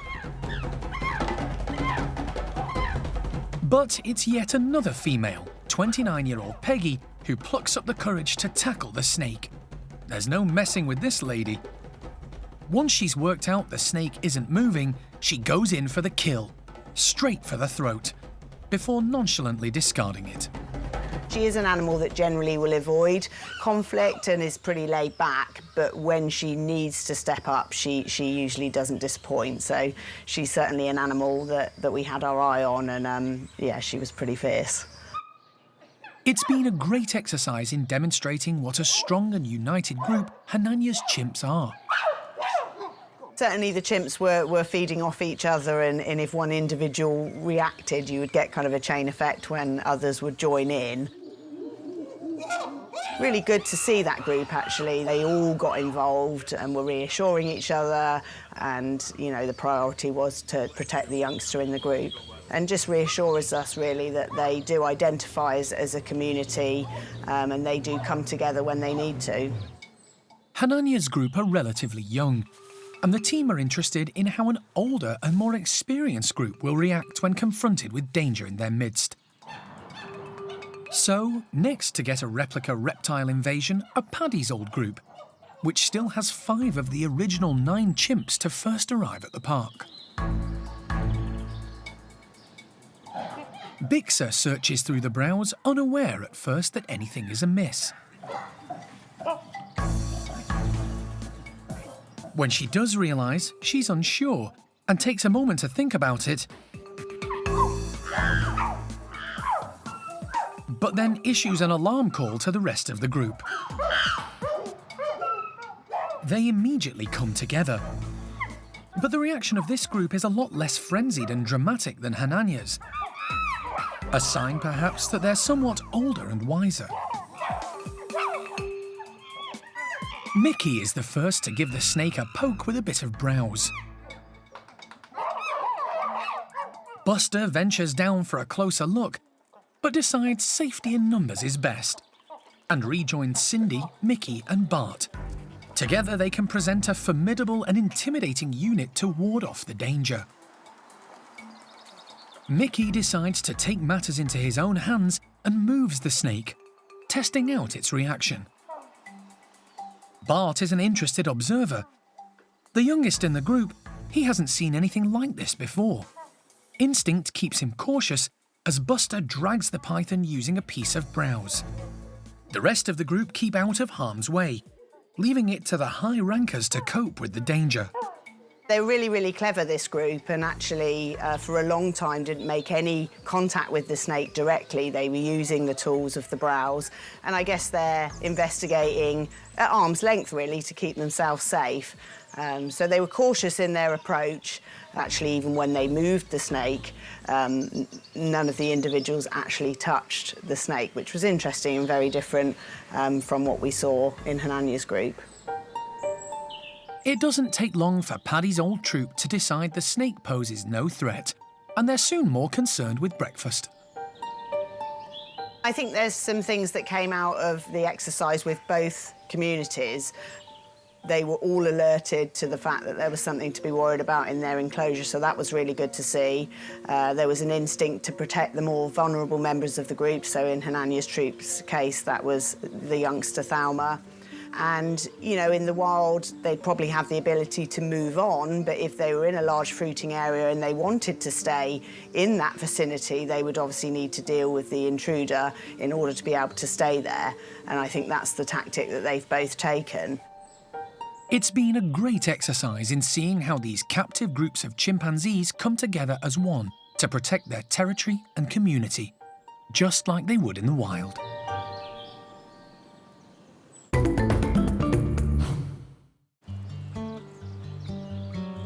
It's been 2 weeks since the park welcomed 2 new rare primates, white-throated guenons, Benny and Nia. Since Alison rescued them from Lebanon, they've been kept indoors in their newly refurbished house, giving the primate care team the chance to closely monitor them before letting the pair outside. Yesterday, they met their new housemates, the odd couple, Patas monkey Mitza and aging ring-tailed lemur George. And today, all 4 will get to test out their exciting new enclosure, complete with ramps, ropes, trees and high platforms. It's a really big day for Benny and Nia, as this will probably be their first time outside since they were stolen from the wild forests of Benin. Quite exciting, also a little bit scary and nervous for us lot to make sure that everything's okay in the enclosure, nobody's going to get out and escape. But the introductions yesterday went really, really well with the foursome. It was nice and calm and quiet for pretty much the whole day. We did decide to separate them overnight just to give everybody a break before this big day ahead of them. So we've popped them back together inside this morning, and now we're just doing our final checks on the enclosure, making sure everything's nice and safe before we open the doors and let them out. Everything is ready, and the slides to the outside are opened. Not surprisingly, female Nia is the first of the group to take a look. She's the more confident of the two guenons, and while Benny hangs back, she cautiously makes her way down the ramp. It doesn't take long before she's bolting off as far as she can go to the other side of the enclosure. Mita is happy to watch on. Unlike Nia, she's in no hurry and will take her time. She's familiar with ramps and slides and soon finds a nice sunny spot to sit and contemplate her new surroundings. After a few minutes of building up his courage, Benny joins the party, heading straight over to Nia. He seems to feel more secure when he's with her. The team look on anxiously as the pair start to explore the fence line. With so little known about the species, no one's quite sure how far they can leap and jump. They may be small, but they're fast and very bouncy. For now, they seem happy to explore. The next concern is whether they'll want to come back in. But Emily does have a plan in place. So for the first day, as it's the first time going outside, we're not going to put any food out there initially for them. We're going to keep all the nice tasty treats inside for them, because what we really want them to do is come outside, explore their new surroundings, but still be happy to come and go from the house. Obviously, we don't want anybody going outside and just feeling like they have to camp out there. So by keeping all the nice stuff inside, when they do come back in, we can reward them by saying well done for finding the route back in and also coming back in. The final member of the odd group to venture outdoors is geriatric ring-tailed lemur George. He may be slow, but he's also keen to explore and has the comfort of knowing that his devoted companion Mita will always be watching his back. For the team, the whole exercise is one big learning curve. So little is known about this species, the white-throated guenon out of Benin, and this is a particular subspecies. So there are two different types of white-throated guenon. We have red-bellied, so as they get healthier, we'll start seeing a little bit more of that red belly, russet tones coming through. I've actually sent some DNA samples off to confirm what species I believe they are. And I'm hoping that the geneticists will also be able to tell me whether they're full brother and sister or half brother and sister. So that will be interesting to know if they were sort of captured at the same time and from the same group and therefore share potentially the same father. And, you know, now we just have to take a cue from them because so little is known about them. It's now up to us to watch them and see what their needs are. As they grow, they're going to get almost double in size in the coming weeks and months. And we'll have to look to them to see whether they want more high-level platforms, whether they want more walkways, ropes, what it is that would make their life better. So this isn't it for Benny and Nia. This is a really good first chapter in their new life, but one that we're going to have to be developing as they get fitter, healthier, and grow to full size. The day's been a real success. All four of this unique group have made it outside, and it's all been harmonious. To cap it off, just like she would have done in the wild, Nia ventures right up into the trees. After all they've been through, it's lovely to see this pair so relaxed in their new enclosure. The absolute welfare of all the primates at the park is the priority for everyone. It's one of the many reasons Jim, with the help of Jeremy, started the centre more than 30 years ago. Throughout this period, many difficult decisions have had to be made, and today looks likely to be one of those days. The team, including wildlife vet John Lewis, regularly come together to discuss various concerns and issues which have come to the attention of the primate care staff, with the aim of finding the best solution possible. And at today's meeting, their big cause for concern is much-loved capuchin monkey, Tao. Yeah, I'd like to fix Tao, but I accept that we're not going to be able to reverse anything ever, and it's getting to the point where he does look ropey. Tao has been really struggling recently. The team are worried that despite being on painkillers and other medication to help his mobility, he's still suffering. What are we waiting for? This isn't going to get better. We're only waiting for some form of catastrophe at this point in time. I'm very dubious that you can provide even analgesia, and that, to me, is pretty serious. Okay. Totally. Earlier today, John took a good look at Tao within the confines of his bedroom. His main issues really now are in his hips. If we see any weakness, then that's where it's going to be. He has had the odd fall where he tries to move too quickly, or unfortunately the females sometimes do target him. From what he saw and heard firsthand from the keepers, there's very little option. Should we just call it a day and have John and Jeremy help them today? If we're going to make a decision to do that, to euthanize them, we'll do it today. It's an awful decision to have to make, but sadly it's been coming for a while and stems back to his previous life as a pet trade monkey. Tao arrived at the park in 2011 when he was rescued from Slovenia.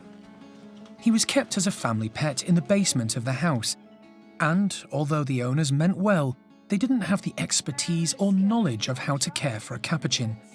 He didn't have the correct diet, exercise, or enough sunlight to develop properly. Tao was just 6 years old when he arrived, and in a terrible condition. He had an extremely curved and fused spine, he was skinny, and had very little muscle tone. All caused by being kept as a pet in an inappropriate environment.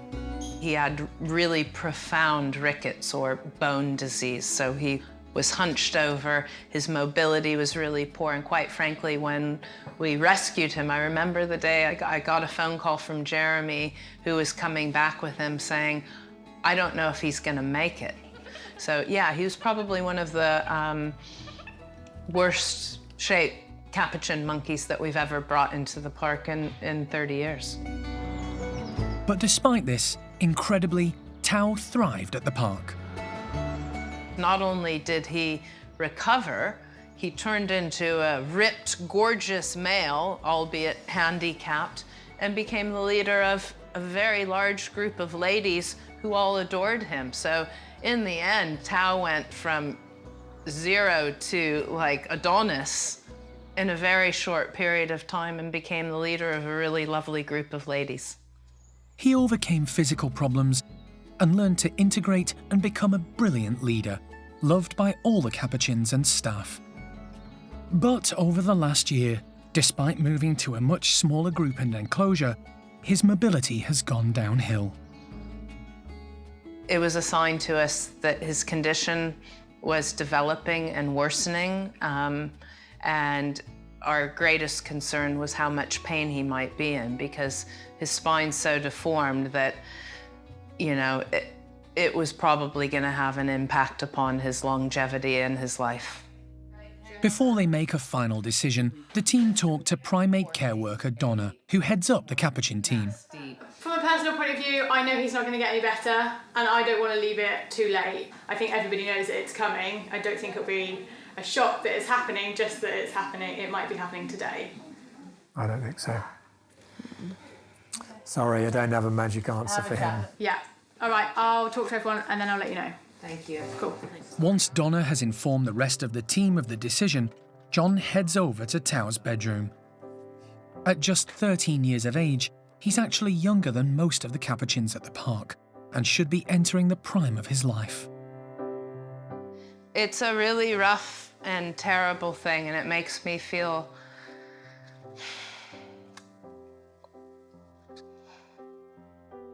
both upset and angry. It's time to call it a day and to help Tao, and it's the final thing that we can do for him. But it's not right.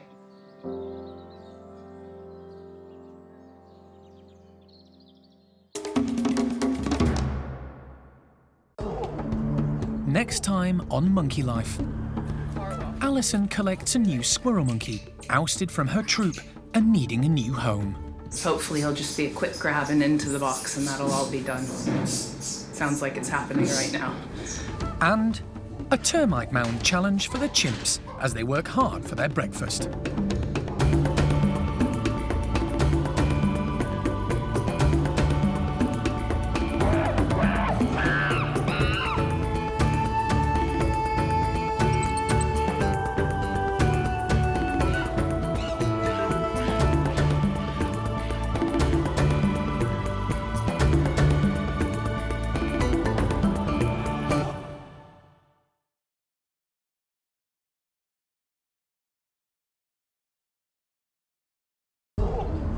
Today on Monkey Life, Alison collects a new squirrel monkey, ousted from her troop and needing a new home. Hopefully he'll just be a quick grab and into the box and that'll all be done. Sounds like it's happening right now. Can baby woolly Cosmo summon up the courage to take on the great outdoors? You big brave boy. You coming in? Come on then. And a termite mound challenge for the chimps as they work hard for their breakfast.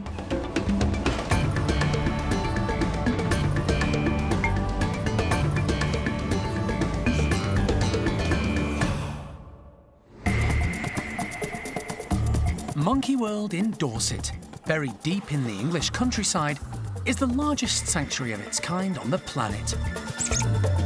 A team, led by Dr. Alison Cronin, rescue and rehabilitate abused and unwanted primates from all over the world.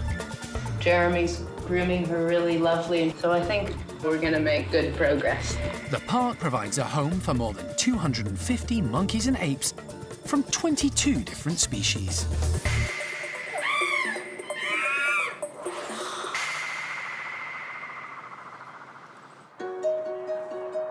It's an early morning start for Alison. She's off to Chessington Zoo in Surrey to collect a young female black-capped squirrel monkey called Nueve. They have a young 3-year-old female squirrel monkey who was actually booted out of her group, which is rather unique. It's usually the little boys that start stirring up trouble and get kicked out.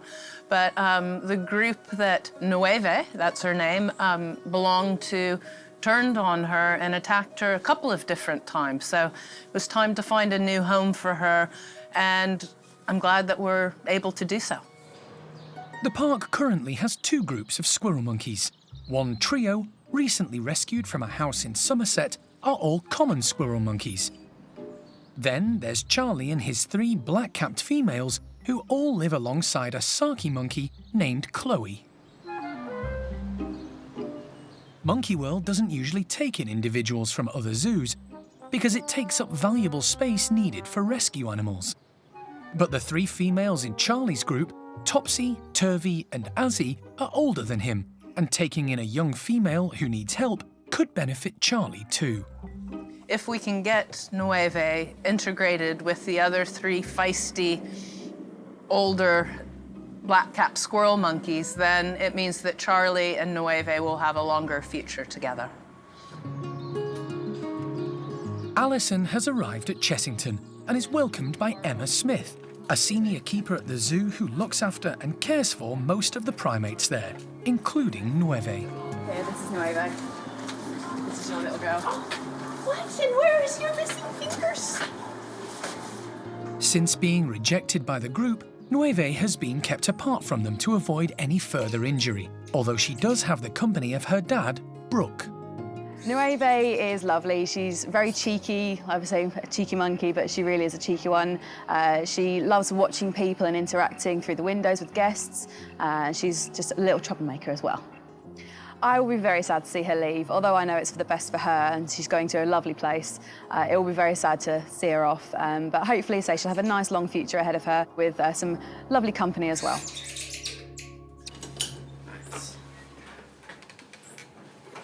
So we're just in the squirrel monkey house where Nueve has been sort of sharing her enclosure with the dominant male of the group, so that's been really nice. She's had companionship, but she's just inside now with her keeper being boxed up, so Hopefully he'll just be a quick grab and into the box and that'll all be done. Sounds like it's happening right now.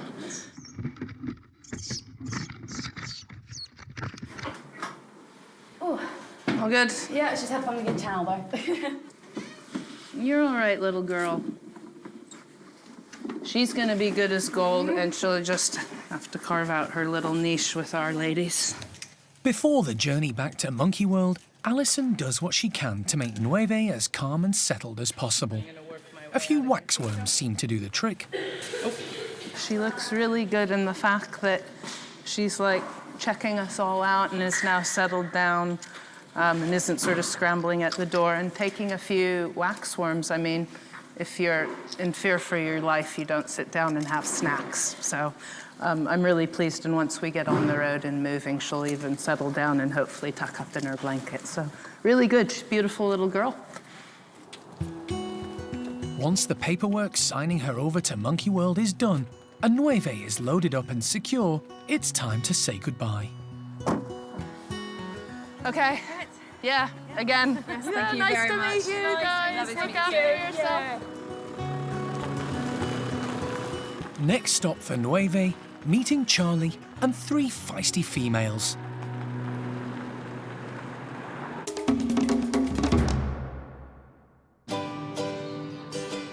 In the bedrooms at Hananya's, the lively chimp group are about to get a special interactive food treat, and it's one of their favourites.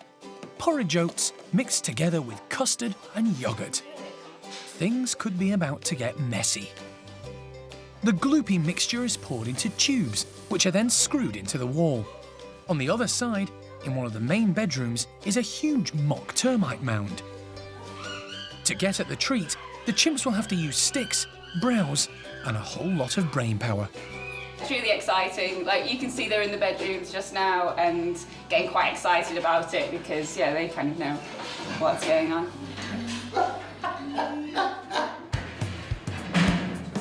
Hananya's group love a challenge, and they rush straight in.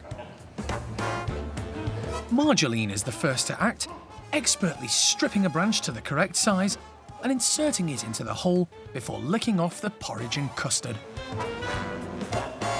Trudy uses the same technique, although she seems to be on a mission to eat as much as she can before the others join in. She does like her food. The chimps swarm around the mound like bees to a honeypot. Arthur is using the leafy part of a stick. It's a good technique that gets the most amount of custard out in one go. The only problem is eating it. But he has that covered. He eats the leaves as well. Clever Peggy goes for a hands-free approach, using her mouth to guide the stick in before carefully removing it, and quickly eating her well-deserved reward, using the purposely frayed end to get more. As a high ranker, Johnny is more laid back in her technique, and grabs as much as she can, knowing she doesn't face too much competition. Tootie maximises her efforts using not 1, but 2 sticks, and enjoying the reward. Kiki waits her turn, while the much larger and higher-ranking Simon knows if he rams his stick in as far as it goes, he'll get more of the treat from the bottom of the mound. Not all the chimps are interested in the termite challenge. Some opt for the more accessible food on offer. Hananya makes the most of the celery lying around, as does high-ranking female Cherry. She's enjoying some quiet time while her daughter, Thelma, watches and learns from the chimps at the mound. She's nearly 5 and has had an informed upbringing, with so many adult chimps to learn from. It doesn't take long for her to grasp the technique, although it could do with a little refining here and there.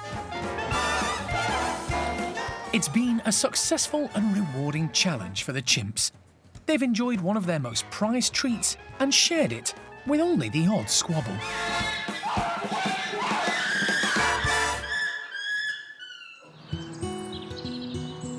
There are delicacies on offer at the Capuchin Lodge too, where Eriko's group of 14 monkeys are in for a creepy crawly treat. For some months, the primate care staff have been carefully cultivating rotten logs. They've become home to a whole host of bugs and insects, perfect fodder for these inquisitive and intelligent primates. In the wild, capuchins inhabit the forests of Central and South America. They're omnivores, meaning their diet consists mainly of plant parts, such as leaves, flowers, fruit and seeds, plus lots of insects. Being able to rummage for their own gourmet feast of bugs is perfect, and the staff are expecting a lot of excitement. In you come! Come on in! As head of the group, it's 13-year-old Erico who leads the way.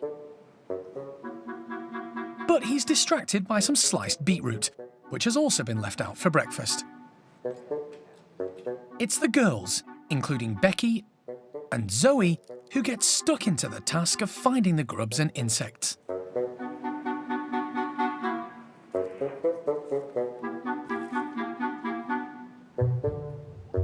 But it's Cara who strikes first. Not to be outdone, Zoe uses her strength to roll a log over before finding a tasty treat under the bark. Capuchins have hands with opposable thumbs.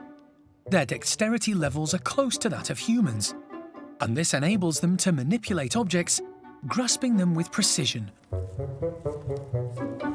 They're very useful for foraging around rotten logs. And if that doesn't work, they can always use their teeth.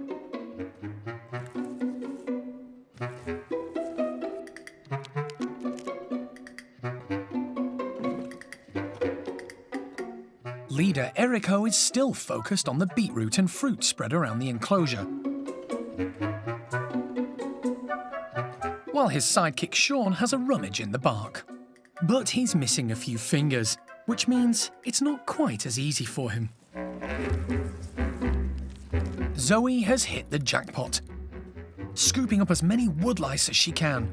But when she goes back for seconds, she has to give way to Cara, who's determined to get her share. The more dominant characters have had their fill, allowing the low rankers, like Scarlet and Ringo, to search for any leftovers.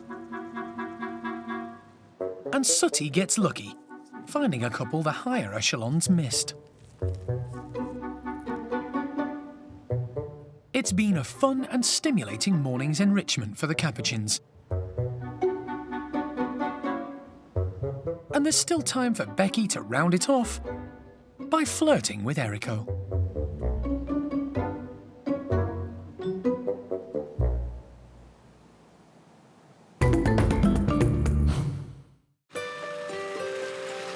Alison has arrived back with the park's newest addition, 3-year-old black-capped squirrel monkey Nueve from Chessington Zoo. Primate care team member Karen is waiting, keen to get a first proper look at the youngster. The staff are eager to see the reactions of the other squirrel monkeys in this group, especially Charlie. Until now, he's had the company of 3 older ladies, plus Chloe the Saki monkey.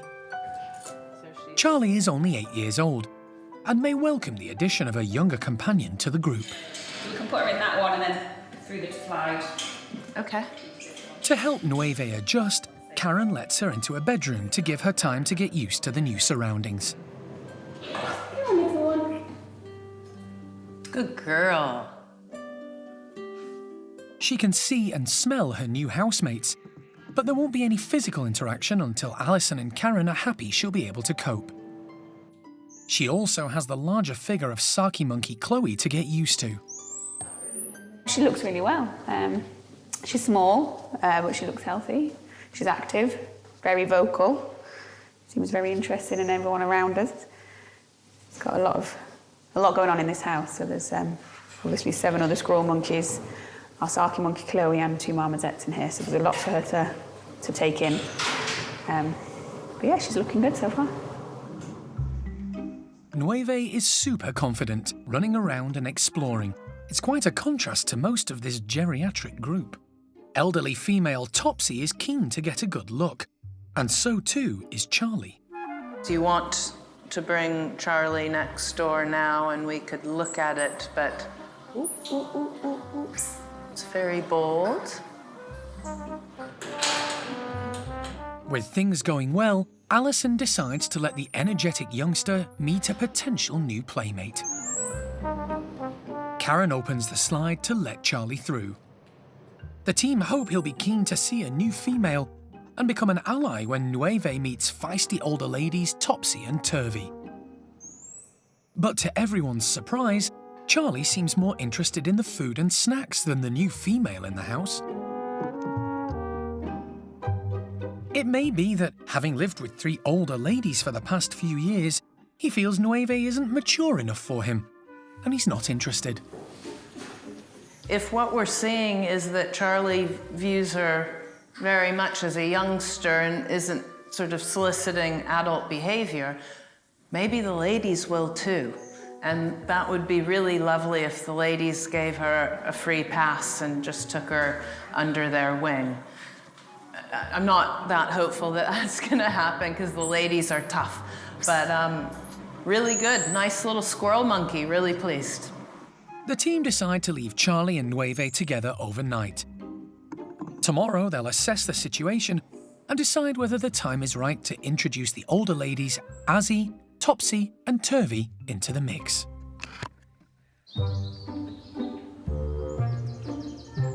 At Levar's enclosure, the team have been gently trying to encourage 1-year-old woolly monkey Cosmo to take his first steps into the great outdoors.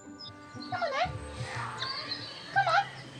It's been a work in progress for the youngster and his carers. And although he's come close, he's never quite made it all the way to the outside enclosure. For the first 6 months of his life, Cosmo was hand-reared by Alison and the team at the park. Hello, man.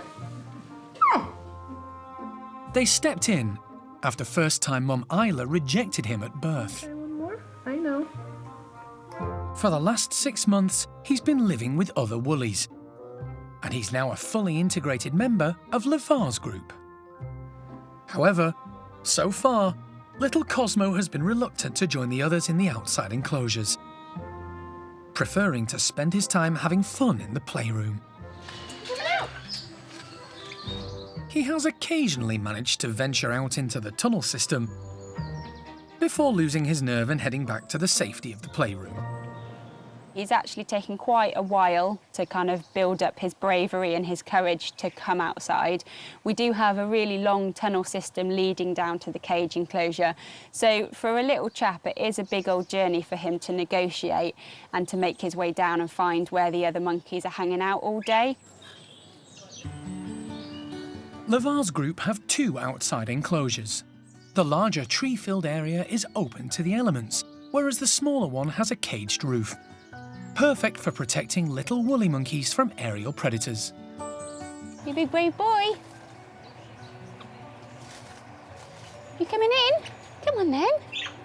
Oh, good boy. Well done. Hi. I know, you're very clever. And it's this smaller one where little Cosmo finally takes the plunge. And the minute he sees what's out there, he's in his element.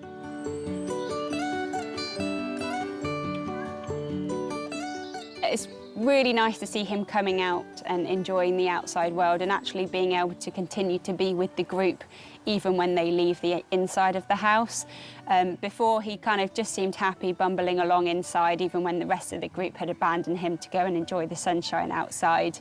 But now he's found his feet, he's going out, and he seems really happy with it, so it must be super exciting for him to suddenly realise that actually there's a whole world out here for him as well. All the woolly monkeys love being outside, so it's a huge deal for Cosmo to join them. It'll help his social development, as well as the bonding process with the rest of the group. They in turn can act as his protectors, encouraging and reassuring him if he's worried. He also has an ideal playmate in 3-year-old Carlos. Carlos is a little bit rough and tumble at times, you know. He does like to throw his weight around a little bit with Cosmo because, you know, he is bigger than him, so he takes his opportunity where he can get it. But they are good mates and they do enjoy playing together, which is really good. And that's brilliant for Cosmo, you know. It just means that he can really engage with individuals really nicely. For Cosmo, his journey from newborn to a fully integrated member of Levar's group is complete. He's full of energy, full of character, really, really lively. So he can be a little bit cautious with new things. It all takes him a little bit of time to kind of get used to it, to think about it. But as soon as he decides that he's going to go for it, then that's it, nothing's stopping him. And he's basically full steam ahead, and that seems to be exactly what's going on here. And he's really embracing this new enclosure.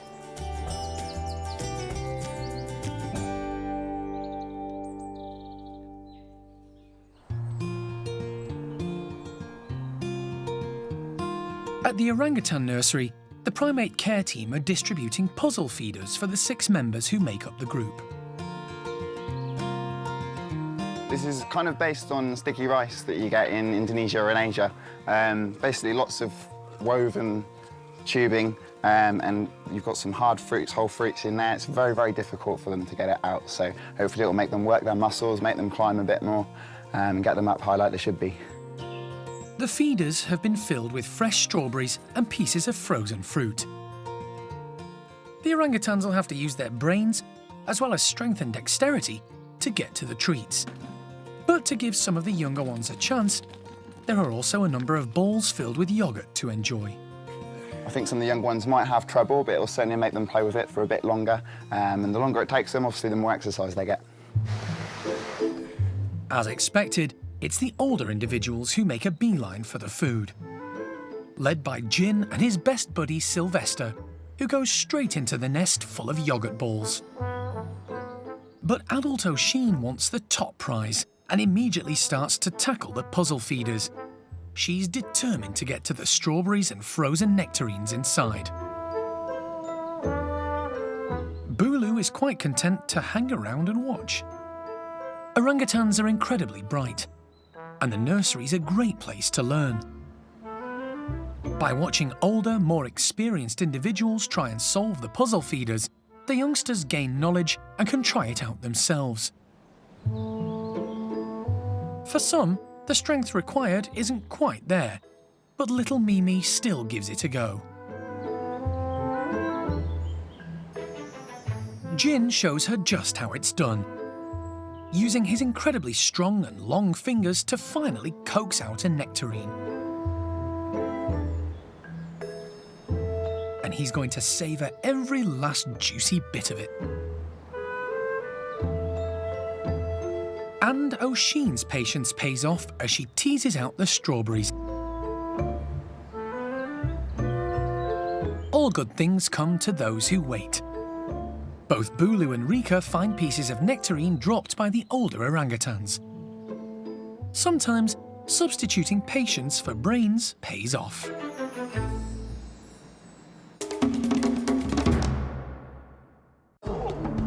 Next time on Monkey Life, Alison's on a mission to collect a marmoset found climbing scaffolding on a large block of flats. So he must be an escaped pet or a released pet. And I'm surprised that nobody's bothering to try and find him. And the hunt is on when the spider monkeys get sweet treats.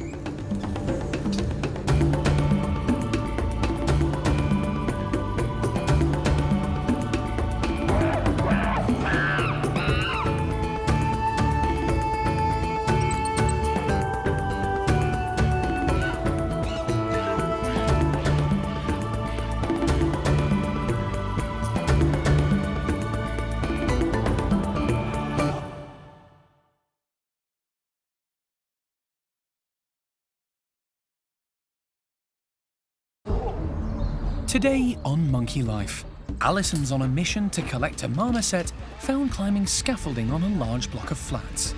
So he must be an escaped pet or a released pet. Something spooks the lemurs. This is all a combination of alarm calls, contact calls, and territory marking.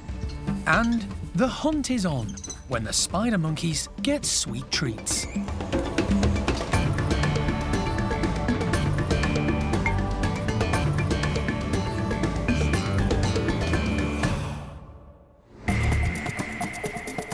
Monkey World in Dorset, buried deep in the English countryside, is the largest sanctuary of its kind on the planet. A team, led by Dr. Alison Cronin, rescue and rehabilitate abused and unwanted primates from all over the world. You can try and get him on a branch. Hey, you. Come on.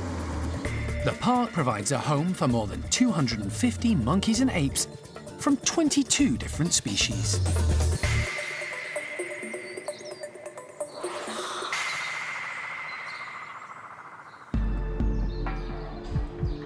It's an early morning start for Alison and the team as they're about to head off on yet another rescue. But this one is rather unusual. Got a phone call over the weekend that a marmoset was found running loose over scaffolding poles in Tower Hamlet in London. You know, you're always a bit cautious, you know, is it a hoax? Are people just, you know, having a joke or a prank? But the more I spoke to this lady, the more real it sounded.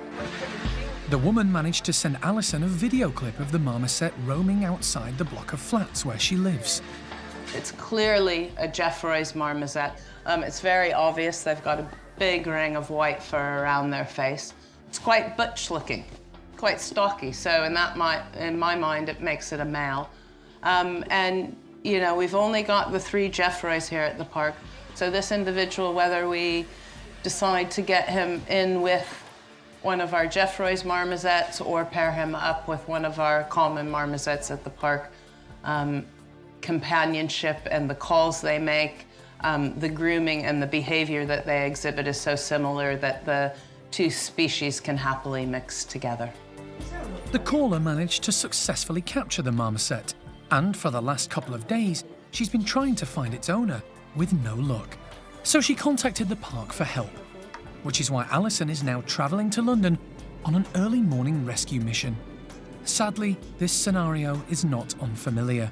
Monkey World has rescued nearly 60 marmosets in the last 5 years alone from the British pet trade. Hi, I'm Alison. Since being caught just over 48 hours ago, the Jeffroy's marmoset has been well looked after. Its temporary carer, Kerry, owns a collection of reptiles, but finding a monkey on the loose in her block of flats was a bit of a shock. What happened?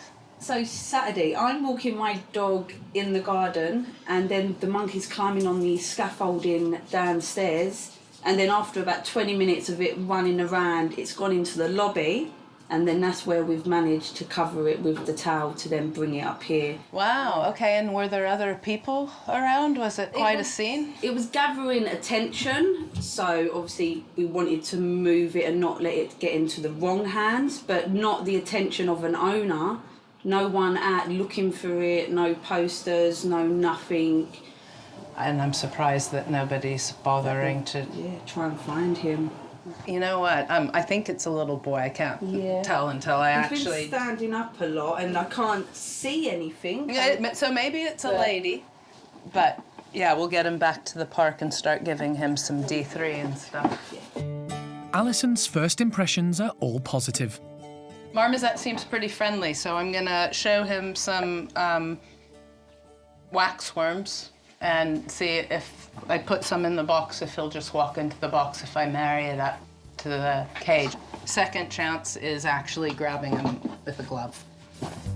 Alison wants to get the marmoset back to the park as quickly as possible, so the team can get him or her settled into one of the bedrooms overnight. You see these? They're going right in here. You see? They're going in the box. No, pay attention in here. But first, she needs to get the marmoset to go into the travel box. Good boy. The temptation of waxworms proves too much for the marmoset.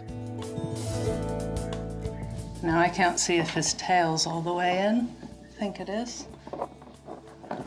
Yeah. Easy peasy. Good boy. Everybody's nosy.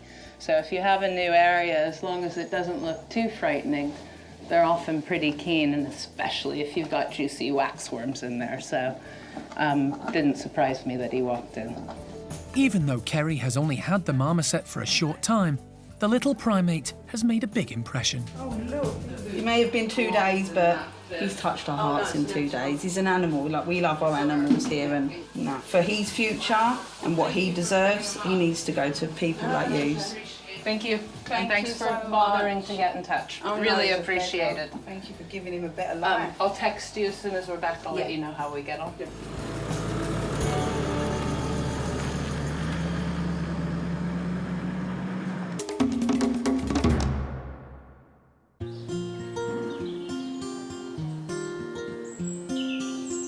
It's a beautiful day at the park, and Hanania's group of chimps are all outside, chilling, foraging, and generally soaking up the warm sunshine.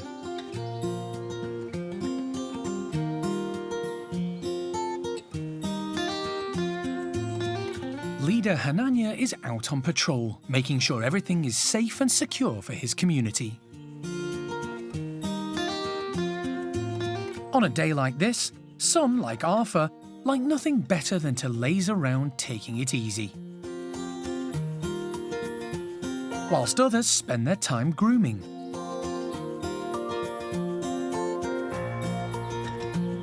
And for the females in the group, it's a chance to catch up on their sleep. Trudy and Cherry both making the most of the peace and quiet. But there's one little chimp who won't take it easy. 4-year-old Thelma. She likes nothing better than playing and fooling around. And she loves to get the older chimps to join in too. Especially her favourite uncle, Simon.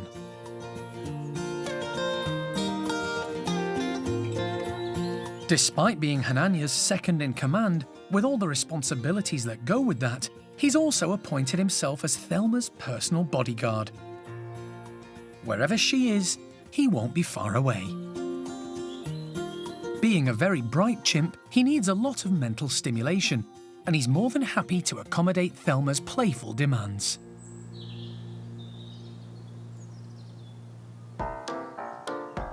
But it's not just the little ones that like to play. Shamak is in a cheerful and mischievous mood. And if he can get his mate Simon involved, even better.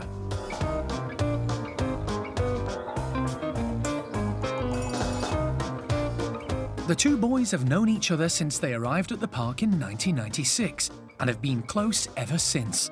They both have boisterous and playful personalities, although Shamak is definitely the clown of the group.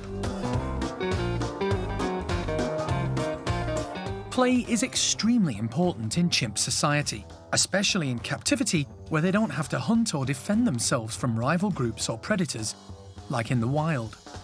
It's how they learn, build their strength and agility, and establish bonds in the group. And by watching others, youngsters like Thelma can have fun and learn at the same time. Although her tumbling technique may need a little more practice. With more than 250 primates of all shapes and sizes needing constant care and nourishment, it's important the team vary their feeding routines. It helps keep the group stimulated and active. Today, primate care member Donna is at the spider monkey enclosure, and the seasonal treat she's distributing involves a challenge. She's hiding the tasty strawberries in balls of straw, covered with a sheet. We provide enrichment for all the primates at the park every day in some form or another. It doesn't have to be items like this every day, even just by giving them whole foods or chopping it up small. Just by varying it keeps it interesting for them. They're highly intelligent animals, so it's really important that we keep their minds stimulated, keeping them busy. In the wild, they have to think about lots of different things, so it's important that we try and encourage that in captivity as well. There are just 3 spider monkeys in the group who all arrived together at the park in 2012. They are males Hickory and Flint and lone female Pumpkin. Come on, guys, you're coming! Flint and Pumpkin lead the way out.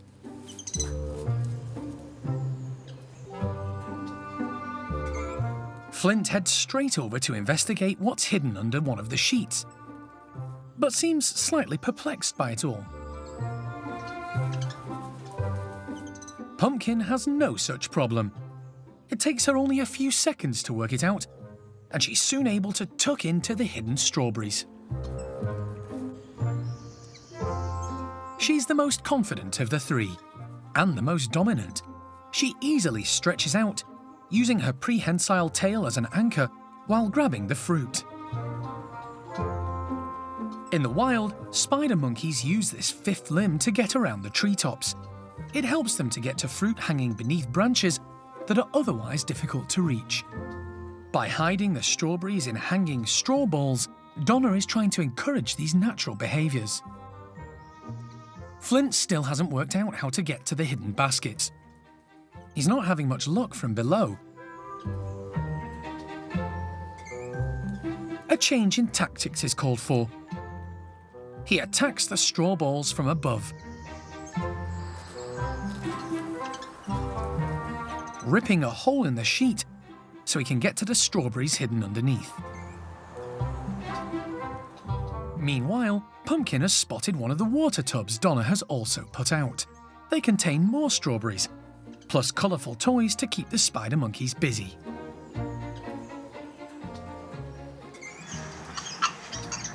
Hickory is the last one out. At 26, he's the old man of the group, almost 7 years older than the others. He's a quiet character, but with a great personality, and still loves to get involved. Hickory is really playful, so anything new or different in the enclosures, he just loves to play with it. He has a good old giggle, mouth open, bit of a shake of the head, and just has a good old laugh with it, and just is inquisitive and wants to know what it's all about.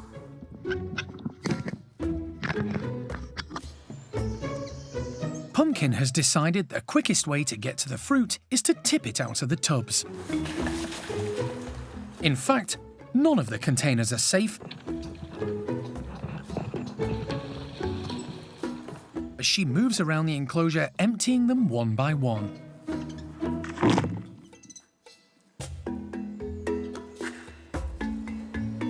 Flint is still totally engrossed in the hidden strawberries, although he's had enough of the hanging sheet.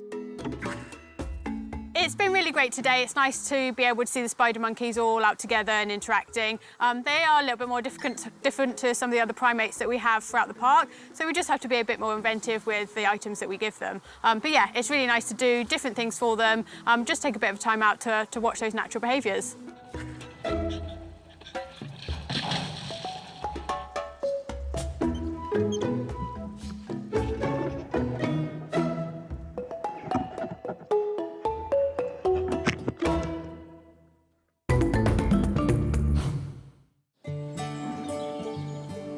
Over at Malagasy, the park's group of 10 ring-tailed lemurs are in for a sticky and hopefully challenging treat. Karen is putting out plastic balls smeared with honey and jam and filled with sunflower and pumpkin seeds. But it comes with a twist. Amongst the filled balls are some empty ones. It's all part of keeping the lemurs interested and stimulated. So when animals out in the wild go off looking for food, they're not necessarily always going to find food, so not every trip is going to result in them finding food. So that's actually why enrichment with nothing in is just as enriching, because if you put this out and every time they get a reward, well, that's okay, it's nice for them, but it's not interesting anymore. Whereas if they have to search through a few ones with nothing in to find something in an enrichment device, that's actually more enriching. So it's just as good to give empty things mixed in with the filled up things. Come on, guys. The troop wastes no time. Indiana heads straight to the tunnel and is soon licking out the sticky treats, while Kaya is happy using her hands to pick out the seeds. Al is showing great balance on the ropes. Despite arriving at the park with a broken tail, he can move around incredibly well. He's now integrated with the other lemurs, but is still on the fringes of the gang. Houdini helps himself to a ball from the basket. He uses his long tongue to get at the seeds and lick the jam.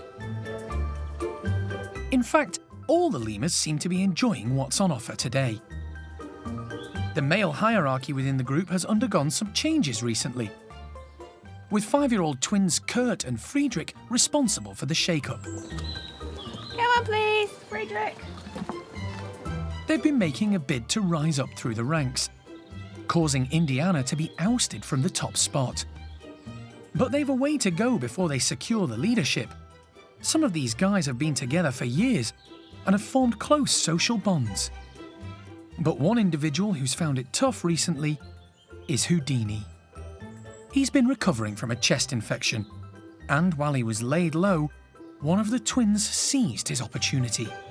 Since Houdini was sick, Friedrich seems to have used it as a way to try and get above him in the hierarchy, and that even though Houdini's better now, Friedrich still kind of got a little bit of a fixation with Houdini, so we're doing a slow introduction to try and get the troop all back together again, but currently we're keeping Friedrich and Houdini separate for the majority of the time.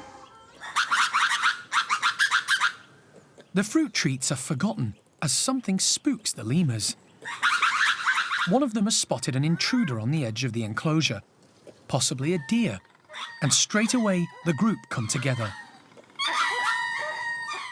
This is all a combination of alarm calls, contact calls, and territory marking, territorial calls. So I think Kaya saw something initially, so this is the alarm call, and they all just kind of band together and make the noise to make sure everyone's aware of what's going on. And then there's some contact calls, like that one there, just probably to check where everyone is. And it's kind of nice as if they do see something like a deer, because it causes them to react, and it causes them to react as a troop, so it's quite nice when we see them doing this. Ring-tailed lemurs are very different to most other species at the park. They're not monkeys, they're prosimians, meaning first primates, and are native to the island of Madagascar. Their physiology enables them to leap and bound large distances between the trees. They have big muscular legs to push off with, and soft pads on their hands and feet, perfect for landing on. Their big toe is more like a human thumb and is spread apart from the smaller toes, ideal for grasping and holding onto branches. But perhaps their strongest trait is their sense of smell. You'll know that they've got a longer snout, and it's actually a wet nose, and that's kind of indicative of their sense of smell being more important. So with these boars, they're able to get their full snout really into them to get their food out of them. That kind of shows how important their sense of smell is. And you see a lot of scent marking happening with the lemurs, and that's how they do a lot of their communication, through scent marking. Lemurs have extremely sharp saber-like teeth, perfect for tackling a variety of foods, and lethal when it comes to defense in a fight. Their fabulous long fluffy tail isn't just for show. So the tail for lemurs is communication, a lot of it. So as they're walking around, the tail is up, and that's kind of a way to keep an eye on each other, and they'll follow each other through the grasses as long as they can see their tail. They use it up in the tops up here like a counterbalance. So as they're walking along the branches or the rope, it will be going from side to side, and that's just to keep them balanced on the rope or the high branches that they're on. They use it as a scarf. Temperatures do get quite cold in Madagascar, in the south of Madagascar, where they live at night time at some parts of the year, so they'll all huddle together and wrap their tail around them. And they also do stink fighting, which is the coolest piece of behaviour ever. So they'll rub their tail past a scent gland that's on each wrist, and then they'll put their tail over their head and flick it at their opponent, and basically sending their smell towards their opponent. And the strongest smell will be the indicative of the stronger male.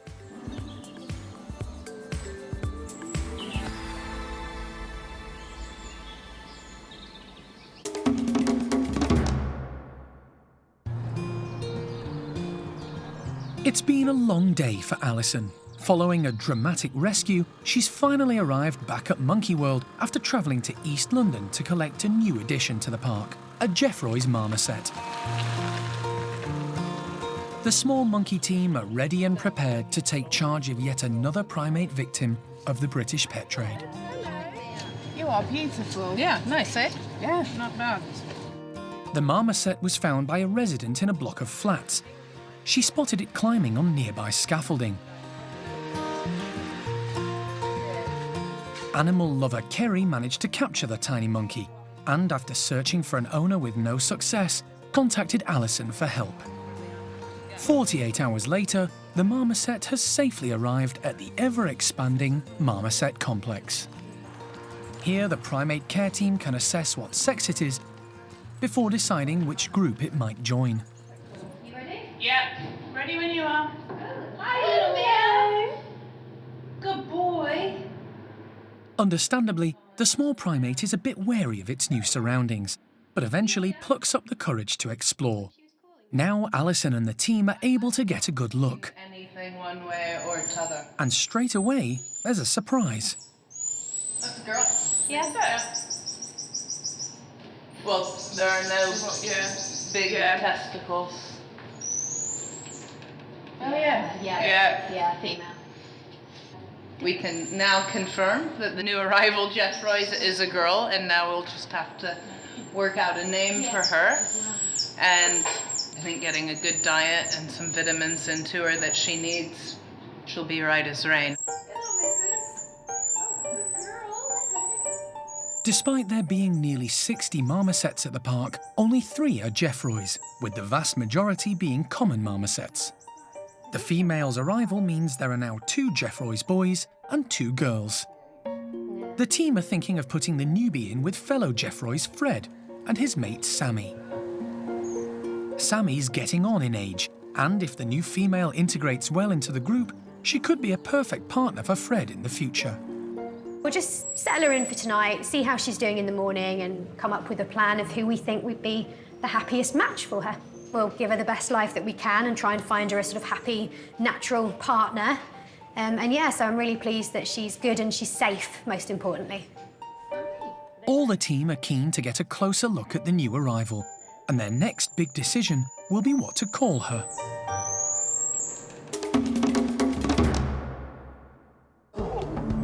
Next time on Monkey Life, concern for the health of Chimp Sally. She's very lethargic and listless and weak. She's a lot weaker than normal.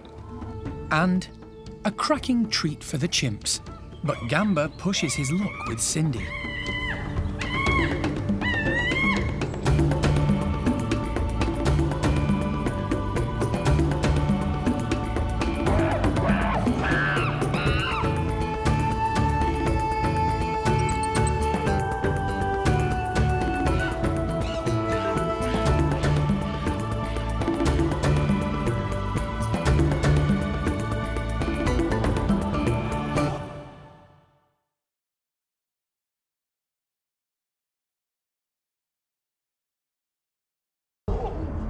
Today on Monkey Life, concern for the health of Chimp Sally.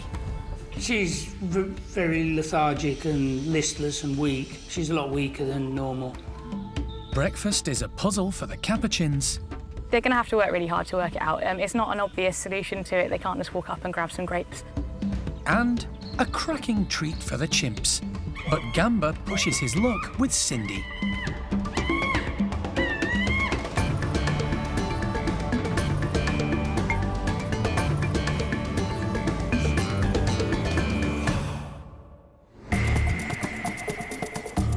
Monkey World in Dorset, buried deep in the English countryside, is the largest sanctuary of its kind on the planet. The team, led by Dr. Alison Cronin, rescue and rehabilitate abused and unwanted primates from all over the world. He's a sweetheart, he is, isn't he? He's lovely. And you are as well. The park provides a home for more than 250 monkeys and apes from 22 different species.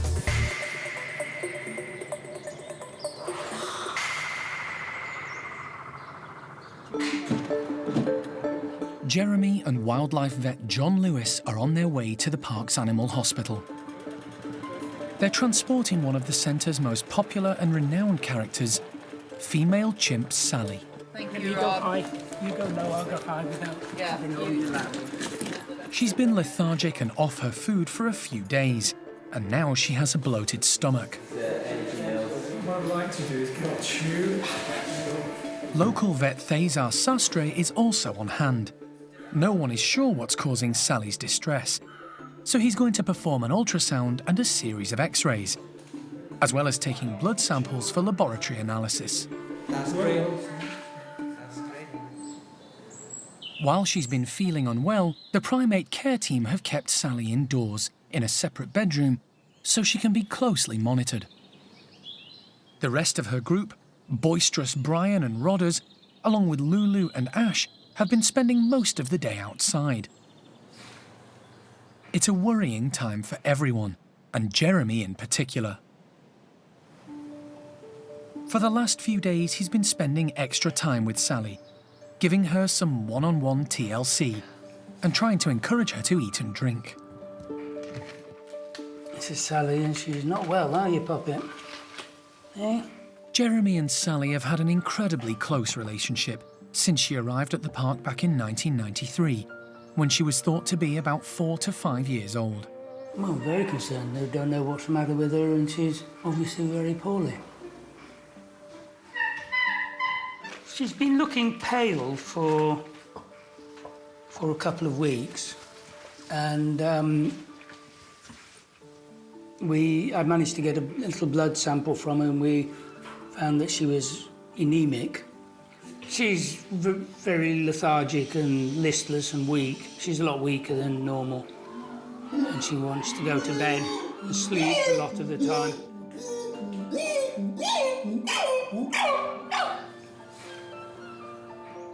I don't think Sally would worry too much about not being with everybody else. She doesn't want to miss anything fun that's happening generally. But at the moment when she's feeling groggy, that's not a problem. She likes her own company. She's not, she's not the most sociable animal in the world.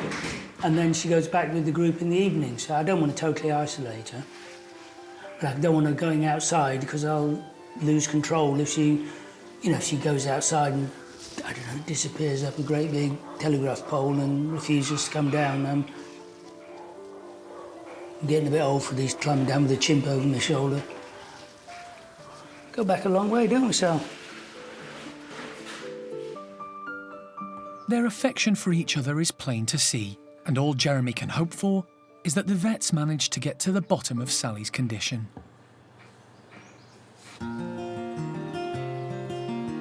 While Jeremy comforts Sally, another of the chimp groups is enjoying the sunshine and tucking into a protein breakfast. Paddy's old gang are having eggs, some hard-boiled and some raw. One thing's for sure, the chimps think it's a cracking treat.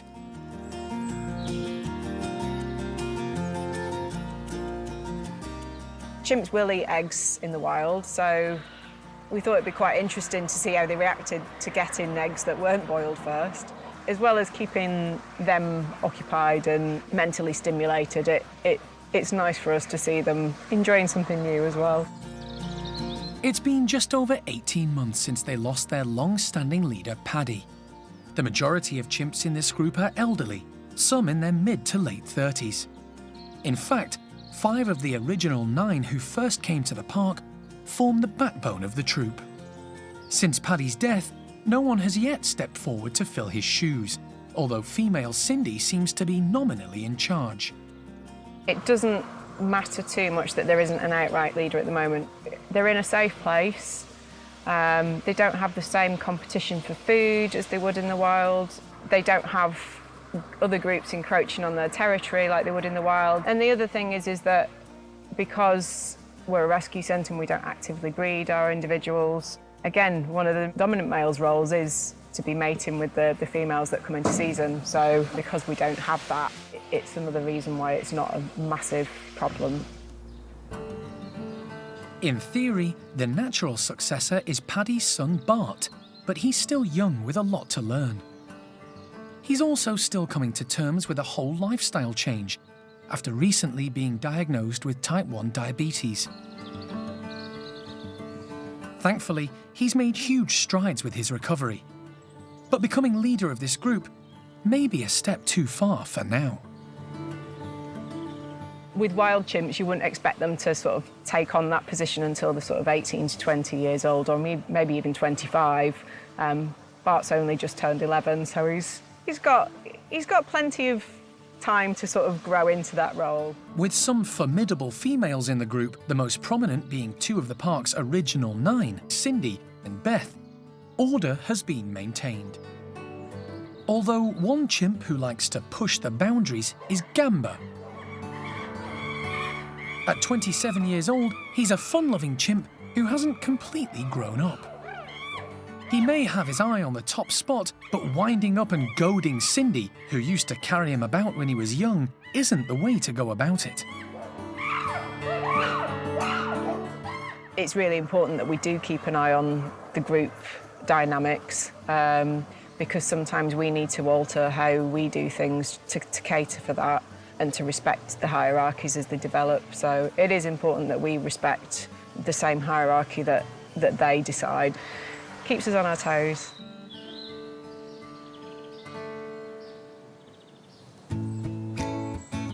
Helping maintain the social order and making sure the park's primates are stimulated and happy is a constant job for the care team.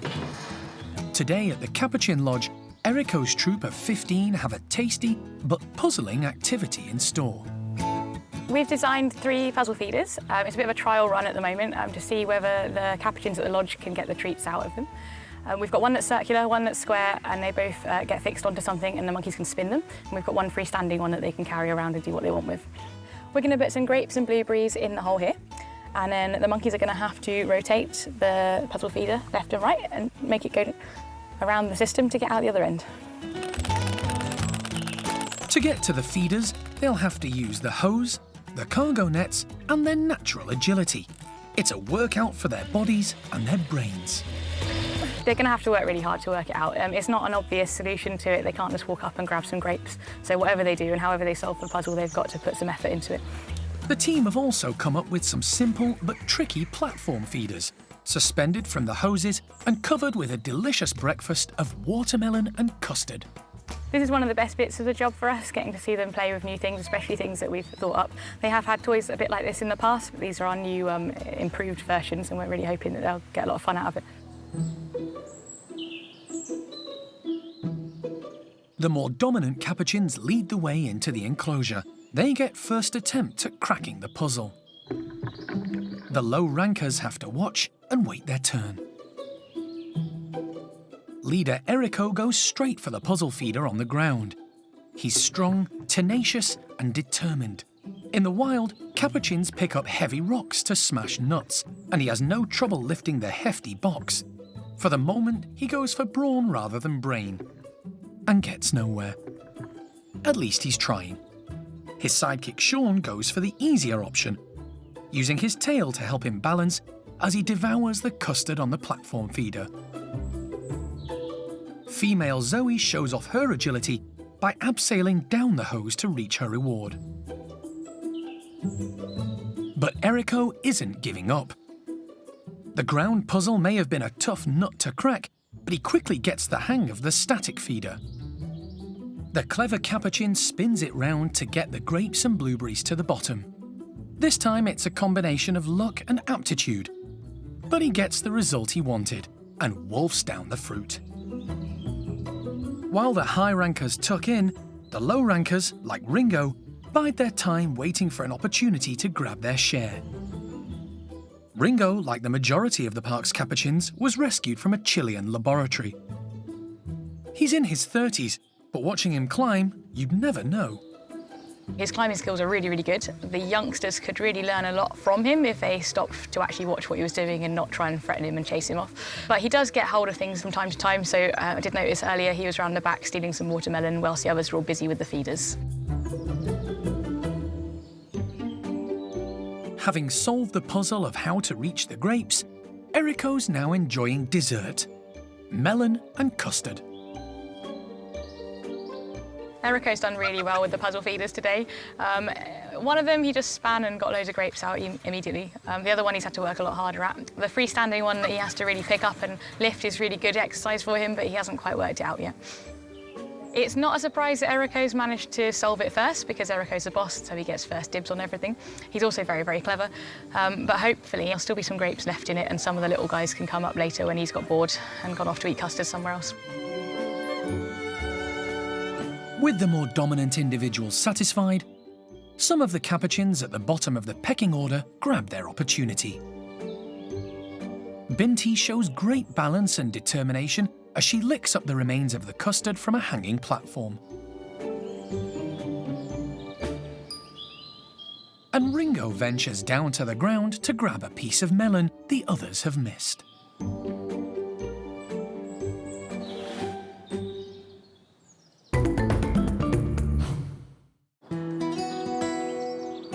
One of the park's newest arrivals is squirrel monkey Nueve. She came from Chessington Zoo a few months ago, but has settled in quickly to life at Monkey World. Nueve has joined the group that includes elderly females Topsy and Turvy, along with another female, Azzy, and lively young male, Charlie. They live alongside Saki monkey, Chloe. Today the group are about to be given their morning feed, but with a difference. Primate carekeeper Hannah has gathered a number of tube feeders with various sized holes. Inside is a special treat of live mealworms hidden in wood wool. So it made it more difficult for them with some enrichment. So we've hung it up on the branches, which means they have to use their agility to hang down and get it. Also, it's hidden quite well in some wood wool. It's a little bit more difficult for them to hunt for their food like they should do in the wild. As always, it's young Charlie who leads the way. He's a bright and confident boy who loves a challenge. His new housemate Nueve isn't far behind, although she's a little unsure about all the colourful objects hanging in the enclosure. Straight away, Charlie shows her what to do, although he gives up far too easily with this one. But when he can actually see the wriggly treats in one of the clear tube feeders, he decides to persevere and is soon rewarded with a tasty mealworm. Initially, Nueve goes for easy pickings, finding some fruit Hannah placed on the platforms. And Turvy opts to do the same. Charlie's got the hang of the fiddly tube feeders and is making short work of capturing the wiggly worms. But confused Nueve takes the full-on approach. She hasn't quite got the knack. Being a youngster, she's constantly on the go and hasn't developed the patience needed just yet. However, it doesn't dampen her spirits. Our newest arrival, Nueve, is getting on really well. She's very cheeky. Being the youngest, she does like to push the older one's buttons and sometimes does get told off for it, which is what she needs. But yeah, she's very mischievous and very playful. Saki monkey Chloe finally makes an appearance.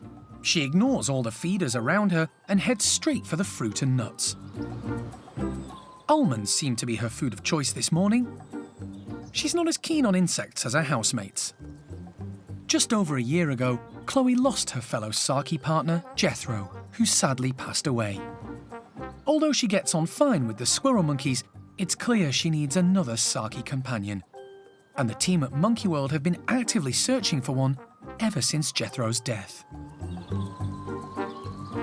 For now, she'll have to make do with her 5 squirrel monkey housemates. But at least it's a frictionless group, where everyone seems happy to coexist together.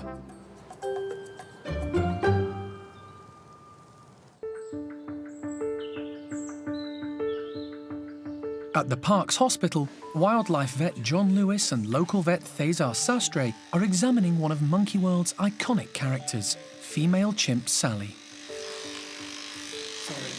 No, that's absolutely fine. You do your job and then She's been lethargic, off her food, and generally feeling unwell over the past couple of weeks. Even some one-on-one TLC from her best pal Jeremy hasn't persuaded her to eat and drink. Sally has been not herself for about 2 weeks now. And so Jeremy's sort of been managing her inside.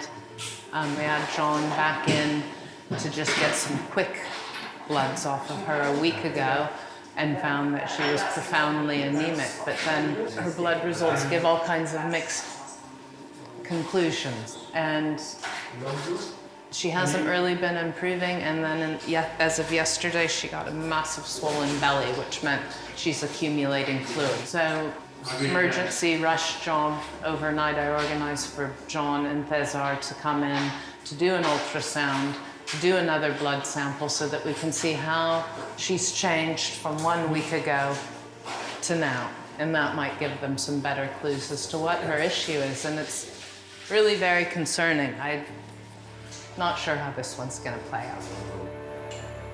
The result of the blood test taken last week indicated a major problem with Sally's kidneys. An ultrasound may show the cause. With Sally intubated, John is happy for the checkup to proceed. Thezar wants to find the cause of her swollen abdomen first. He uses an ultrasound before taking a sample with a syringe. It's ascites, but it's not hemorrhage though, is it? The fluid in Sally's abdomen is yellow in colour and clear, which rules out a hemorrhage leaking blood into her body cavities. No, the coughing. I couldn't get a clear listen on the heart because of the murmur before. Any chance to switch off lights? Yep. The lights are dimmed so Thezar can get a clearer picture of the ultrasound. With so much fluid in Sally's body, it's difficult to interpret the image. But straight away, Thezar spots something abnormal. John, this is got pericardial effusion. Yeah, that's a heart. That's a pericardial. It's not good news. There's an abnormal buildup of fluid in the pericardial cavity, which surrounds the heart. This can cause increased pressure and badly affect the way the heart functions. Thezar continues to assess the chimp's other organs. The liver looks fine. There's no masses that I can see obvious anywhere, but definitely there's lots of fluid. While you're here, Thezar, if it's all the same to you in this position, you can do a chest X-ray. Yeah. And see if it's got the whole suit, as it were. 1, 2, and 3. That's it, perfect, perfect, perfect. While Sally is under the anaesthetic, John wants to X-ray her abdomen and chest.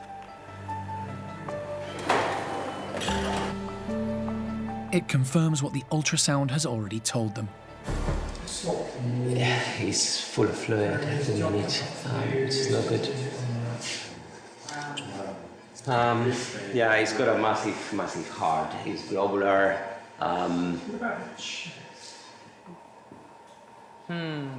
It's a bit odd. Finally, Thezar checks Sally's kidneys, but he has trouble finding them with the ultrasound. They're small, and the amount of abnormal fluid surrounding them makes it hard to get a clear picture. Those kidneys, for any reason, they are not working. The vet team have exhausted all the checks they can do for now, but they're still not 100% sure what's causing Sally's condition. We still don't have a diagnosis, which is incredibly frustrating, but that's veterinary medicine half the time. Some of the blood indicators of kidney failure are extremely high in her, but she doesn't look like an animal with kidney failure, and there's a look to them. It is a bit of a curious case. It's difficult to explain all the key features of it in one clear diagnosis. But, you know, it doesn't matter if we don't diagnose what's wrong with her. If she gets better, if we can treat her symptomatically and that works, clearly it's better if you get a clear diagnosis. But at the moment, we don't. Alison knows just how important Sally is to everyone at the park, staff and visitors alike. Sally's been a key player at the park, not just her herself, but for all of those youngsters she's helped bring on. So, you know, she's really important to us. For Jeremy, you know, I'm really concerned about him and how he's going to do. But we're not giving up yet. We still have, you know, the concern today was that they were going to scan her and just find a massive tumor where her kidneys should be or something like that. So we're left with perhaps even more questions than we started with right now, but at least we're giving her medical treatment now to get rid of some of the excess fluids and seeing if she stages a recovery or if we can get any more clues from the investigations we've done today. But yeah, it's a really concerning time, and needless to say, we'll do everything we can to try and pull Sally through this. Sally is returned to the bedrooms, where John and Jeremy can monitor her until she starts to come round from the anaesthetic. Hopefully the samples being sent for analysis will give them a better idea of what's causing her condition. and allow the team to treat this very special and much-loved chimp.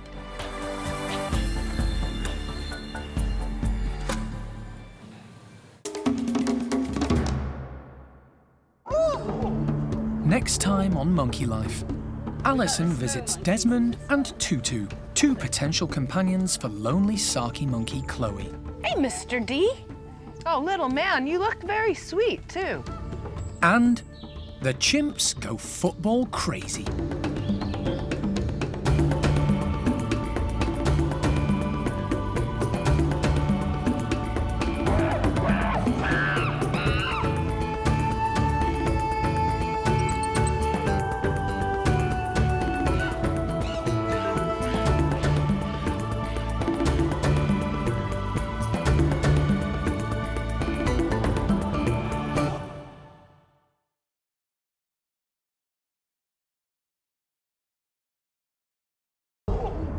Today on Monkey Life, Alison visits Desmond and Tutu, two potential companions for lonely Saki monkey Chloe. Hey, Mr. D. Oh, little man, you look very sweet, too. But will her concerns about Tutu mean only one of the pair returns with her to the park? Tutu's future is in the balance right now, so we'll have to wait and see. And the chimps go football crazy.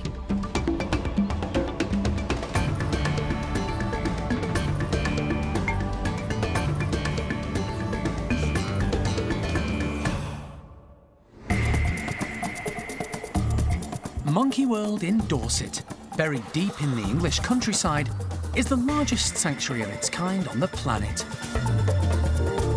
The team, led by Dr. Alison Cronin, rescue and rehabilitate abused and unwanted primates from all over the world. Right, ready to go. 3 monkeys in the box, not too bad. The park provides a home for more than 250 monkeys and apes from 22 different species.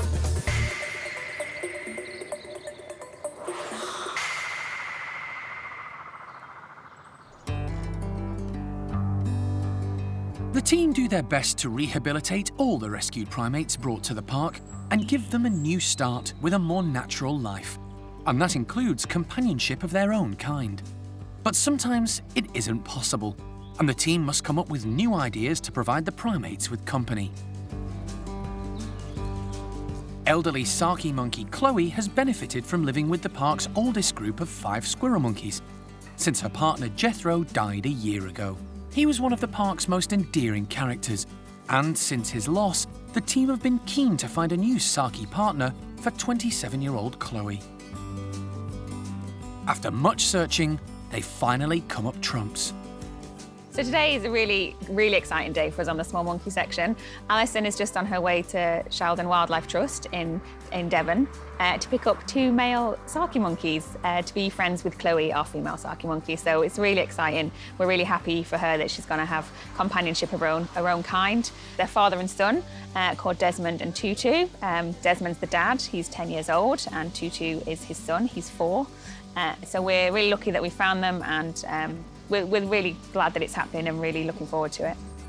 Chloe has coped well since Jethro passed away, but recently she appears to have been missing the company and interaction of her own species. The situation may have been compounded by the arrival of a new and rather boisterous squirrel monkey, Nueve. Nueve is quite young. She's very active, she's very playful, but she thinks a big ball of fluff that is Chloe is quite entertaining, so she'll nip up and she'll pull her tail a little bit, or she'll give her a little prod, and then when Chloe reacts, then Nueve thinks it's hilarious fun and carries on doing it. So Chloe tries to avoid Nueve as much as possible, and we sleep them separately so she shouldn't have to deal with them. She gets a good night's sleep, and some days she decides that she doesn't want to go anywhere near Nueve, and that's fine, and we allow that as well. So she's just seen as a bit of fun from Nueve, but Chloe doesn't quite see it like that at the minute. While Alison is on the road to Sheldon in the neighbouring county of Devon to collect the pair of Sakis, at the park the team are prepping one of the enclosures, plus a couple of bedrooms, in the marmoset complex.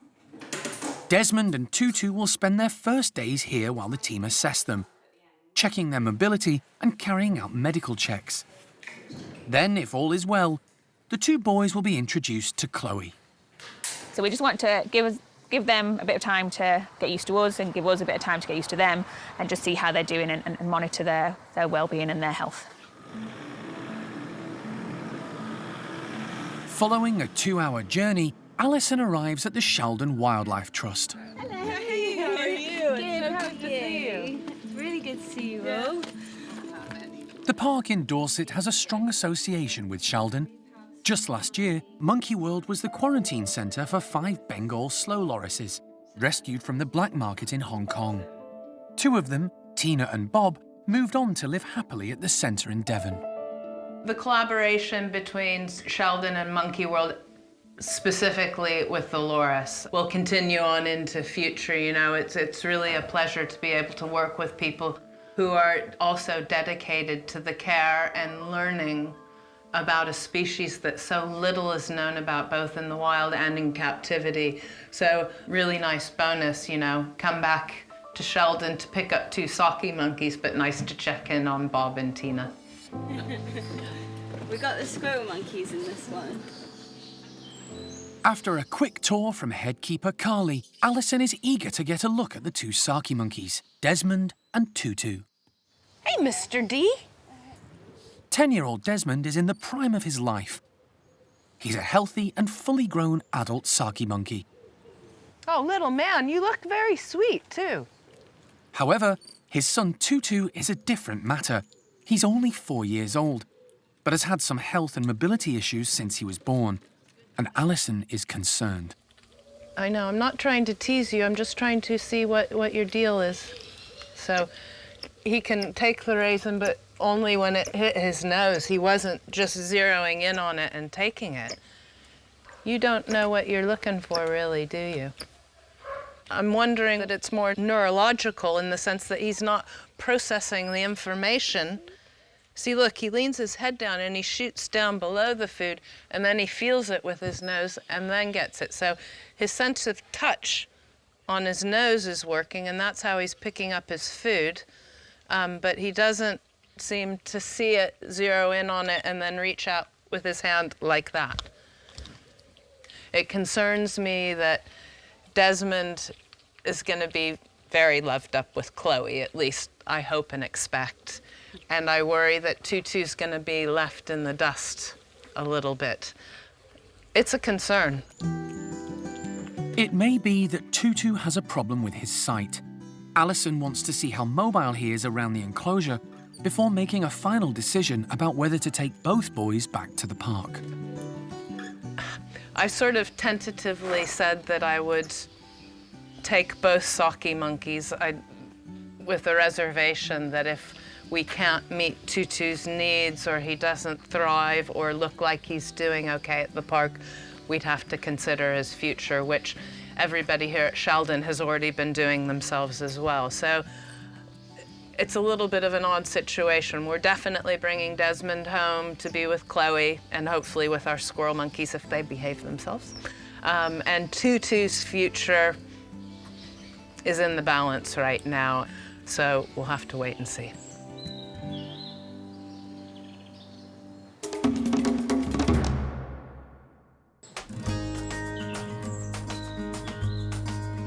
Summer has well and truly arrived at the park, and with temperatures soaring, the primate care team are doing everything they can to keep the primates cool and hydrated.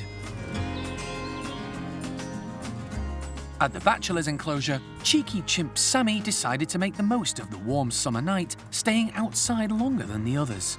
A bedroom was left open for him to come and go, but he's up early and out again.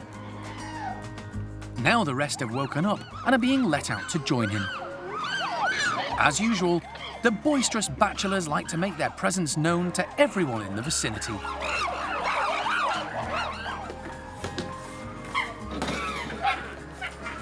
Paco is well known for his impressive displays.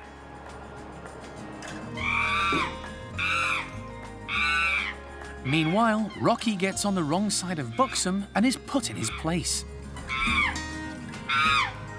All pretty standard in chimp society, and it settles down as quickly as it started.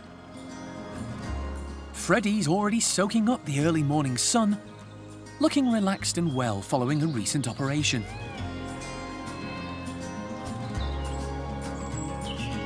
Football fever has recently gripped the nation, and the primate care team are giving the boys a chance to get involved with footballs, kindly donated by a local organisation.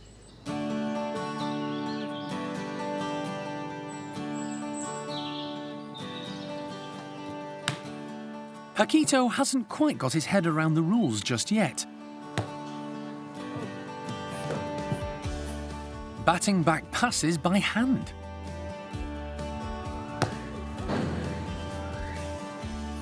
Much more of this and he might get sent off.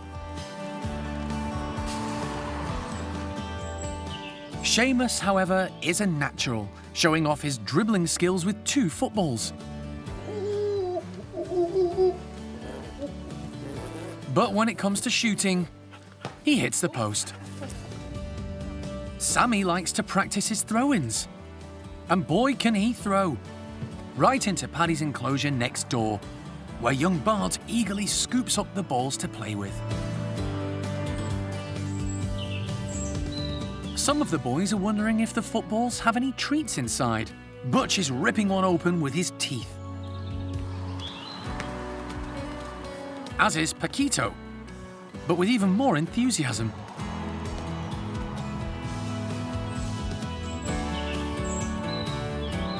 High-ranking Buxom is having a whale of a time. At 36 years old, it's lovely to see this tough guy letting his hair down.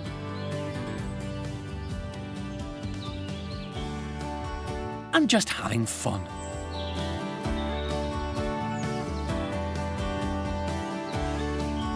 The bachelors are all really enjoying themselves. And Buxom's even collected enough footballs to make his own ball pit.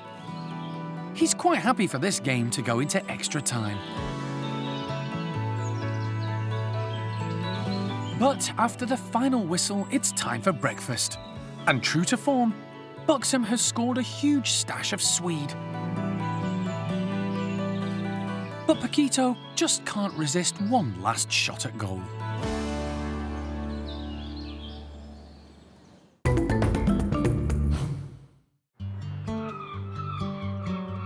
Alison is in Devon on the south coast to pick up 2 male white-faced Saki monkeys from the Sheldon Wildlife Trust. 10-year-old Desmond has been lined up as a possible companion for the park's female Saki, Chloe. Saki pairs often mate for life, and everyone is hoping they'll get on well. Desmond has had a previous relationship, and as a single dad, is accompanied by his son, 4-year-old Tutu. But while Desmond is a healthy adult male, Alison is concerned Tutu has neurological problems, which affect his mobility. After watching him in the outdoor enclosure for a while, she makes up her mind and decides to take both back to the park. He's a really odd case, and I don't know that we're ever going to be able to figure it out. So probably it's worth doing one basic health check with John Lewis, and then just trying to make him happy and comfortable, and we'll see how we can achieve that. Listen. Yeah. Chloe is desperate for a male companion. She adored Jethro, but unfortunately for her, that love wasn't reciprocated. I'm hoping that she sees Desmond and just falls in love, and that Desmond is pleased to have a female companion, and that they provide each other with what they need, which is those whistles and communication that none of the other species will provide, and also the right kind of grooming. I just hope Tutu doesn't get left behind. But before the pair can be taken back to Monkey World, they need to be persuaded into their travel boxes. Never an easy task. We're going to try and make them the most interesting place going, with nice tasty treats inside, and then just go in and sit alongside the boxes side by side and see if we can lure them into the boxes so that we can quietly close the door without having to chase them. Otherwise, it's reverting back to the usual, get them inside the house and try and chase them into the box, which is far more stressful. Unfortunately, the 2 boys aren't interested in the box or the treats inside, and head back to their indoor bedrooms. The team resort to plan B, with Sheldon's headkeeper Carly trying to usher the pair from the inside into the crate outside. At the side of the boxes, they've just gone back into their indoor nest box, not even looking, not even thinking about it. With both Plan A and Plan B out of the window, it's going to need a more hands-on approach.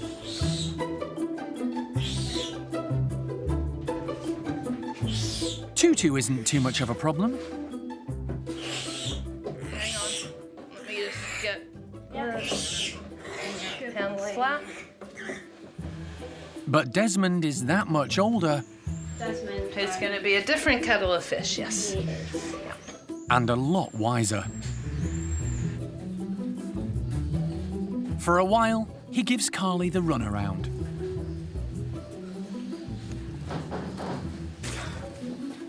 But finally, she manages to grab him.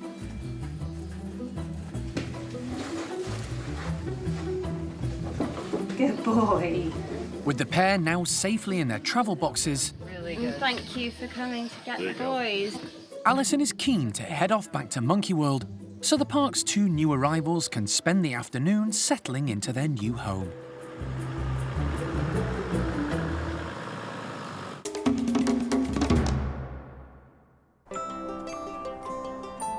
Monkey World's top priority is to offer all of its primates a suitable, forever home. And the teams try to support each individual and cater for their specific needs. Companionship is a key part of this. All the park's residents need friendship of some kind, whatever their circumstances. Sometimes this means putting different species together, or creating same-sex partnerships.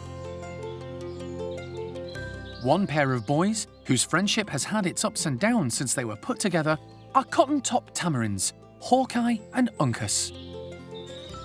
Cotton-top tamarins are really beautiful animals. They've got this beautiful crest of white hair on their head. They look stunning. Their coats are beautiful. They're always really fluffy and really shiny. So even though they're old, they're in a great condition. These two, they're not the most active of primates that we have here at the park. Like I said, they are old, so they do quite a lot of sunbathing. They really do like the sunshine.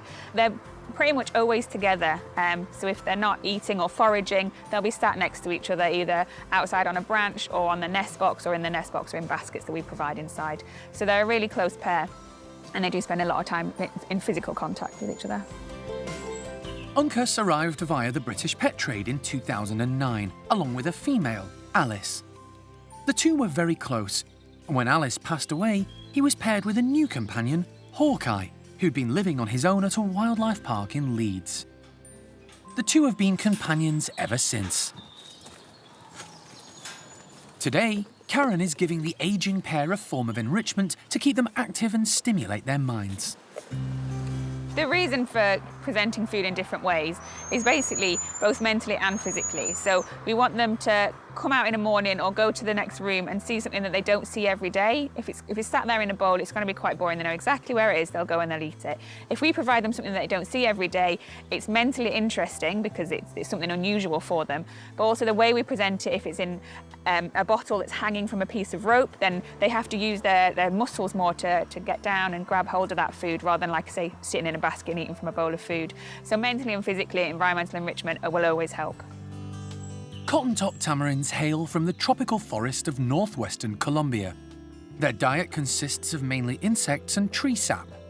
Tragically, due to large-scale habitat loss and their previous use in pharmaceutical experiments in the 60s and 70s, their population has been decimated. They're now one of the most rare primates in the world and are critically endangered, with less than 1,000 remaining in the wild. While no one can predict the long-term future of the species, at least for Uncas and Hawkeye, life is relaxed and happy, mainly because of their companionship and the dedicated care they receive from the team.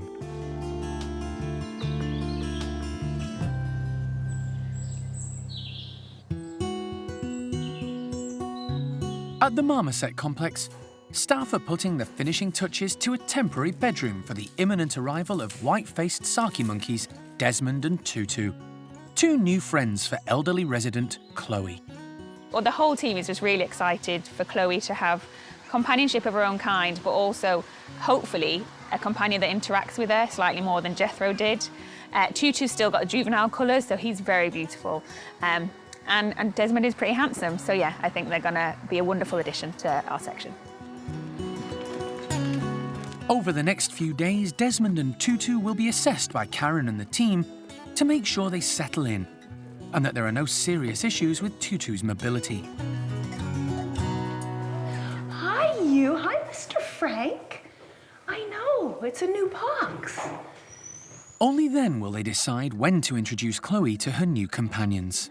I think we should let Desmond out first. Okay. I think that's him. Before releasing the pair, Karen takes the opportunity to weigh them in their boxes. Okay. Desmond is going to be released into the bedroom first. Come on, Mr. D. Good boy. Come on, Desmond. Excellent job. Excellent. You going through. Perfect. And he doesn't need any time to think about it. He's straight in and up onto the new branches and perches just installed by the team. With his dad ahead of him, Karen hopes son Tutu will be just as quick to follow him in. But he's nervous and staying put in the box. Come on, Tutu.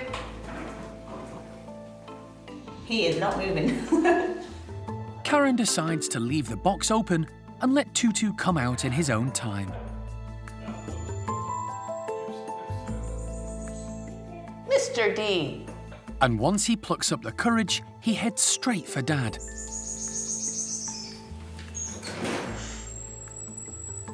Karen is pleased with how things are going, but is surprised at how unsteady Tutu is when moving around. Yes, we obviously know that Tutu has some mobility issues, a little bit worse than I was probably expecting, but I think it just needs some time to get used to the new environment and where everything is. And obviously, the more we watch him, and we can see any problem areas and we can adapt the enclosure more. Yeah, it's just watching how they get on. But yeah, they look gorgeous. You know, I really couldn't be happier. Desmond is flying about, leaping from branch to branch, exploring everything, announcing when he's found more nuts. That's going really well. And Tutu took a few seconds to come out of the box, but he has, and as soon as he got up into the branches, he's a bit wobbly, but actually doing really good and moving about all of the different food spots that Karen's put out for him. So I'm actually surprised how well Tutu, but both of them are doing, so that's great. Next step for the pair will be to investigate their new outdoor enclosure and then meet female Saki, Chloe.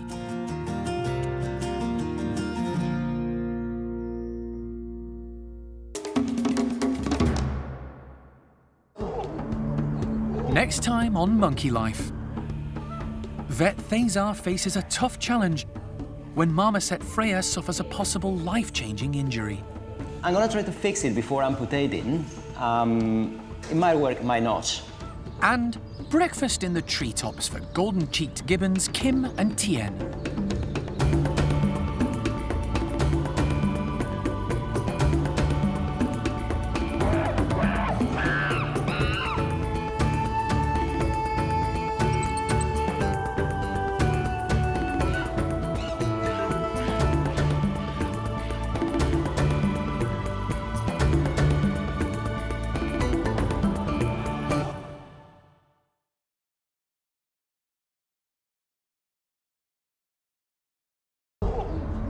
Today on Monkey Life, Vet Thazar faces a tough challenge when marmoset Freya suffers a possible life-changing injury. I'm gonna try to fix it before amputating. It might work, it might not. Newly arrived Saki monkey Desmond loves his new outdoor enclosure, but will it prove too much for his son? He obviously has issues with his mobility. We think he might have issues with his sight as well. And breakfast in the treetops for golden-cheeked gibbons Kim and Tien.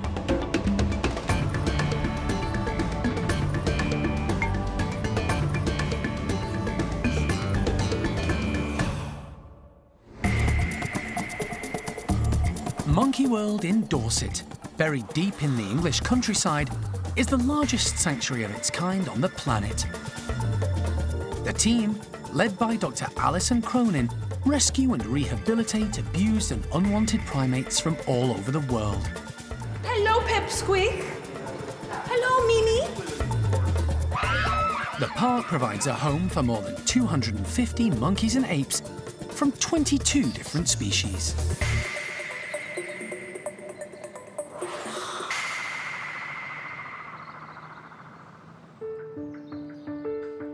It's been a few weeks since female marmoset Freya was rescued and brought to Monkey World. She was found leaping around on scaffolding outside a block of flats in London. She's settled in well and is delighting in companionship of her own kind. She's made friends with Fred and Sammy and is living with them and enjoying all the benefits of a lovely, large outdoor enclosure. But over the last couple of days, the primate care staff have noticed Freya has developed a limp, which is affecting her mobility quite badly. She also appears to be in pain.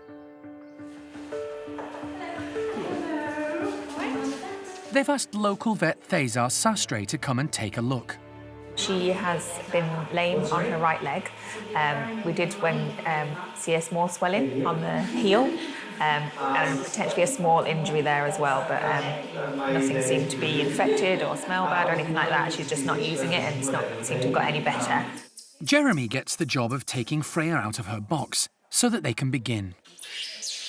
She's a feisty little marmoset who makes her presence known as she's put under with anaesthetic gas.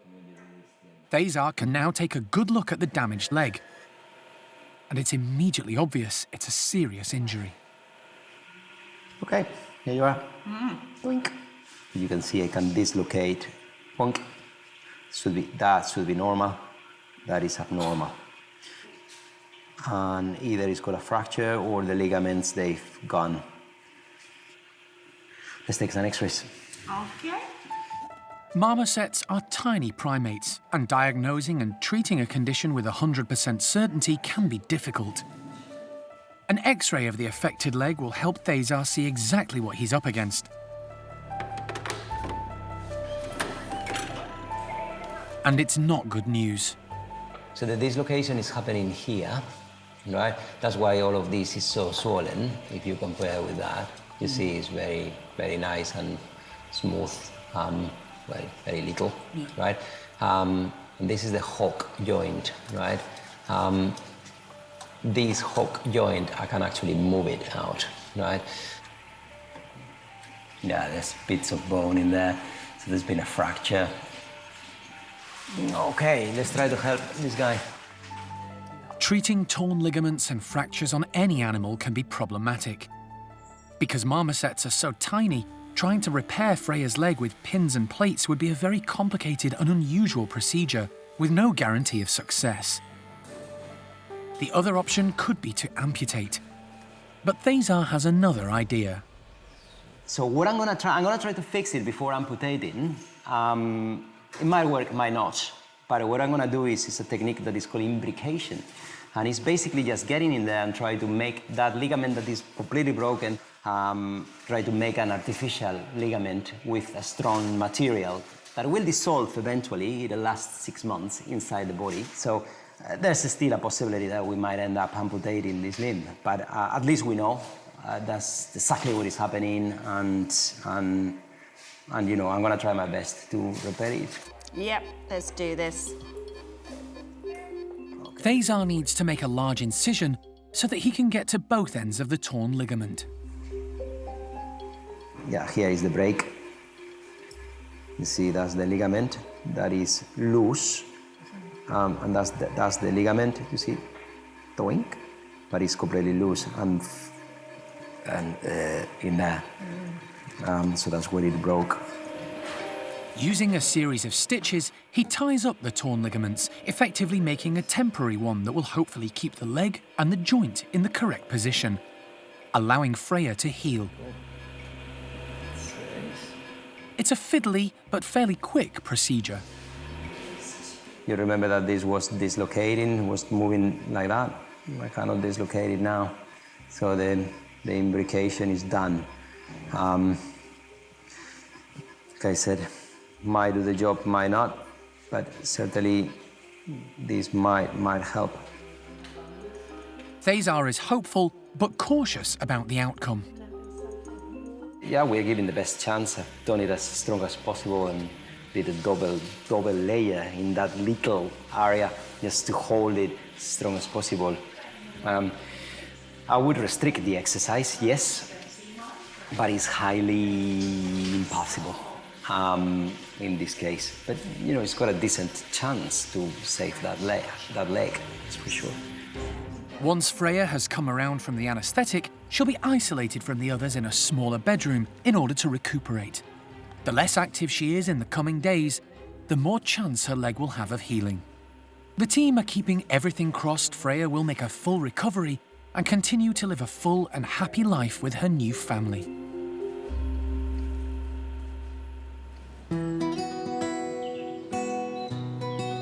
The two newest arrivals to Monkey World, white-faced Saki monkeys Desmond and Tutu, moved to the park yesterday and are beginning to settle in.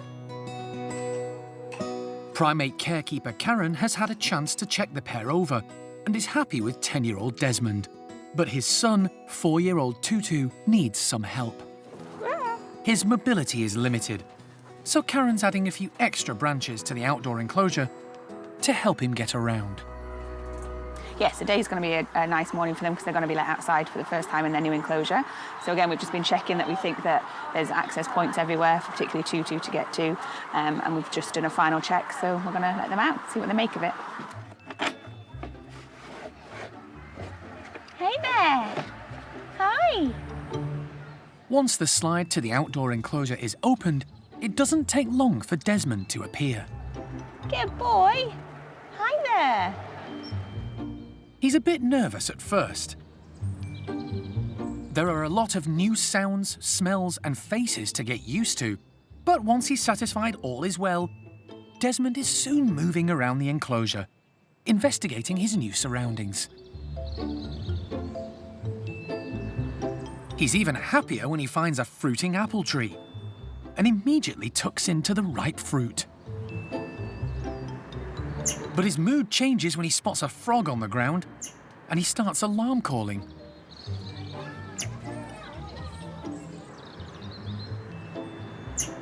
Thankfully, the little amphibian hops off, leaving a relieved Desmond to continue exploring his new home. He's been all over the enclosure, leaping around, doing really well, really happy, but really nicely keeps going back in and checking where Tutu is. And when you watch them inside, he'll go over to them, they'll nuzzle a little bit on their face, and then he'll come back outside. It's kind of like he's encouraging Tutu to come out, but it's really nice that we know that they have a really strong bond, and he keeps checking on his son, which is really nice to see. Hi, Tutu! Wanna come see? Eventually, Tutu plucks up the courage to take a look outside. But it's immediately obvious that he's struggling with his new surroundings. He obviously has issues with his mobility. We think he might have issues with his sight as well. So it's just, he has to get used to where everything is, and it just takes him longer to do that. And he has to kind of process things a lot more, because we don't think he can see as well as most monkeys, and certainly not as well as Desmond. So you see him reaching out a lot more to find things rather than just climbing onto them. He doesn't jump because of his mobility, so you can see Desmond jumping all over the enclosure, but Tutu has to walk everywhere, and so we need a lot of more connecting branches and platforms and hosing for him. So it just took him a bit longer to figure out how to get out. I think he is happy to be moving around and happy to be in his enclosure and happy to be with his dad. So I think he's content in that sense, but we obviously need to make sure that we are keeping an eye on his health conditions and seeing if we can do anything more for him. Hopefully, with help and encouragement from his dad and support from the team, Tutu will settle in and thrive at the park. He'll also have the added benefit of extra company in the park's other resident Saki, female Chloe. I think it'd be really nice when it's a trio. I hope that Chloe will be really happy. She didn't get a massive amount back from Jethro. He wasn't that keen. He was a bit more human-focused than Saki-focused, so it'd be really nice for her to be with Saki monkeys that have normal Saki behaviour. So I think she'll be really happy, and hopefully the whole trio will be really happy.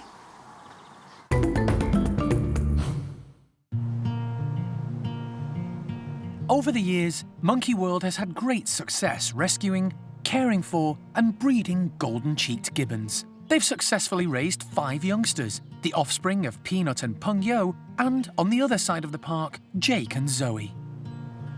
4 years ago, 2 of these youngsters left their parental group to be paired up in their new house and enclosure. Tien, the first golden-cheeked gibbon to be born at the park, joined Kim, who's a year younger and the offspring of Jake and Zoe.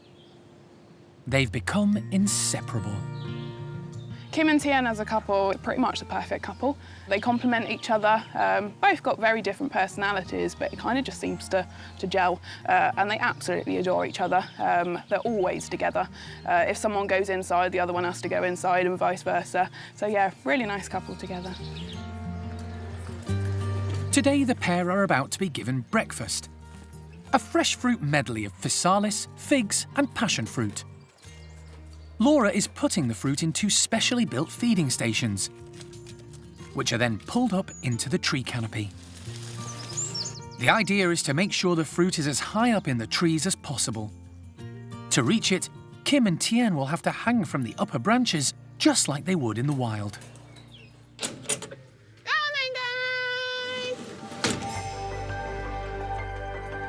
In their native habitat, gibbons travel far and wide to search for their breakfast. But here, Kim wastes no time heading straight to the nearest feeder. She loves her food and begins to snaffle it up straight away. Showing off his graceful moves, Tien swings effortlessly to the feeder on the other side of the enclosure. He's not as fixated on food as Kim and enjoys being in the trees and eating at a more leisurely pace. Plus, she doesn't like to share. Gibbons are suspensory feeders. They can hang from a branch using one arm while reaching for food with the other.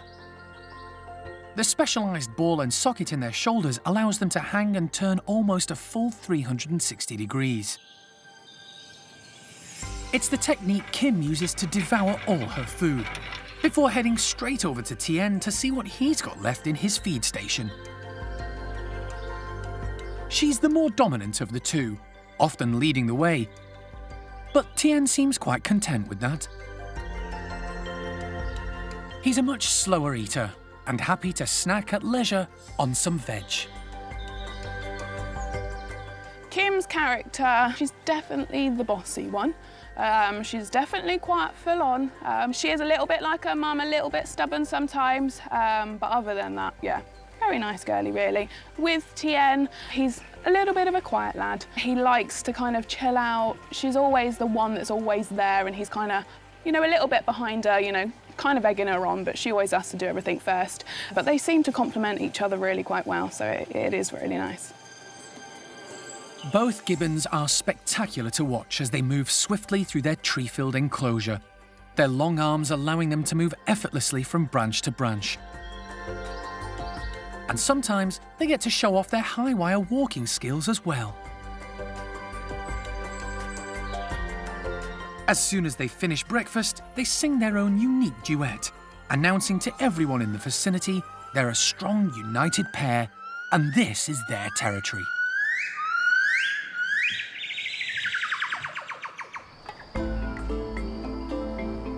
A lot of the success the park has had in caring for and rearing golden-cheeked gibbons runs in tandem with the work carried out by its sister sanctuary in Vietnam, Dao Tien.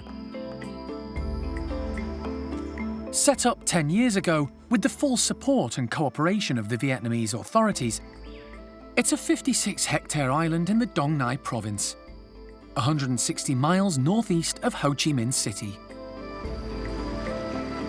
Since it opened, the team at Dao Tien have rescued a large number of primates, including golden-cheeked gibbons, black-shanked douklangers, and pygmy loris. Unlike at Monkey World, the ultimate aim at Dao Tien is to release the primates back into the wild. Marina Kenyon runs the centre in Vietnam. She's in Dorset for a flying visit to meet up with Alison and discuss the future release of 8 gibbons back into the wild. I can't imagine them not having a chance to the wild. I never ever want to see them sit in a cage forever. Any of our gibbons, I want them all to have a chance if we think that they're fit enough. There's some that are just are broken. The illegal trade has broken them and they're not going out, and that's fine. But the ones that still are within our criteria for release candidates, they're all going to have a chance. Because when you're in the forest and you see wild gibbons and you see what a wild gibbon can do, it's amazing. And you realise actually there is no other place that a gibbon should be bar in the wild. The gibbons at Dautien are separated into two different areas. The Phase 1 animals are kept in secure enclosures and include gibbons in the process of rehabilitation and those who will never be fit or well enough for release into the wild. The remainder live in semi-wild areas on the island.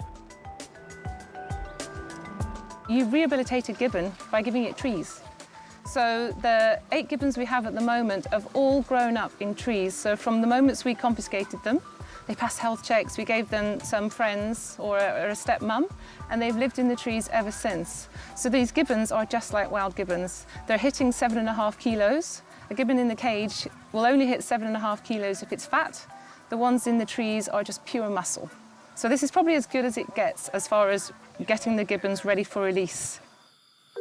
Over the years, Dautien has had great success.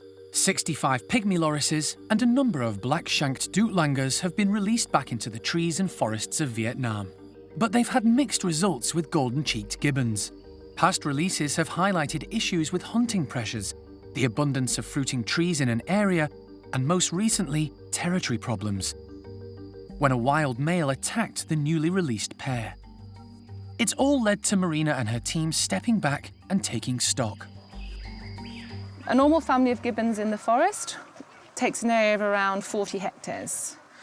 But actually, to put a non-related family into forest, you need much, much more. You need potentially 4 to 6 times that space empty for that gibbon group to survive. If it's less than that, any existing gibbons, they have the territories, the empty territories next to them marked out for their offspring. That's where my son's going, that's where my daughter's going, and they will fight to the death to maintain that space for their own family, their own extended family. So we have to make sure that the space is way, way much bigger. Thankfully, the Vietnamese government may have come up with the solution. In the last year, they've bought 10,000 hectares of forest connected to Cap Tien National Park, which Dautien is part of, and made it available for future gibbon releases. And so, in the last few months, Marina and her team, along with forest rangers who protect the area, have been undertaking habitat surveys. They've checked the density of fruiting trees and looked for wild gibbons in the vicinity. At the moment, things are looking good. At this point, it's looking incredibly positive that we have 8 amazing gibbons and we have 10,000 hectares of forests to release them into. So we're hoping by the end of the year, the first gibbons will be going out with their GPS collars, and then the next 18 months to 2 years, we'll be tracking them. We'll try and do them as far apart as possible. And this is all going to be in... Alison and Marina are in constant contact, but with 8 gibbons ready for release, there's a lot to sort out. Once we have the clear mapping of the space, and then we can work out, A, do we have enough for everyone? Yeah, and B, and you haven't surveyed this area yet? With her frequent visits to Dautien, Alison is well aware of the difficult task Marina is facing. Trying to find the correct place to release them has probably become one of our most overwhelming preoccupations, of trying to find good, healthy, strong, and safe forests for all of them to go back to. And, you know, with the gibbons, it's tricky. All of the gibbons that we tend to get confiscated in Vietnam and brought to Dautien have come through the black market trade, mostly at a younger age. Many of them have sat in cages in people's homes or wherever it might be through their formative years, and therefore don't know how to swing through the trees, or perhaps even frightened of being up at height, and even more detrimental to their health and long-term future in the forest is that they're interested in people and they like coming to the ground. And if you're a gibbon and you're interested in people and you like coming to the ground, you're simply going to get caught back up in the trade by hunters easy. The gibbons also When they pair bond, they have their territory. They sing. They sing loudly and beautifully, and it's, you know, a beacon to any hunter who's out there that we are here.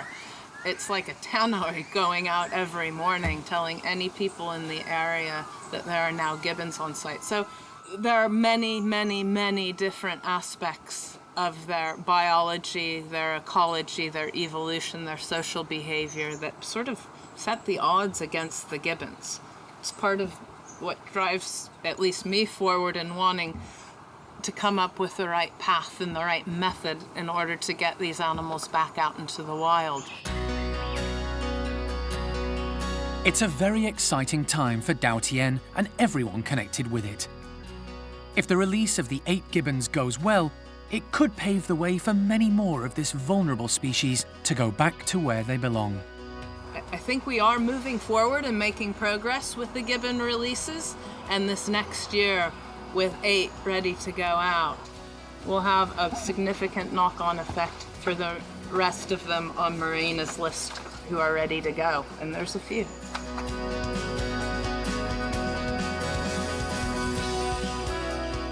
It's been a long time coming, and it's so good that no one's given up. Nothing in life that's wonderful can be done quickly, and gibbon rehabilitation is absolutely one of those. It's not quick, but we're just about there now. So fingers crossed.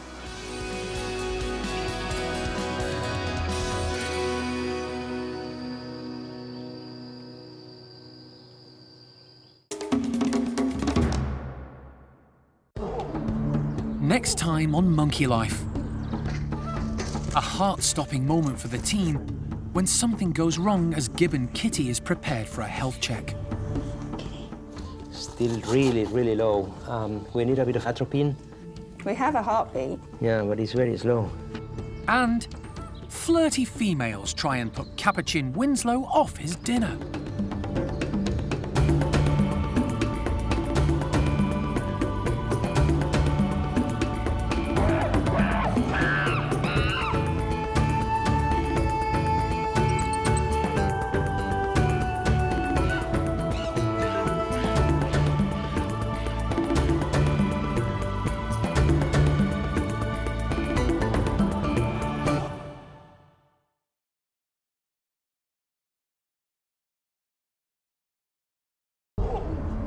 Today on Monkey Life, a heart-stopping moment for the team when something goes wrong as gibbon Kitty is prepared for a health check.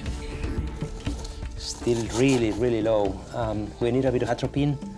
We have a heartbeat. Yeah, but it's very slow. Saki monkey Chloe meets an over-ardent suitor. Not the initial love at first sight I was hoping for. And flirty females try and put Capuchin Winslow off his dinner.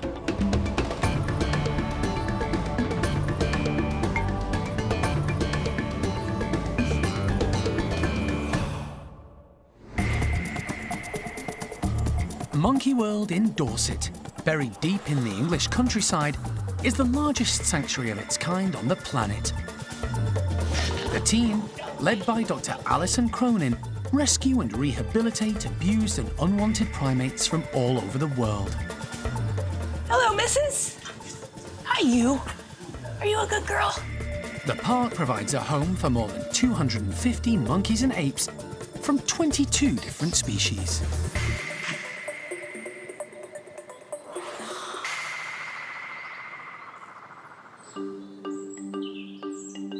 At the Gibbon complex, staff have become concerned about the appearance of 19-year-old La Gibbon, Kitty.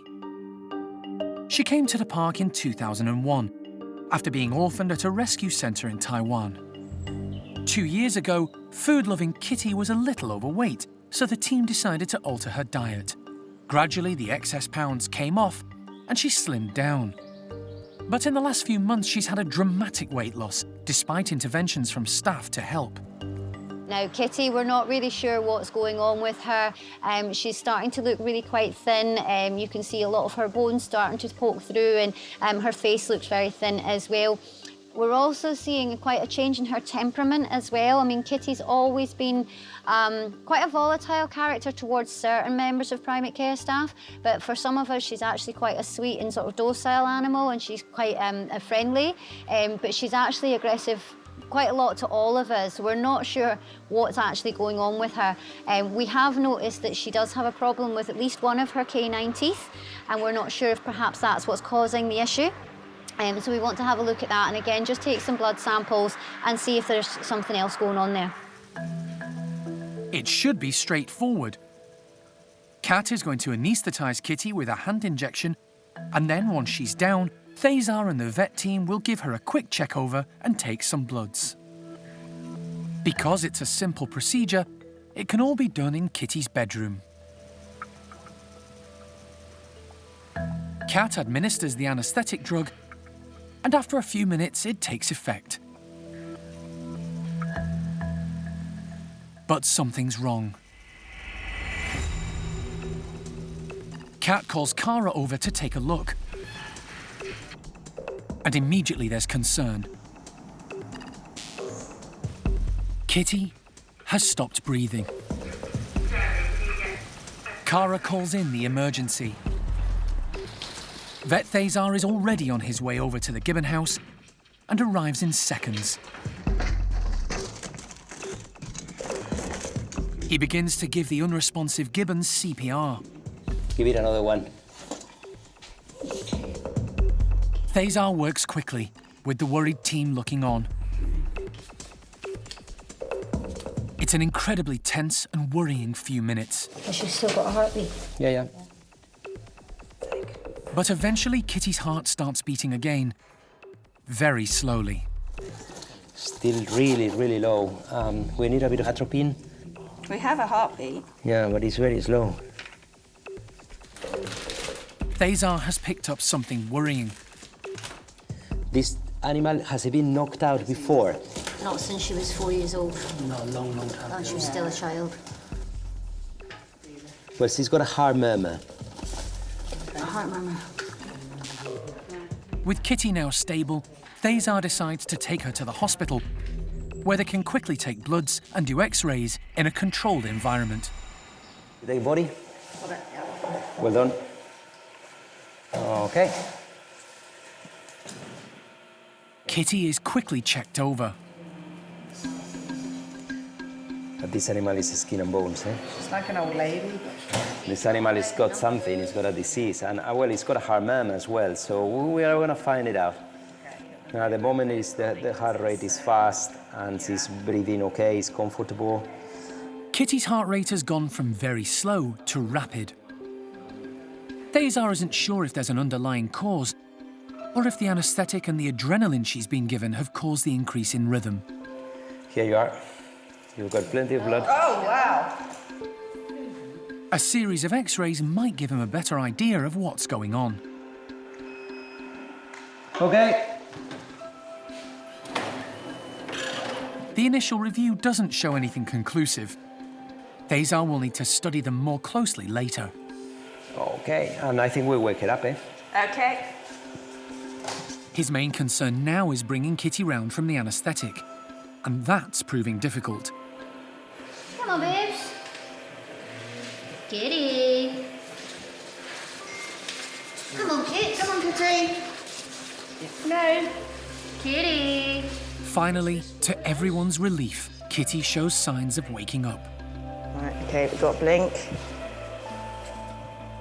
Tessa, just so you know, she's coming too. Is he waking up? Yeah. Good, well done. It's been a stressful hour for everyone, and they're still no nearer to discovering the cause of Kitty's condition. Yeah, I'm sure there's something going on, something a bit sinister, I'm afraid. I will potentially treat that heart. I will potentially treat with painkillers. But I need to wait for blood testing first. This is the thing. The results of that blood test is key. Kids. The team will have to wait for the lab results before they can move forward with a plan to treat Kitty. For now, she's returned to her bedroom to recover.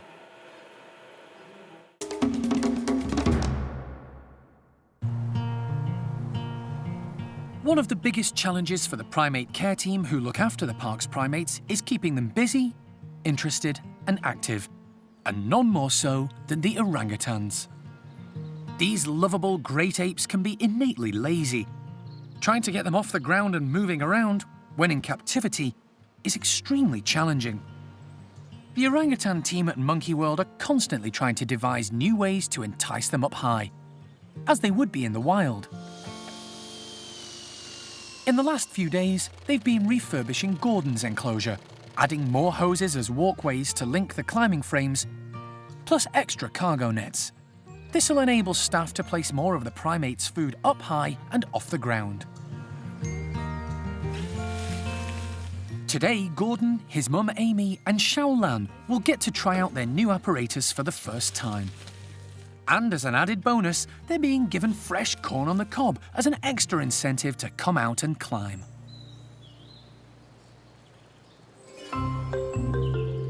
Gordon's first out. He knows there's something different, but can't quite put his finger on it. No such problem for Xiao Lan, who collects her corn from one of the high platforms.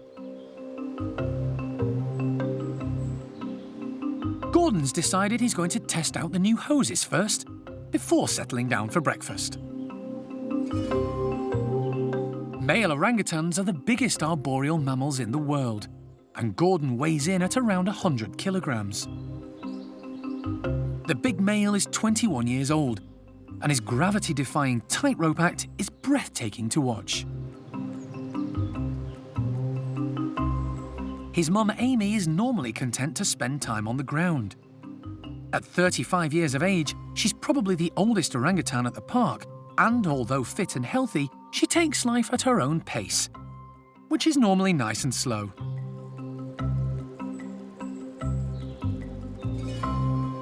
But today she's making an exception. She's actually climbing for her food, even if it is the fruit in the kongs only a few feet off the ground. But it's still good to see.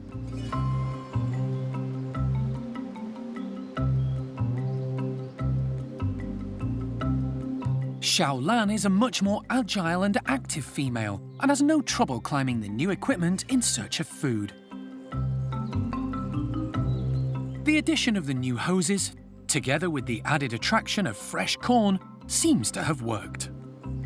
All three orangutans have demonstrated they can be active and agile when it suits them.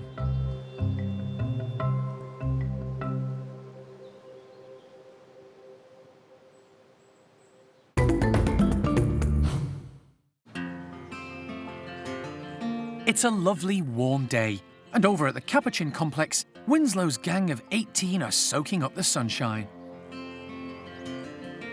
He's been leader of this group since taking over from Tao just over a year ago. And after a slightly shaky start, he's now full of confidence and relishing his top spot. Not surprising when all the girls seem to adore him. Today, the group are going to be given a cooling treat. These pine cones are filled with yogurt, oats and berries, and have been frozen solid. Come on then, guys! All favourite Capuchin snacks, but they'll have to work a little bit harder to get these treats. We've frozen the pine cones today because it's been a really hot, sunny weekend and everyone's getting a bit hot and bothered, so it's nice to have some nice cool treats, but it also means it takes them a little bit longer to get hold of the raisins and the oats and things that are hidden inside it. It's all frozen inside this nice yogurty case. The Capuchins are brilliant at manipulating treats. They've got really nimble little hands. They can get into things really easily and they're really clever, so they won't stop until they've got all the treats out. There are plenty of the frozen pine cones to go around, so all of the group should get a chance to join in and enjoy this frozen feast. But not if Babe has anything to do with it. The high-ranking female has already managed to collect 3 cones and is making short work of them.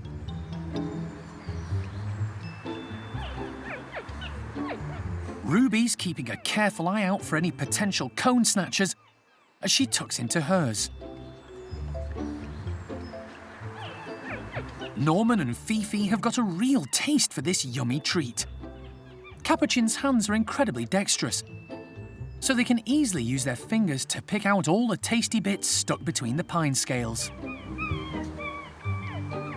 Low-ranking Ruby has been joined by Daisy, significantly higher in the pecking order, but still happy enough to eat side by side. Winslow is on the lookout for a yogurt-filled cone in the long grass. But his task is made a little bit more difficult by the flirty females following him around like love-struck teenagers. Today, it's Joanne and Bubbles who just can't leave him alone.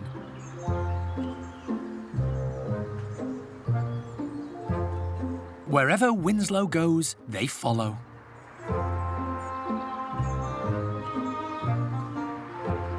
It's getting to the stage where he's literally having to fight them off.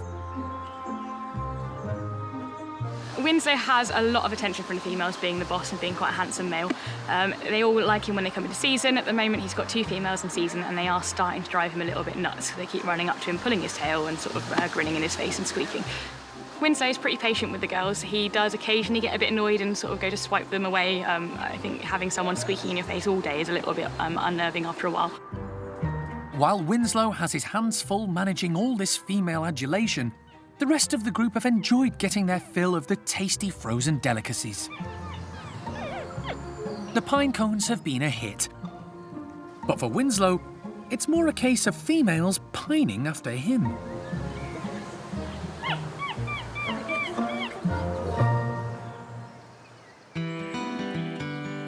For the last week, the park's newest arrivals, white-faced Saki monkeys Desmond and Tutu, have been getting acquainted with their new home and surroundings. At the same time, the primate care team have been keeping a close eye on them, monitoring their health and behaviours. But this morning, they're about to come face to face with the reason for their move to the park.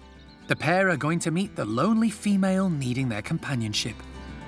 Today is a really exciting morning for all of us because we're going to move Chloe up to meet Desmond and Tutu. So we're really happy about it because she hasn't had a Saki friend for a while since we lost Jethro, and I think she'll really enjoy it and she'll be really glad of new friends. So we're really excited to see how it all goes. Since Chloe's Saki partner Jethro passed away, she's been living with a group of squirrel monkeys. But it became obvious she needed companionship of her own kind. Now it's time for her to meet Desmond and his son Tutu in the hope they'll make a happy family trio. The best outcome is that the 3 of them will just live happily together and they'll be content and there'll be lots of grooming and they'll sleep in the same area together and just that they'll be a little family unit, really. But we just don't know. Whenever we do an introduction, there's always an element of nerves because you're not quite sure, but I think it's going to go well. Hey, Chloe. Good morning. How are you, precious one? But first, Chloe needs to be boxed up. Good girl. It's not so bad in there, is it? She's going to be introduced to Desmond and Tutu in their bedroom and enclosure, which has been adapted especially for them in part of the new marmoset complex. It's a good day. It's going to be exciting. To keep the introduction as stress-free as possible, the trio are kept apart at first, in next-door bedrooms, but they can see and hear each other. Good boy. What do you think, Tutu? Can you see her? After 30 minutes of calm, Karen decides it's time for all 3 to physically meet. Nicely, guys. The sight of a female is an exciting prospect for Desmond, who rushes straight in. Oh, his lip smacking.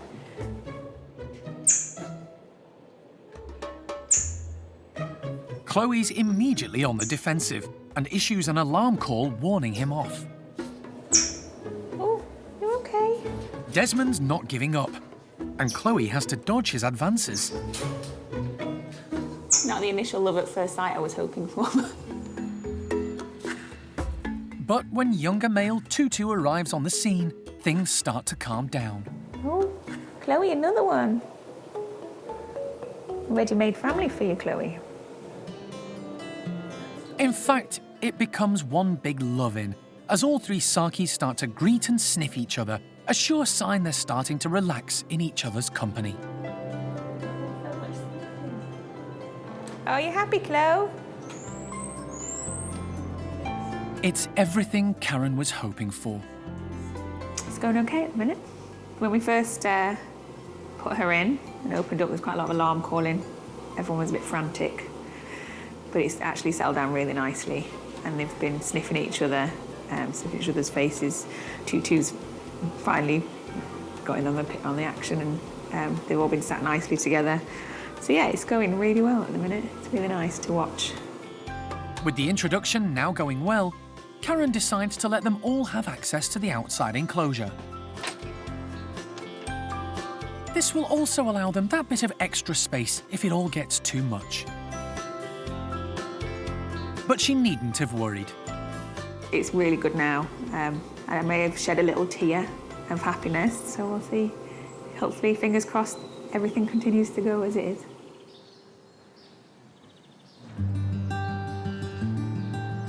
It's been 3 months since Alison went to Lebanon to collect Benny and Nia, 2 rare guenons. They've both settled well into life at the park. The pair were illegally stolen from the forests of Benin and confiscated by the authorities at Beirut Airport.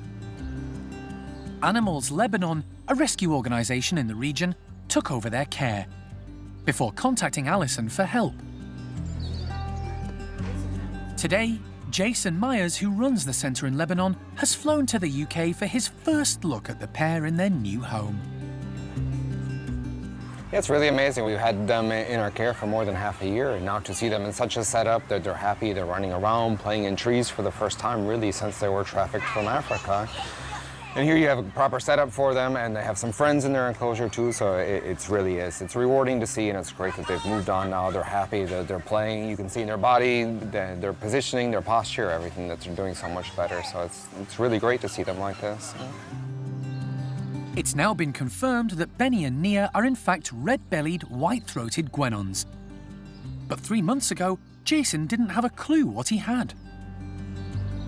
I lived in Africa for quite a few years, and I've worked with a variety of primates, but this species specifically, no, and it doesn't seem that there's that much known about this individual species. Even trying to figure out what species they were originally, we determined that from a picture. And the picture looked kind of goofy, but it reminded us exactly of Benny. The characteristics, the facial gesture, just the way this one drawing was made, it looked exactly like him. So yes, having to try a lot of things, see what they would like, what they dislike, and even in terms of food, it was really quite standoffish at first. So they had a lot to learn, but so did we in caring for them. But yeah, it's great. But the reason for Jason's visit isn't just to check up on the guenons. Last night, he arrived with another rescued primate, this time a Bengal slow loris. Alison flew out to Beirut to help sort out the paperwork and travelled back with Jason and Nora, as she's now been called. The female is going to join the park's already established loris group.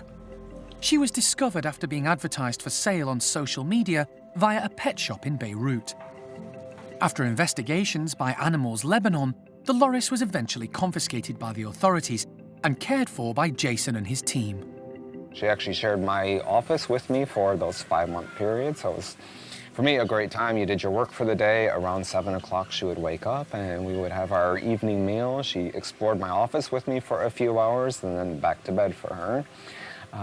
She's a quiet animal. She doesn't smell. She doesn't make noise. She was a very good guest in my office. So. Still very young, Nora weighed in at just 140 grams. She's put on weight since then, and now, following the agreement of the Lebanese authorities, she's been able to move to the park's loris complex. For Jason, seeing the rescued animals recovering and being given a second chance in life makes all the hard work worthwhile.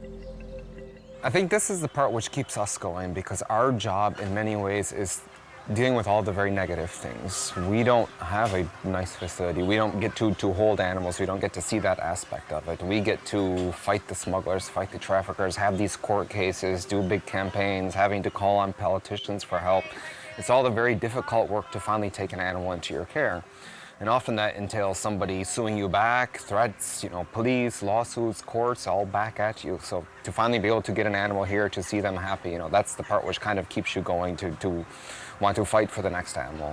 If it wasn't for this happy stuff, it's very difficult to keep being motivated to have these fights.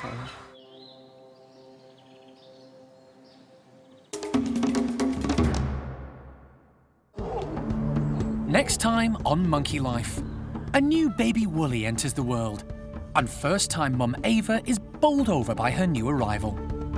She seems to be really happy with the baby, completely in love with it, and just happy spending some time with her little bundle of joy. And sadness at the passing of one of the park's most iconic characters.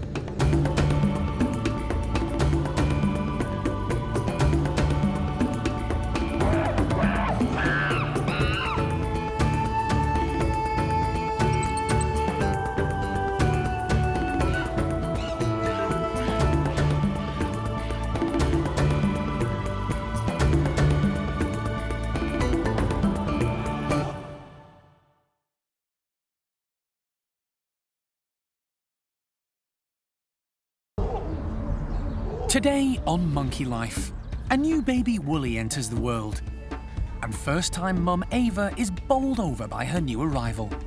She seems to be really happy with the baby, completely in love with it, and just happy spending some time with her little bundle of joy. Renovation work at the pavilion is nearing completion, and the chimps get to try out their new route to the outside, with varying results. Life's become very dull for this group, and it needs a bit of livening up. And sadness at the passing of one of the park's most iconic characters.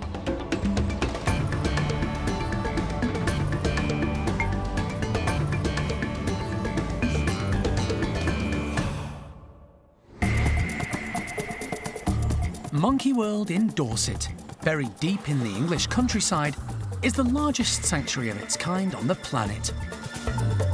The team, led by Dr. Alison, rescue and rehabilitate abused and unwanted primates from all over the world.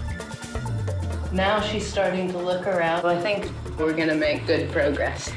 The park provides a home for more than 250 monkeys and apes from 22 different species.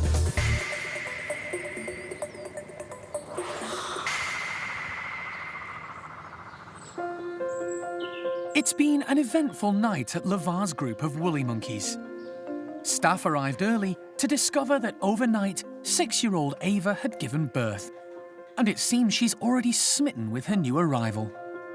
She seems to be completely in love with it, very protective already, which is great, which is what you'd hope with a first-time mum or with any mum. So she's just taking herself away.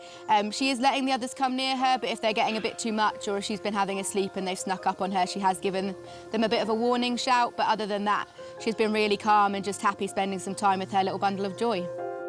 The birth was caught on one of the bedroom's CCTV cameras during the night. A close look shows the rest of the group were awake and curious as the newborn entered the world. It's yet to be determined if it's a boy or a girl. And so far, things are going smoothly. For such a young first-time mum, Ava seems to be coping well. But of course, she's had a perfect role model in her own mum, Urema, who has successfully raised 5 children. And more recently, there's been the example set by her half-sister Zingu. Ava's been able to watch and learn as she's mothered her little one, Layla.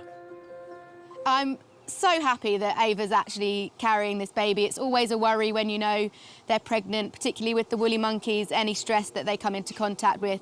But seeing how naturally it seems to be coming to her, we are hopeful that it'll carry on being great.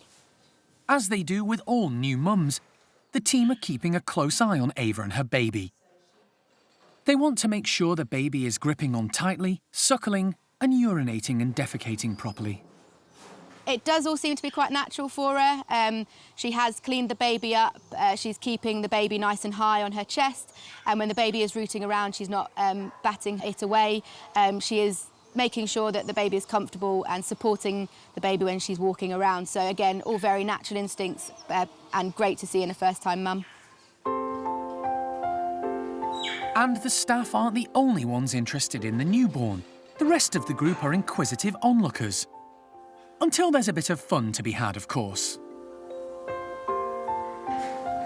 With 2 fully grown males in the group, Manny and older, more experienced dad, Levar, the team can't be 100% sure who the father of the new baby is. They'll have to check dates and records of when they saw Ava being mated. For now, they're trying to keep the group's routine as normal as possible so as not to unsettle Ava and the baby. The Woolies have been given access to the outside tunnel, But because it's only been a few hours, the team have prevented the new mum reaching the outdoor enclosure. While Ava is in the tunnel, the staff can observe her closely, and they're looking out for something in particular. I haven't 100% seen suckling yet. She sits in quite a funny way and wraps her tail around her, so I'm just being overly cautious really that the baby can get a route to the nipple. As it's the first 24 hours, it can be critical, but I just like to get a 100% look and make sure that it's all going well. Hopefully the team will soon see the baby feeding. But until then, Claire and the rest of the team will be watching closely for any signs of distress from the youngster, and keeping everything crossed that Ava turns out to be a natural mum just like her own. For the past few months, a major building project has been going on at the park. Paddy's Pavilion has been undergoing a substantial refurbishment. It's one of the oldest buildings at the park, and having housed a host of rowdy chimps over the years, it's in need of renovation. Paddy's group has changed. It's no longer Paddy's group. Things are evolving, and we have to evolve with the chimps. And it was time to take the initiative and actually refurbish the back bedrooms because it still had the original roof. So the roof's being replaced. Bedrooms have been expanded a bit and refurbished, and a brand new, I suppose we called the original one the Tunnel of Fun. So not only does it give the chimps in the end of the day more access around their whole facility, but for right now it means that we can manage them in and out of their enclosure and into the pavilion while the builders carry on the refurbishments in the back. But essential maintenance isn't the only reason for the building work. Alison has exciting plans. I'm hoping for the introduction of a new chimpanzee into this group as well. So this is the start of the beginning of our new transition here for what was Paddy's group, a new future for the group and for new individuals that might be joining them. Today, the established group of chimps are going to test drive the tunnel for the very first time. Right, you ready? Yeah. But how they'll react to something new, no one is quite sure.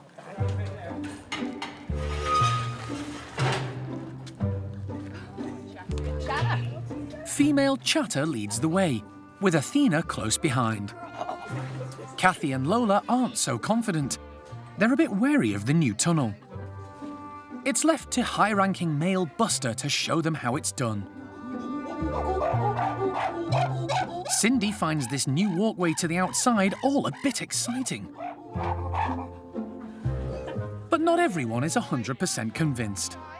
While Chatter is happily collecting and eating her breakfast in the enclosure, Clin and Kathy are still to make the leap of faith. Some of these chimps have lived in the pavilions for almost 30 years, and not a lot has altered in that time. This group of chimpanzees is actually our oldest group. We've got a bunch of sort of geriatrics in here that we're having to now watch their health care, their future, how they're going to develop. And really, you know, for them, you can see a lot of the time they're sort of lounging around, picking their fingernails. Life's become very dull for this group, and it needs a bit of livening up. And that's the plan.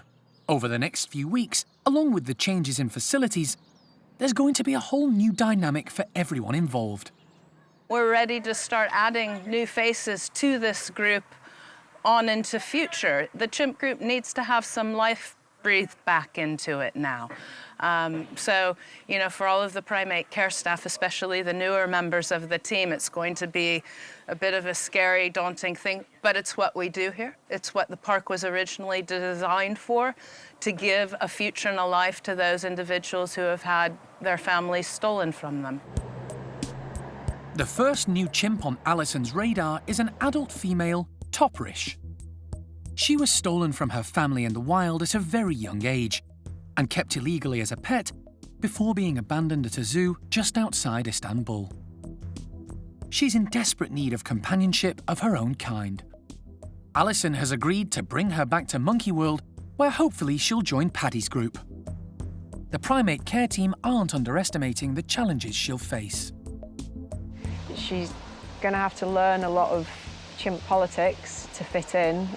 She's going to need to learn who's in charge and how she needs to react to the dominant females in here. I think she will find it easier with the boys. The boys will probably accept a new female much quicker than the females will, but we'll see a lot of changes within the group when she arrives. Life for the chimps and their carers is about to get very interesting indeed.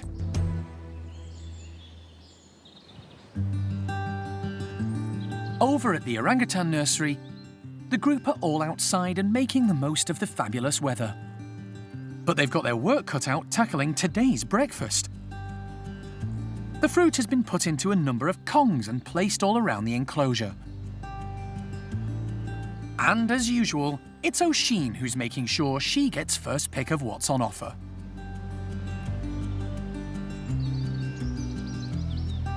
Life's very fun in the nursery at the moment. There's a lot of energy going on, and the little kids, Bulu, Mata, Rika, Mimi, all their climbing skills and confidence has come on leaps and bounds over the last few months or so. So there's lots and lots of wrestling going on. Mimi's also taken it upon herself to get quite a good little relationship going on with Jin at the moment. Almost looks up to him like a big brother, and she's getting involved with some of the gentler wrestling as well. But they're all getting on fantastic at the moment. There are 2 species of orangutans in the nursery. Oisin, Jin and Mimi are all Bornean orangutans, while Bulu, Rika and Sylvester are Sumatran. And the most obvious difference is their colour. You can see that the Sumatrans are just generally a lot lighter in coloration with the hair, particularly around the sideburns and the beard area. And as they mature of age, the males have this absolutely striking beard. It almost looks like they've bleached their hair. Whereas the Borneans, they do generally stay a lot darker, but always if you look around that sideburn beard area, you see that lighter hair. That's that telltale sign that you're looking at a Sumatran. The nursery at Monkey World is the official European creche for orphaned orangutan youngsters. It provides them with a home and a family where they can grow up living with others of their own kind. The park no longer actively breeds their orangutans, but does participate in the European breeding programme. Along with the majority of species on the planet, orangutan youngsters grow up and leave their family unit, and it's no different here in the nursery. The 2 older boys, Jin and Sylvester, are adolescent teenagers, and Jin in particular is starting to make the transition to adult male. Jin is getting to the age now where he's a little bit big to be in the nursery. All of those hormones are really rushing around in him, and he's getting a lot bigger. You can see that neck muscle really starting to form on him. And adult males in the orangutan world, they just don't mix with other males. It's very difficult to deal with certain situations like that compared to the social groups that you see at Monkey World. And he's getting to that stage that he is going to have to move on. That may be in the very near future. Monkey World has had great success rearing youngsters and then finding them new homes and groups across Europe as part of the breeding programme. Sisters Xiaoning and Dinda are a perfect example. They both moved to Rostock Zoo in Germany and have since given birth to healthy daughters, and they're proving to be fantastic mums. Even though they weren't taught that maternal instinct by their mothers originally, being around the other orangutans in the nursery creche obviously shows that the whole thing behind it is working.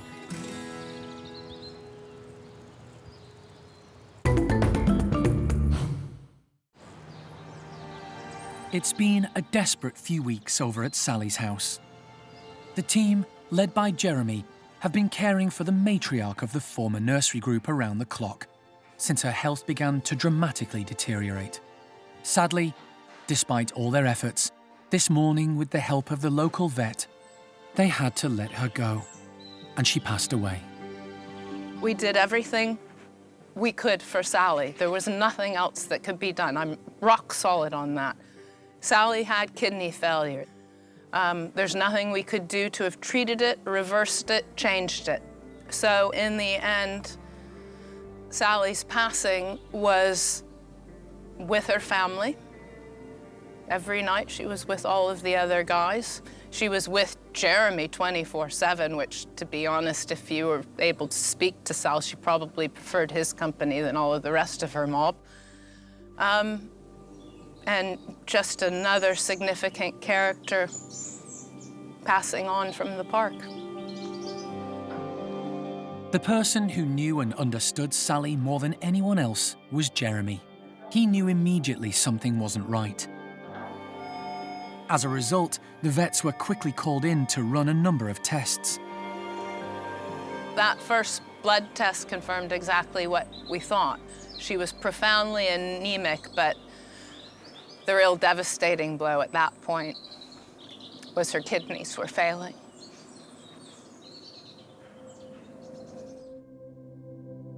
All the team could do was make Sally as comfortable as possible and hope for a miracle they suspected would never come. Jeremy spent most of Sally's last days by her side. It's, tell you this, the, what 90% of our job is, it's the Florence Nightingale approach. And that's really, that's all we got. Look about that. Is that all right? Oops, sorry, don't want that. Is that better than probiotics or worse or somewhere in between, huh? I've got to the point now, if she wants it, she can have it. I don't care what it is.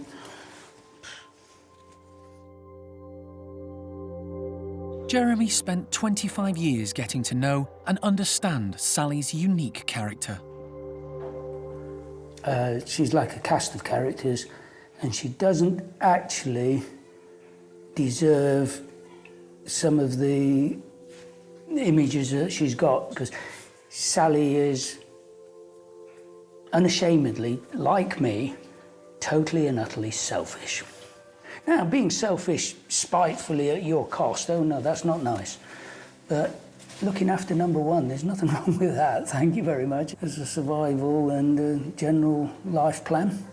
And that's Sally, she does what she wants to do, which makes her potentially not acceptable socially, which is why she does struggle with other people of her own age group. You know, so, you know, she's not got a lot to give. She doesn't meet in the middle. Sally arrived at Monkey World in 1993. She was thought to be 4 to 5 years old. Once it became clear to the team she wasn't keen on adult chimp company and didn't like being part of large groups, she moved to the nursery, where she remained ever after.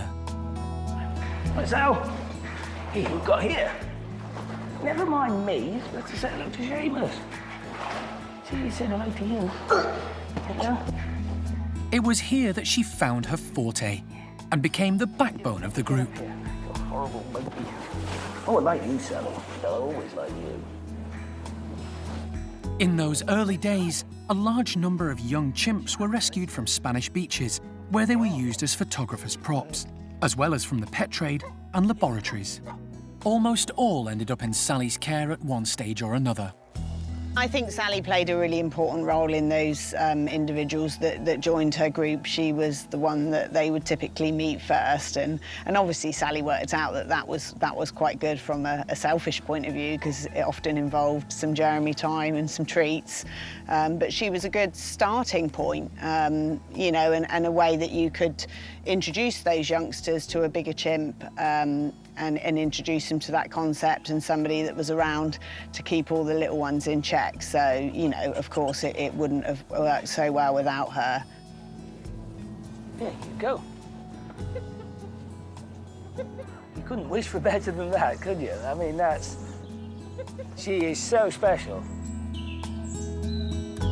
Sally assumed the role of adoptive mum, teaching the youngsters how to behave like chimps and encouraging them to play and enjoy the outdoors. She became pivotal in helping them overcome their traumatic backgrounds and start a new life with others of their own kind. Sally was instrumental in the care and rehabilitation of so many individuals over the years at the park. At some point, I should sit down and count them all up. It's huge. It's huge how many went through her care, old and young. She accepted them. She took them on and was kind and led the way and showed them all how to become chimpanzees again, and was just a brilliant, caring individual. So Sally's a professional at this. It's what you do, isn't it, Sal? And this is going well. Look at Pip's face. I mean, she can't get over what's this wonderful animal. Look at it. Sally definitely was a very unique character. She kind of had that balance between showing them the affection that they needed. Some individuals she would carry, but also being the disciplinarian as well, which is really important because obviously when they started life in the adult groups, there was some telling off to do, and they'd had an experience of that in kind of a smaller, safer environment. Come on. Having Jeremy there to be able to take a youngster in with Sally, who could be viewed as a large and intimidating character, was critical. Here you go, Sal. Here you go. I always say it's, not possible to consider yourself an unofficial chimpanzee or part of their community. I don't view it that way. They know that we're different, that we're outsiders, but if ever there were an unofficial member of that group, it is Jeremy. And they're tag teaming of each other in terms of rehabilitating chimpanzees. I mean, both of them deserve an award for sure. There's no doubt that in her 25 years in residence, she became one of the park's most iconic characters and well-known faces. But even more than that, she represents so much of what Monkey World stands for. Her legacy will live on with the care team and the chimps she helped along the way. We'll always miss Sally, and we'll always remember, the amazing chimp that she was and the significant contribution that she made to the rehabilitation of the chimps at Monkey World. But we carry on for the guys that are still with us. She was one of those characters that, symbolized everything we do here at the park, which is to try and give those chimpanzees that are confiscated, that are stolen from the wild, try and give them some form of natural life back again. And Sally was a key player in our primate care staff. So, yeah, she's going to be missed by both the chimps and all of the people here at the park. You got your work cut out there, Sal. Bandit at 2 o'clock. You know how you get a song going on in your mind? I've got 25 years living next door to Sally on my mind all the time.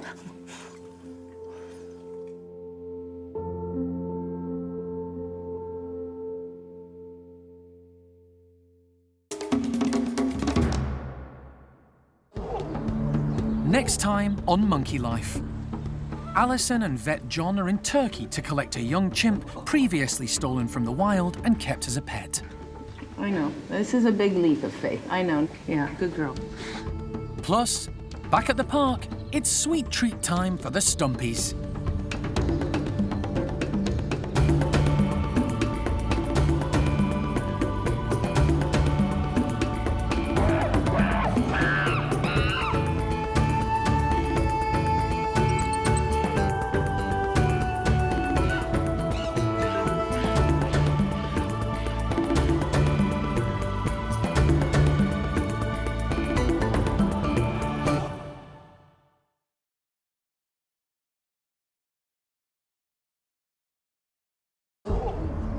Today on Monkey Life, Alison and wildlife vet John are in Turkey to collect a young chimp previously stolen from the wild and kept as a pet. I know. This is a big leap of faith. I know. Yeah, good girl. And the trip reunites Alison with an old friend. It's just nice to see that he's turned into quite a nice lad and is being looked after so well. Plus, back at the park, it's sweet treat time for the Stumpies.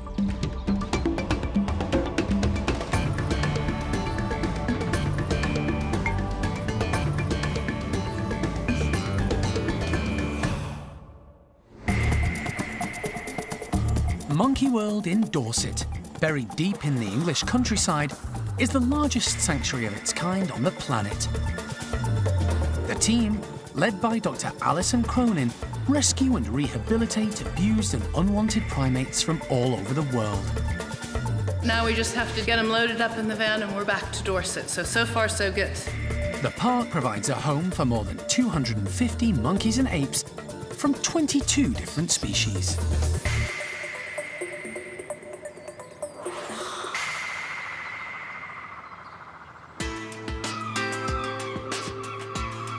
The Sea of Marmara, an inland water situated entirely within the borders of Turkey. Alison and wildlife vet John Lewis have flown 1,500 miles to get here on a special rescue mission. They're heading 50 miles south of Istanbul to the Faruk Yalçın Zoo.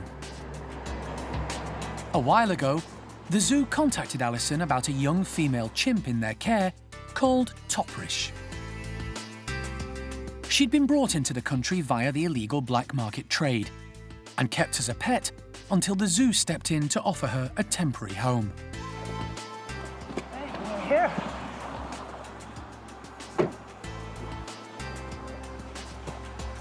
Alison is here to bring the chimp back to Monkey World, where she can live out her days with others of her own kind.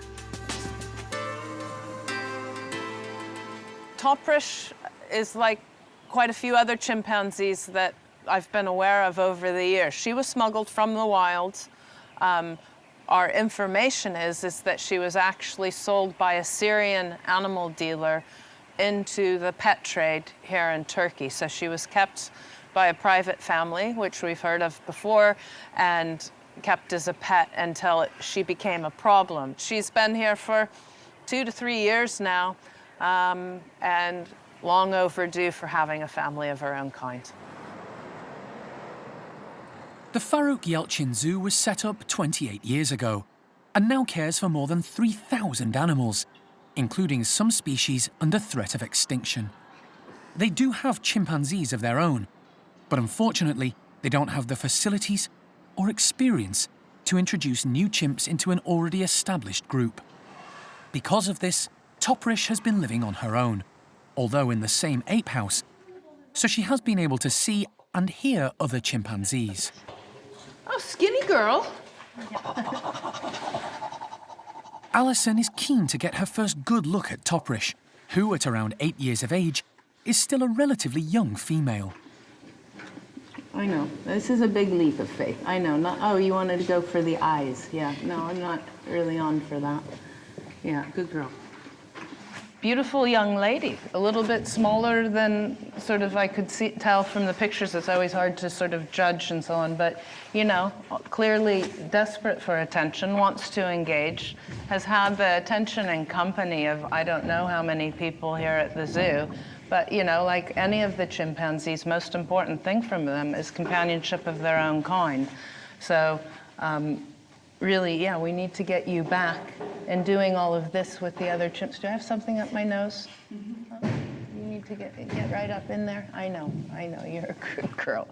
You're a good girl. We've got a long road ahead with her, but it's the right thing to do for her future. She's only young. She needs a family. The initial meeting is going well, and wildlife vet John Lewis is also able to cast his eye over Toprish.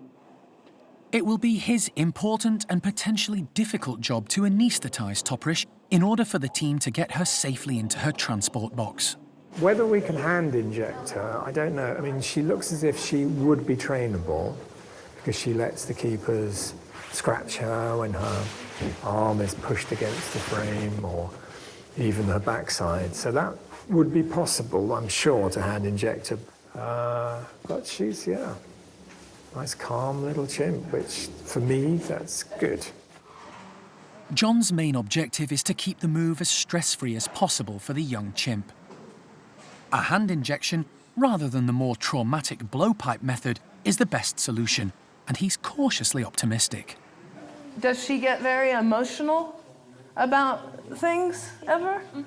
Okay, so No, maybe she would take the injection. Well, we can discuss it in there, but this is very promising. And you're pinching.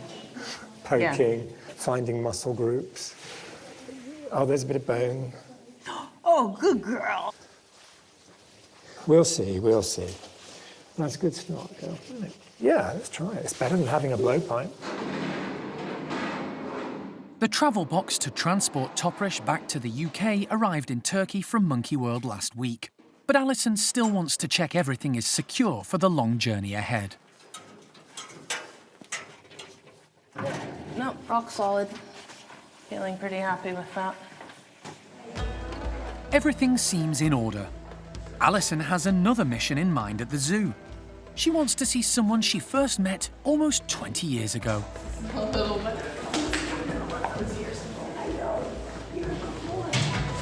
Back then, Alison and her late husband Jim were in Istanbul to help assist the authorities find and confiscate several baby chimpanzees, illegally smuggled from the wild and on sale in pet shops.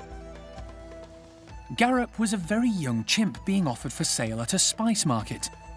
He was confiscated by the authorities.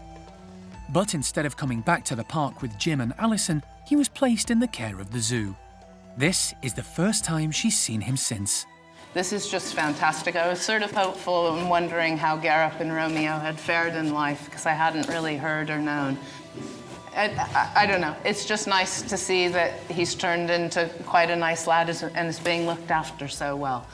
At the same time, you have to balance it out with the tragedy that he should still be with his family group, hey? I know, you're a bit of a tough dude. You're a bit of a tough dude. It's been a long but successful day. Tomorrow, Alison and John will return to spend more time with Toprish in an attempt to gain her trust and help make the move back to Dorset as smooth as possible.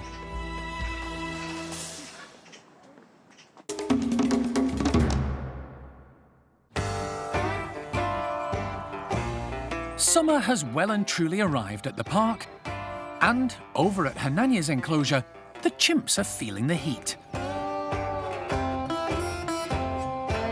The stifling temperatures have put the brakes on this normally energetic group. Everything is being conducted at a far slower pace.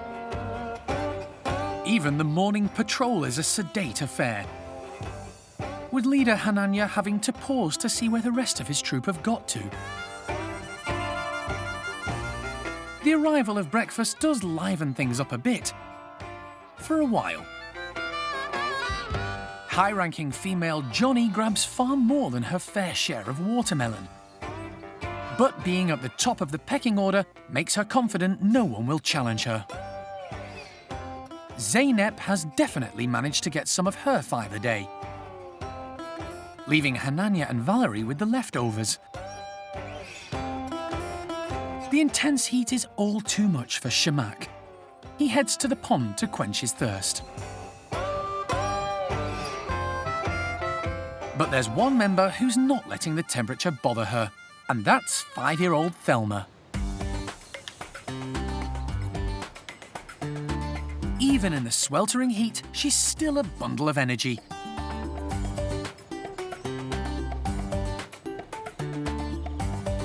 Cadging lifts off anyone happy to comply, and enticing the adults into full-on play sessions.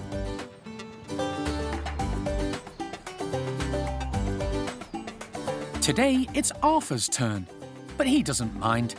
He absolutely adores Thelma and takes the responsibility of caring for her very seriously. Hananya's number 2, Simon, joins in the fun. He's another who's assumed the role of Thelma's protector. And the relationship between all 3 is great to see.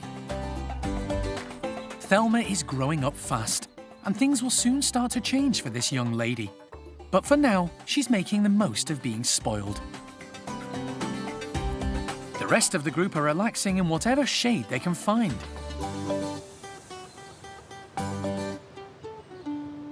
And eventually, even Thelma's energy levels run dry, and she takes time to rest and recharge.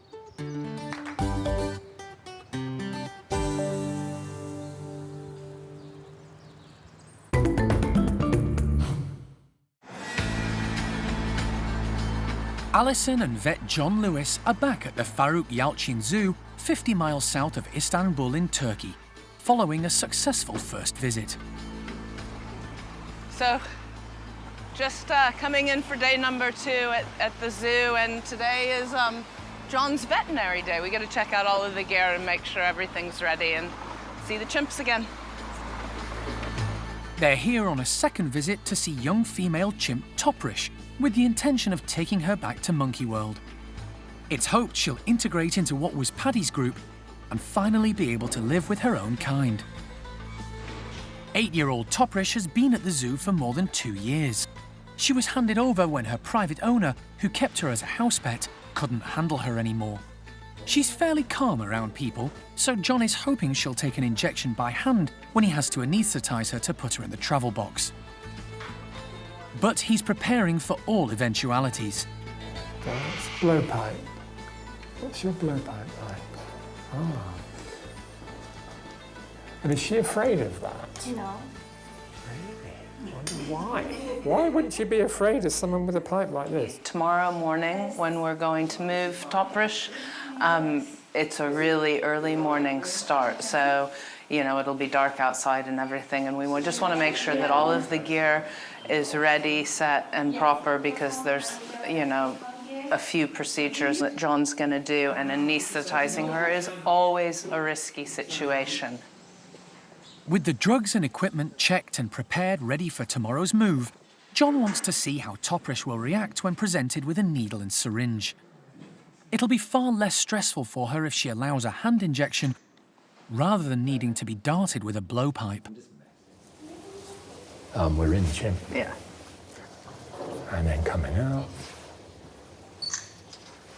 If she does that tomorrow and she doesn't react to the ketamine, we're in business. Good gal. Good gal. It's very encouraging. Toprish is calm and relaxed in human company. She's never lived with other chimps and has always been cared for by people, which might be the reason. Her new start at Monkey World in a large group of adult chimps will be a massive lifestyle change. Recently, she has been able to enjoy some interaction with other chimps.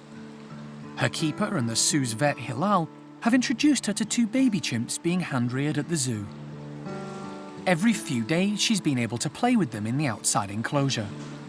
It's nice to see how Toprish interacts and relates with people without any bars or cage situation. Also nice to see how she interacts and deals with the young chimpanzees.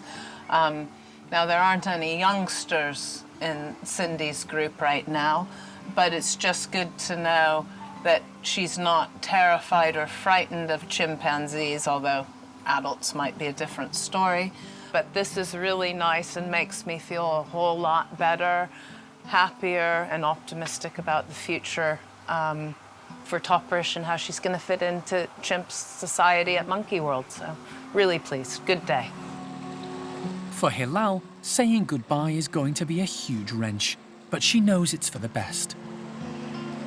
I will feel very, very sad. I don't want to let her to go, but it's going to be better for her, only for her. I don't think myself. And if she stays here, she's not going to be happy. Tomorrow is going to be a big day for everyone involved, but for Toprish, it's the first day of the rest of her life.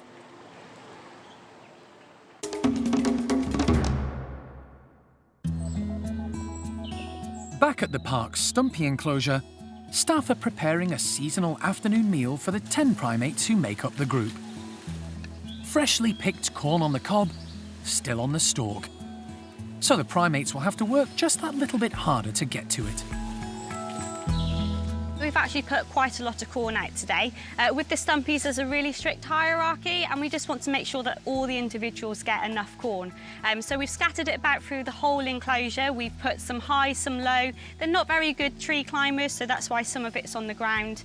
And yeah, just to make sure that everyone, the high rankers and the low rankers, all get a shout out at the corn. The majority of the Stumpies don't rate as the most agile primates living at the park. To help with their mobility and keep the weight off, they're on a carefully controlled diet, so today's something of a treat. Sian is going to let out the two newest members of the group first, Freddie and Toto, both more mobile than the others. They're the lowest ranking in the group. It's just going to give them a few extra minutes to eat the corn before the more dominants come out and join them. Come on then, Toto, you ready to enjoy some corn? Well done, boys. Go on then, Freddie, go and enjoy the corn. Toto shows surprising agility as he bounces along one of the high poles, showing confidence when no one else is around. Freddie, though, has made a beeline for the corn and is getting stuck straight in. Since the pair arrived almost 2 years ago, it's been slow progress integrating them into this established group. Freddie has made more friends, but recently Toto has started to ingratiate himself more and more with some of the low rankers. He may look impressive, but underneath all that hair and fur, he needs a little help. So just giving Toto some multi-milk. Even though he looks magnificent, under that coat he is still a little bit skinny. So we're just trying to fatten him up, get a few more extra calories on him, so he really does enjoy his multi-milk in the afternoon.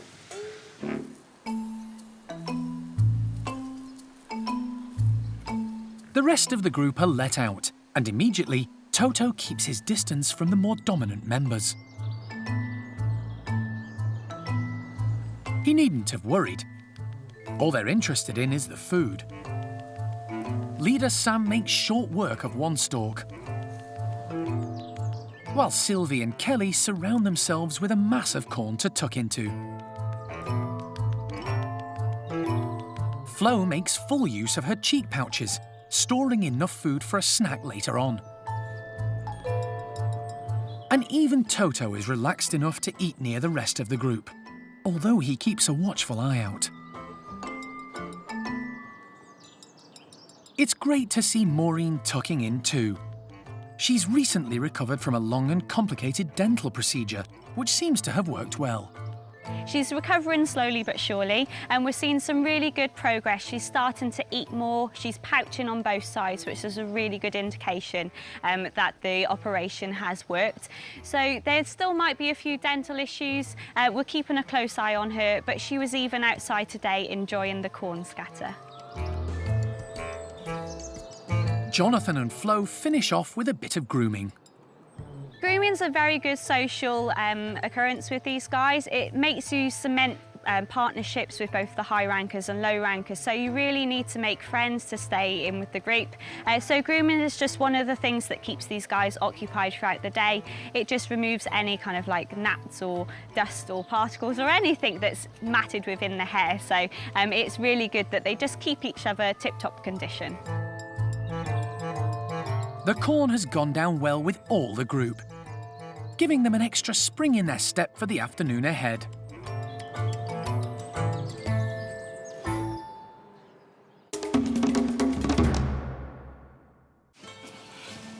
Good morning. It's 4:30 in the morning Turkish time, and Alison and wildlife vet John Lewis have arrived at the Faruk Yalçın Zoo for the most important part of their trip so far. John is about to anaesthetise Chimp Toprish, so that she can be put into her transport box ready for the long journey back to Dorset. Right, I'm going to go and scratch a chimpanzee for a bit. Okay, so I'm going to label a box. Toprish is awake, alert and comfortable in John's company. Good girl. Okay. It's now or never. Right. Hello, if we go and do the injection and see, and if everybody else stays here. John is going to attempt to anaesthetise Toprish by hand injection. Training primates to accept this can take months. But Toprish is very accepting of John. Yes. We're good. With the drug delivered, it's just a matter of waiting a few minutes for it to take effect.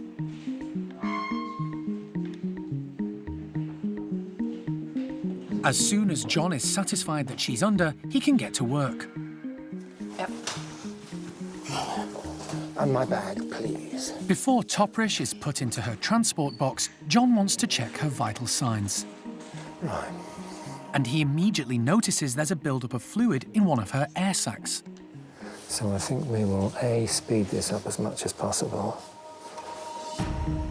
It doesn't signify too much cause for concern, but he's not taking any chances.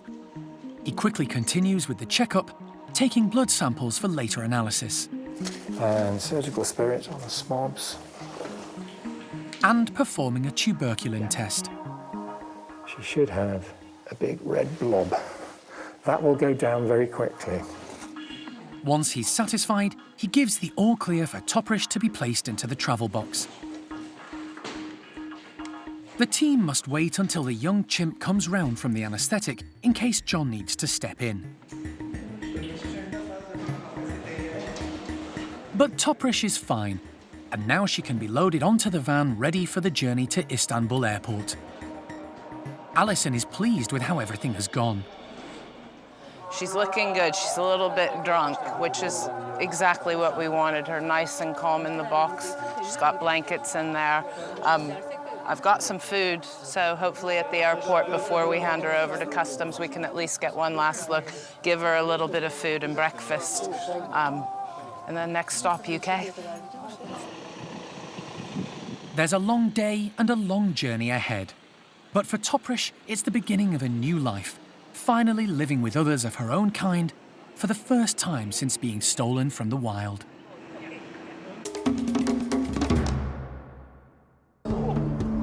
Next time on Monkey Life. Alison arrives back at the park with rescued chimpanzee Toprish, and the team are there to greet her. Hey, Toprish. Hey, you. You're a good girl. And marmoset Freya shows she's well on the way to a full recovery.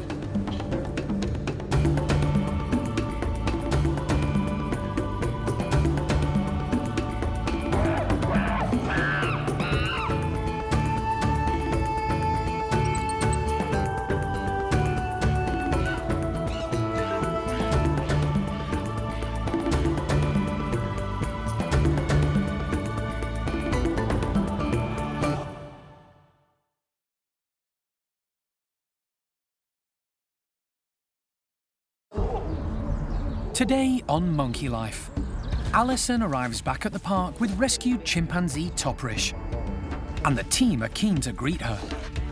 Hey, Toprish. Hey, you. You're a good girl. Marmoset Freya is on the road to recovery following an operation to repair a damaged leg. It's a really great success and the vet did a brilliant job. So yeah, it's great for Freya. And as yet another year at the park passes, more rescued primates settle into their new home.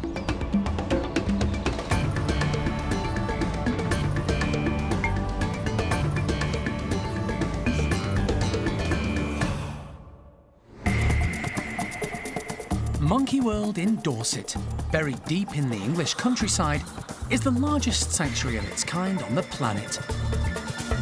The team, led by Dr. Alison Cronin, rescue and rehabilitate abused and unwanted primates from all over the world. Got one. The park provides a home for more than 250 monkeys and apes from 22 different species.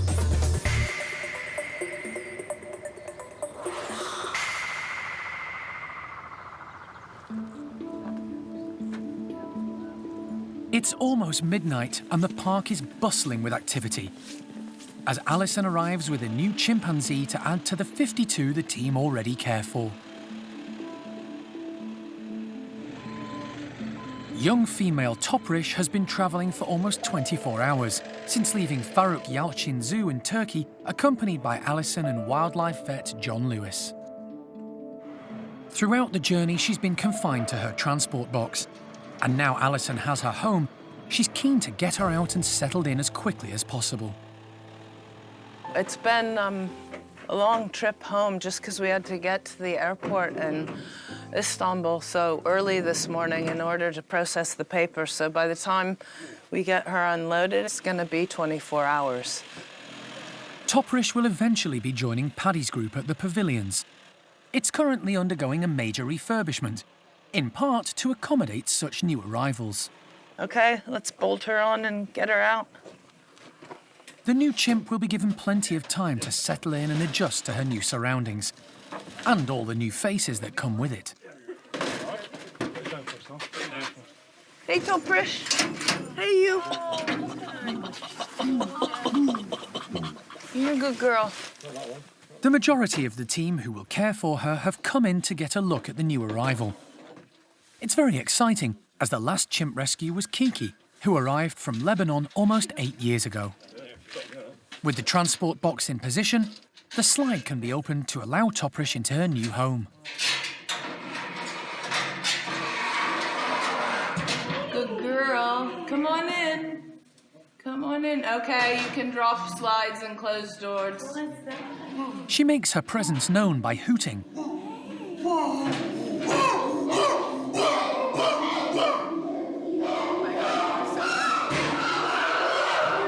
But probably didn't expect such a reaction and reply from the 16 other chimps who make up the group, as well as the noisy bachelors next door. Who's that? Once over the initial surprise, Toprish begins to explore her surroundings. She seems at home and at ease in the company of the primate care team. She's used to people, having lived as a house pet after being illegally stolen from the wild.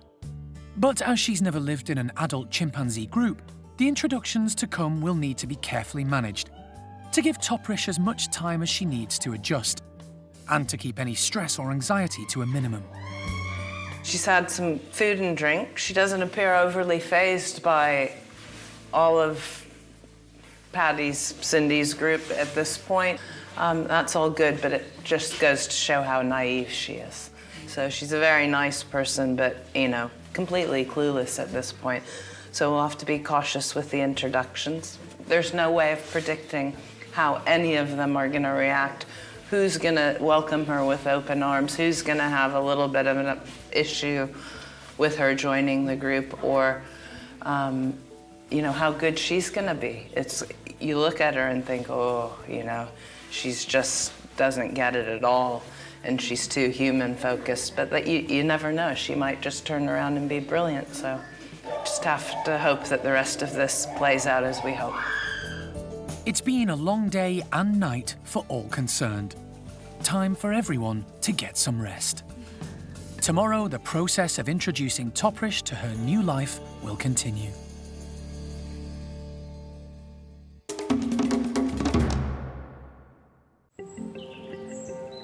It's been a busy and interesting year at the park's new Loris complex, and it's showing no sign of slowing down. A few days ago, the team welcomed its newest member, Bengal slow loris Nora. She was rescued in Beirut after being advertised for sale on social media via a pet shop there. She was eventually confiscated by the authorities and months later arrived at Monkey World. The Loris complex currently houses 2 pairs of these nocturnal primates, Nikki and Axel, and Boo and Bruce. The loris here are all Bengal slow loris, as is our new arrival. These guys are from Southeast Asia. They're a nocturnal primate, and they're actually prosimians rather than monkeys. They're one of those species that actually there's not a lot of information out there. There are very few zoos that keep them in captivity. Yeah, there's really not a lot of info when we look up these guys and try and research them and their behaviours and things known about them, which has made it very interesting and also a little bit tricky for us. Obviously, lack of information isn't ideal, but it's been really interesting observing these guys and getting to know loris and loris behaviour. The team are going to introduce youngster Nora to Boo and Bruce, in the hope the pair will adopt her as their own. She's still very young, but with so little known about loris behaviour, no one knows how they'll react to her. Nora has been living in a bedroom next door to Boo and Bruce, so they've been able to smell and hear one another. The team have adapted one of the rooms for her. We've made sure we've put up plenty of branches so that she can move around nice and easily. So a lot of browse in the enclosure means that she's got areas she can hide if it's all a little bit too much for her as well. As the lorises are nocturnal, the introductions are carried out under red light conditions.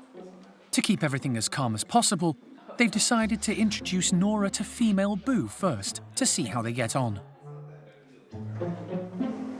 Okay, nosy.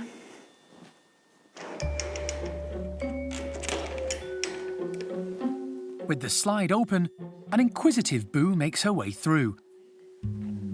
Immediately, Nora beats a hasty retreat.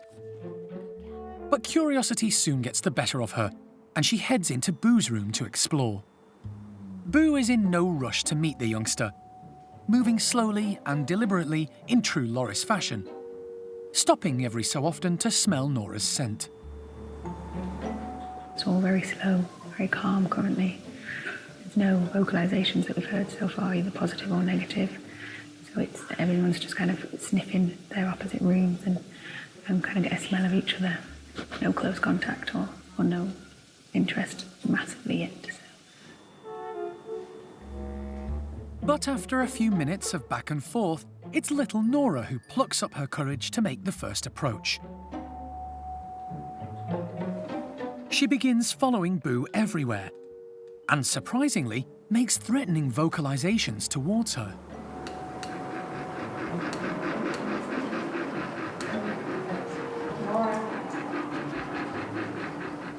Boo is wary and keeps her distance. Not at all what I expected to happen.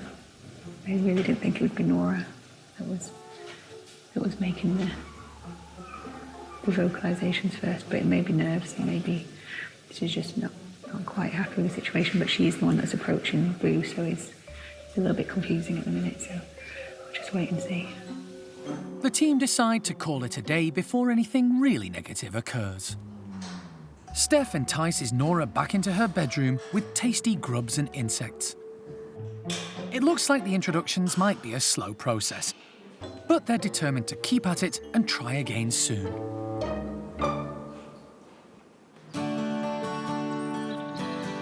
A few weeks ago, one of the park's newest arrivals, Jeffroy's marmoset Freya, injured herself, possibly as the result of a fall.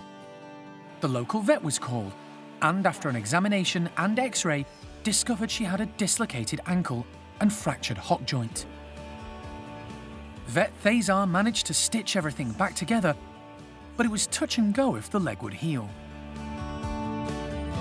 Freya was put on cage rest away from the distraction of other marmosets, and now she's on the mend. Really great news for Freya because she's using that leg and it's coming back to full strength again. So it's a really great success and the vet did a brilliant job. So yeah, it's great for Freya. Her recovery has gone so well, she's now been reunited with her housemates. Fred, who, like Freya, is one of only 4 Jeffroy's marmosets at the park, and Sammy, an elderly common marmoset. This established pair have been together for a few years and are no strangers to welcoming new arrivals. Really, really nice, happy pair. They've actually helped rear youngsters that have been brought in and rescued into the park. So they actually reared Leo when he was healthy enough to be put with other marmosets. They helped rear him. And then they also looked after Luna as well when she first came in. Back together in their spacious outdoor enclosure, the trio are getting on really well. Freya is especially fond of Sammy, spending a lot of time by her side. At first, Fred, used to having Sammy all to himself, occasionally got a little miffed that he didn't have her full attention. But now he's also enjoying Freya's company too. Considering the damage to her leg, Freya is moving around the enclosure remarkably well. With all that she's been through in her short life, she's still a well-adjusted and lively little character. Freya she's quite chilled out really. She's really quite placid. A lot of marmosets that come into us at Monkey World haven't lived with marmosets before, and you can tell that in their behaviour. They don't know how to react to others, whereas Freya must have lived with marmosets because she understands everything that's happening, she understands their behaviours, but she doesn't overreact to anything. So she's actually quite a calm, chilled out marmoset. She's really nice. The future for this threesome is looking bright. Yeah, they are a nice compatible trio, I think. They just seem to get on well. It's really nice. They bed down together. We've seen them go into the same nest box at night together, which is a real massive positive. And hopefully it will continue to go really well for them.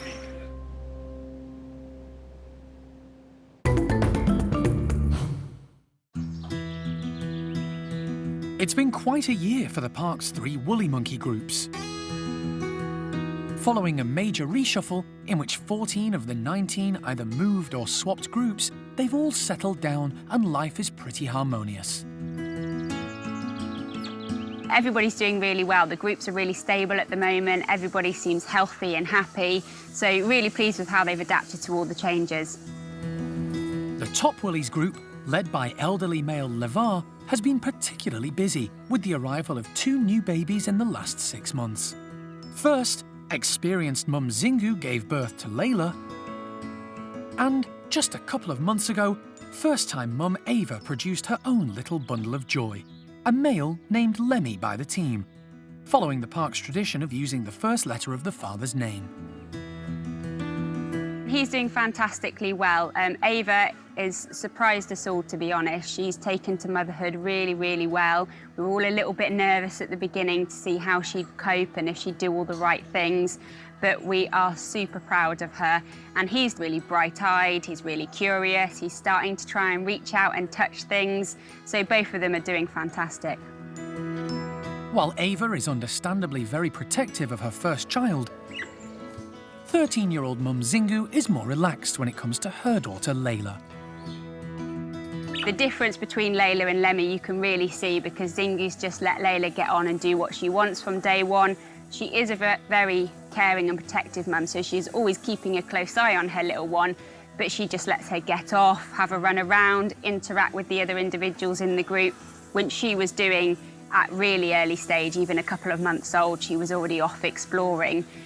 So yeah, you can just see the difference in the 2 little ones from the early stages, really. But as I say, hopefully Lemmy will soon find his feet and Ava will relax into motherhood.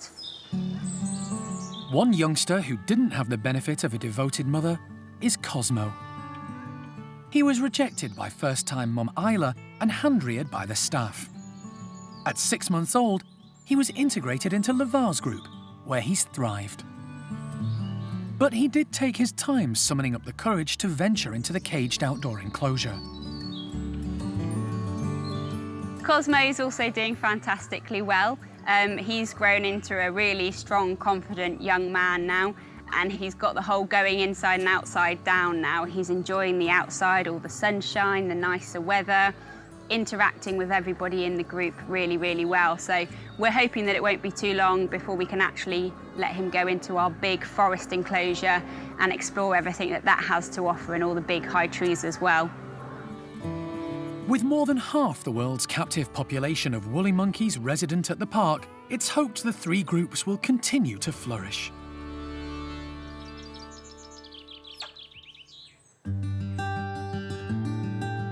It's only been a few hours since Chimp Toprish arrived at the park after a long journey from Istanbul. Alison and Lisa from the primate care team are keen to see how she's settling in and what she makes of the 16 noisy neighbours close by.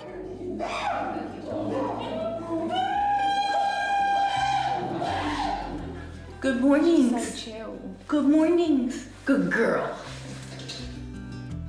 Toprish seems unfazed by her new home and housemates, although it will be a while before she has any physical contact with any of the chimps. She's just a lovely lady and sort of bomb-proof at the moment. I'm hoping this sticks... Am I getting a laugh out of you? I'm hoping this carries on when she meets the other chimps, and that her optimistic and blasé attitude about life carries on once she starts meeting chimps, because they can be a bit full on. And I'd like to get her out of the bedrooms, but we have to begin the introduction process first. So early days, but I'm hopeful that she's going to be a really nice addition to a group that's really sort of getting old and getting quiet and sedate. And I'm hoping that she's going to bring a breath of fresh air into that group. Aren't you? Alison and the team don't normally physically interact so much with the park's chimps, but Toprish is humanised after spending years living as a house pet. and the team don't want to make a drastic change to her routine just yet. This is a completely brand new experience for her. It's not like anything she's had before. She's not been around anywhere near as many chimps as this before. She's not heard as many chimps to this. Obviously, the facilities itself is different, and just moving facility can be a big thing for any animal of any background. We just want to make sure that everything remains nice and positive for her, and she realises this is her home. She can be nice and settled here. So it's important that we make sure that she stays comfortable and she realises that she can relax here and just completely be herself. To reassure Toprish and gain her trust, Jeremy is paying her a visit. Good mornings. Hello, Toprish. Who are you? Good girl. She's pleased to meet him. Loose now. Come on. Loose now. Oi. You have to give a bit. You have to give a bit as well. Oh, is that it? All right.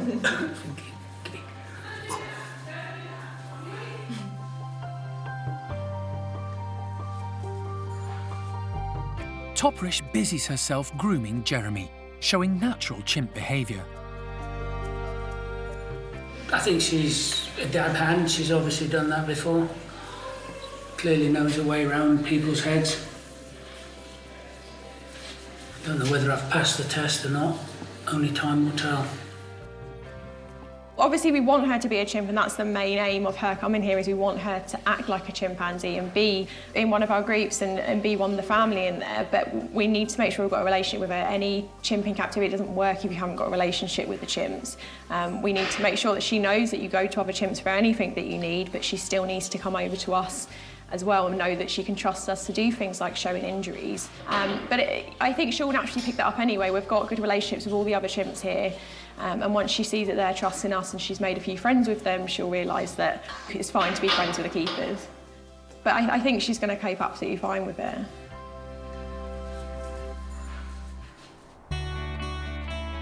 Chimp Toprish may be the latest arrival, but she isn't the only one to have found a home at the park this year. It's been a busy time all round. Yeah, that's a little boy. He's quite a baby. You are cute. The small monkey team had the most newbies to accommodate, with 2 more marmoset refugees from the British pet trade needing help. Hi, little girl. Common marmoset Amy moved in with ready-made family Milo, Clydie and Caesar. And Alison rescued Jeffroy's marmoset Freya, who was found climbing scaffolding on a block of flats in London. Hello, missus. Oh, good girl. Hello. The squirrel monkeys also welcomed 4 newcomers. Logan, Lucille and Lopez were rescued by Jeremy from appalling conditions in Somerset.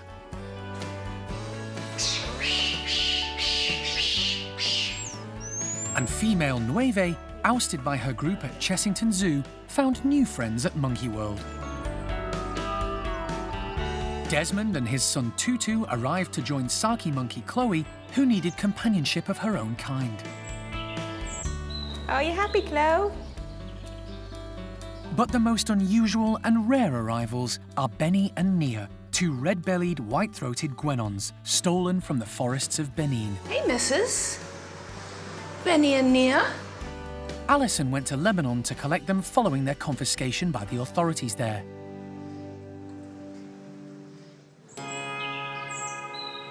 Sadly, along with the thrill of new arrivals came the sadness of departures, including young chimp Ben. Born at the park and with the potential to be a leader in the future, his death came as a real shock. The team also said goodbye to Capuchin Tao. Rescued from the pet trade in a very poor state, he had 7 happy years before his condition deteriorated. It's time to call it a day, but it's not right. But perhaps the most overwhelming loss this year was Chimp Sally. What's that? Matriarch of the chimp nursery. Never mind me, but it looked shameless. She spent 25 years here and was an iconic character, and a close friend to Jeremy, who will miss her most of all. You've got your work cut out there, Sal. But life at the park goes on, and there was lots of fun for its residents.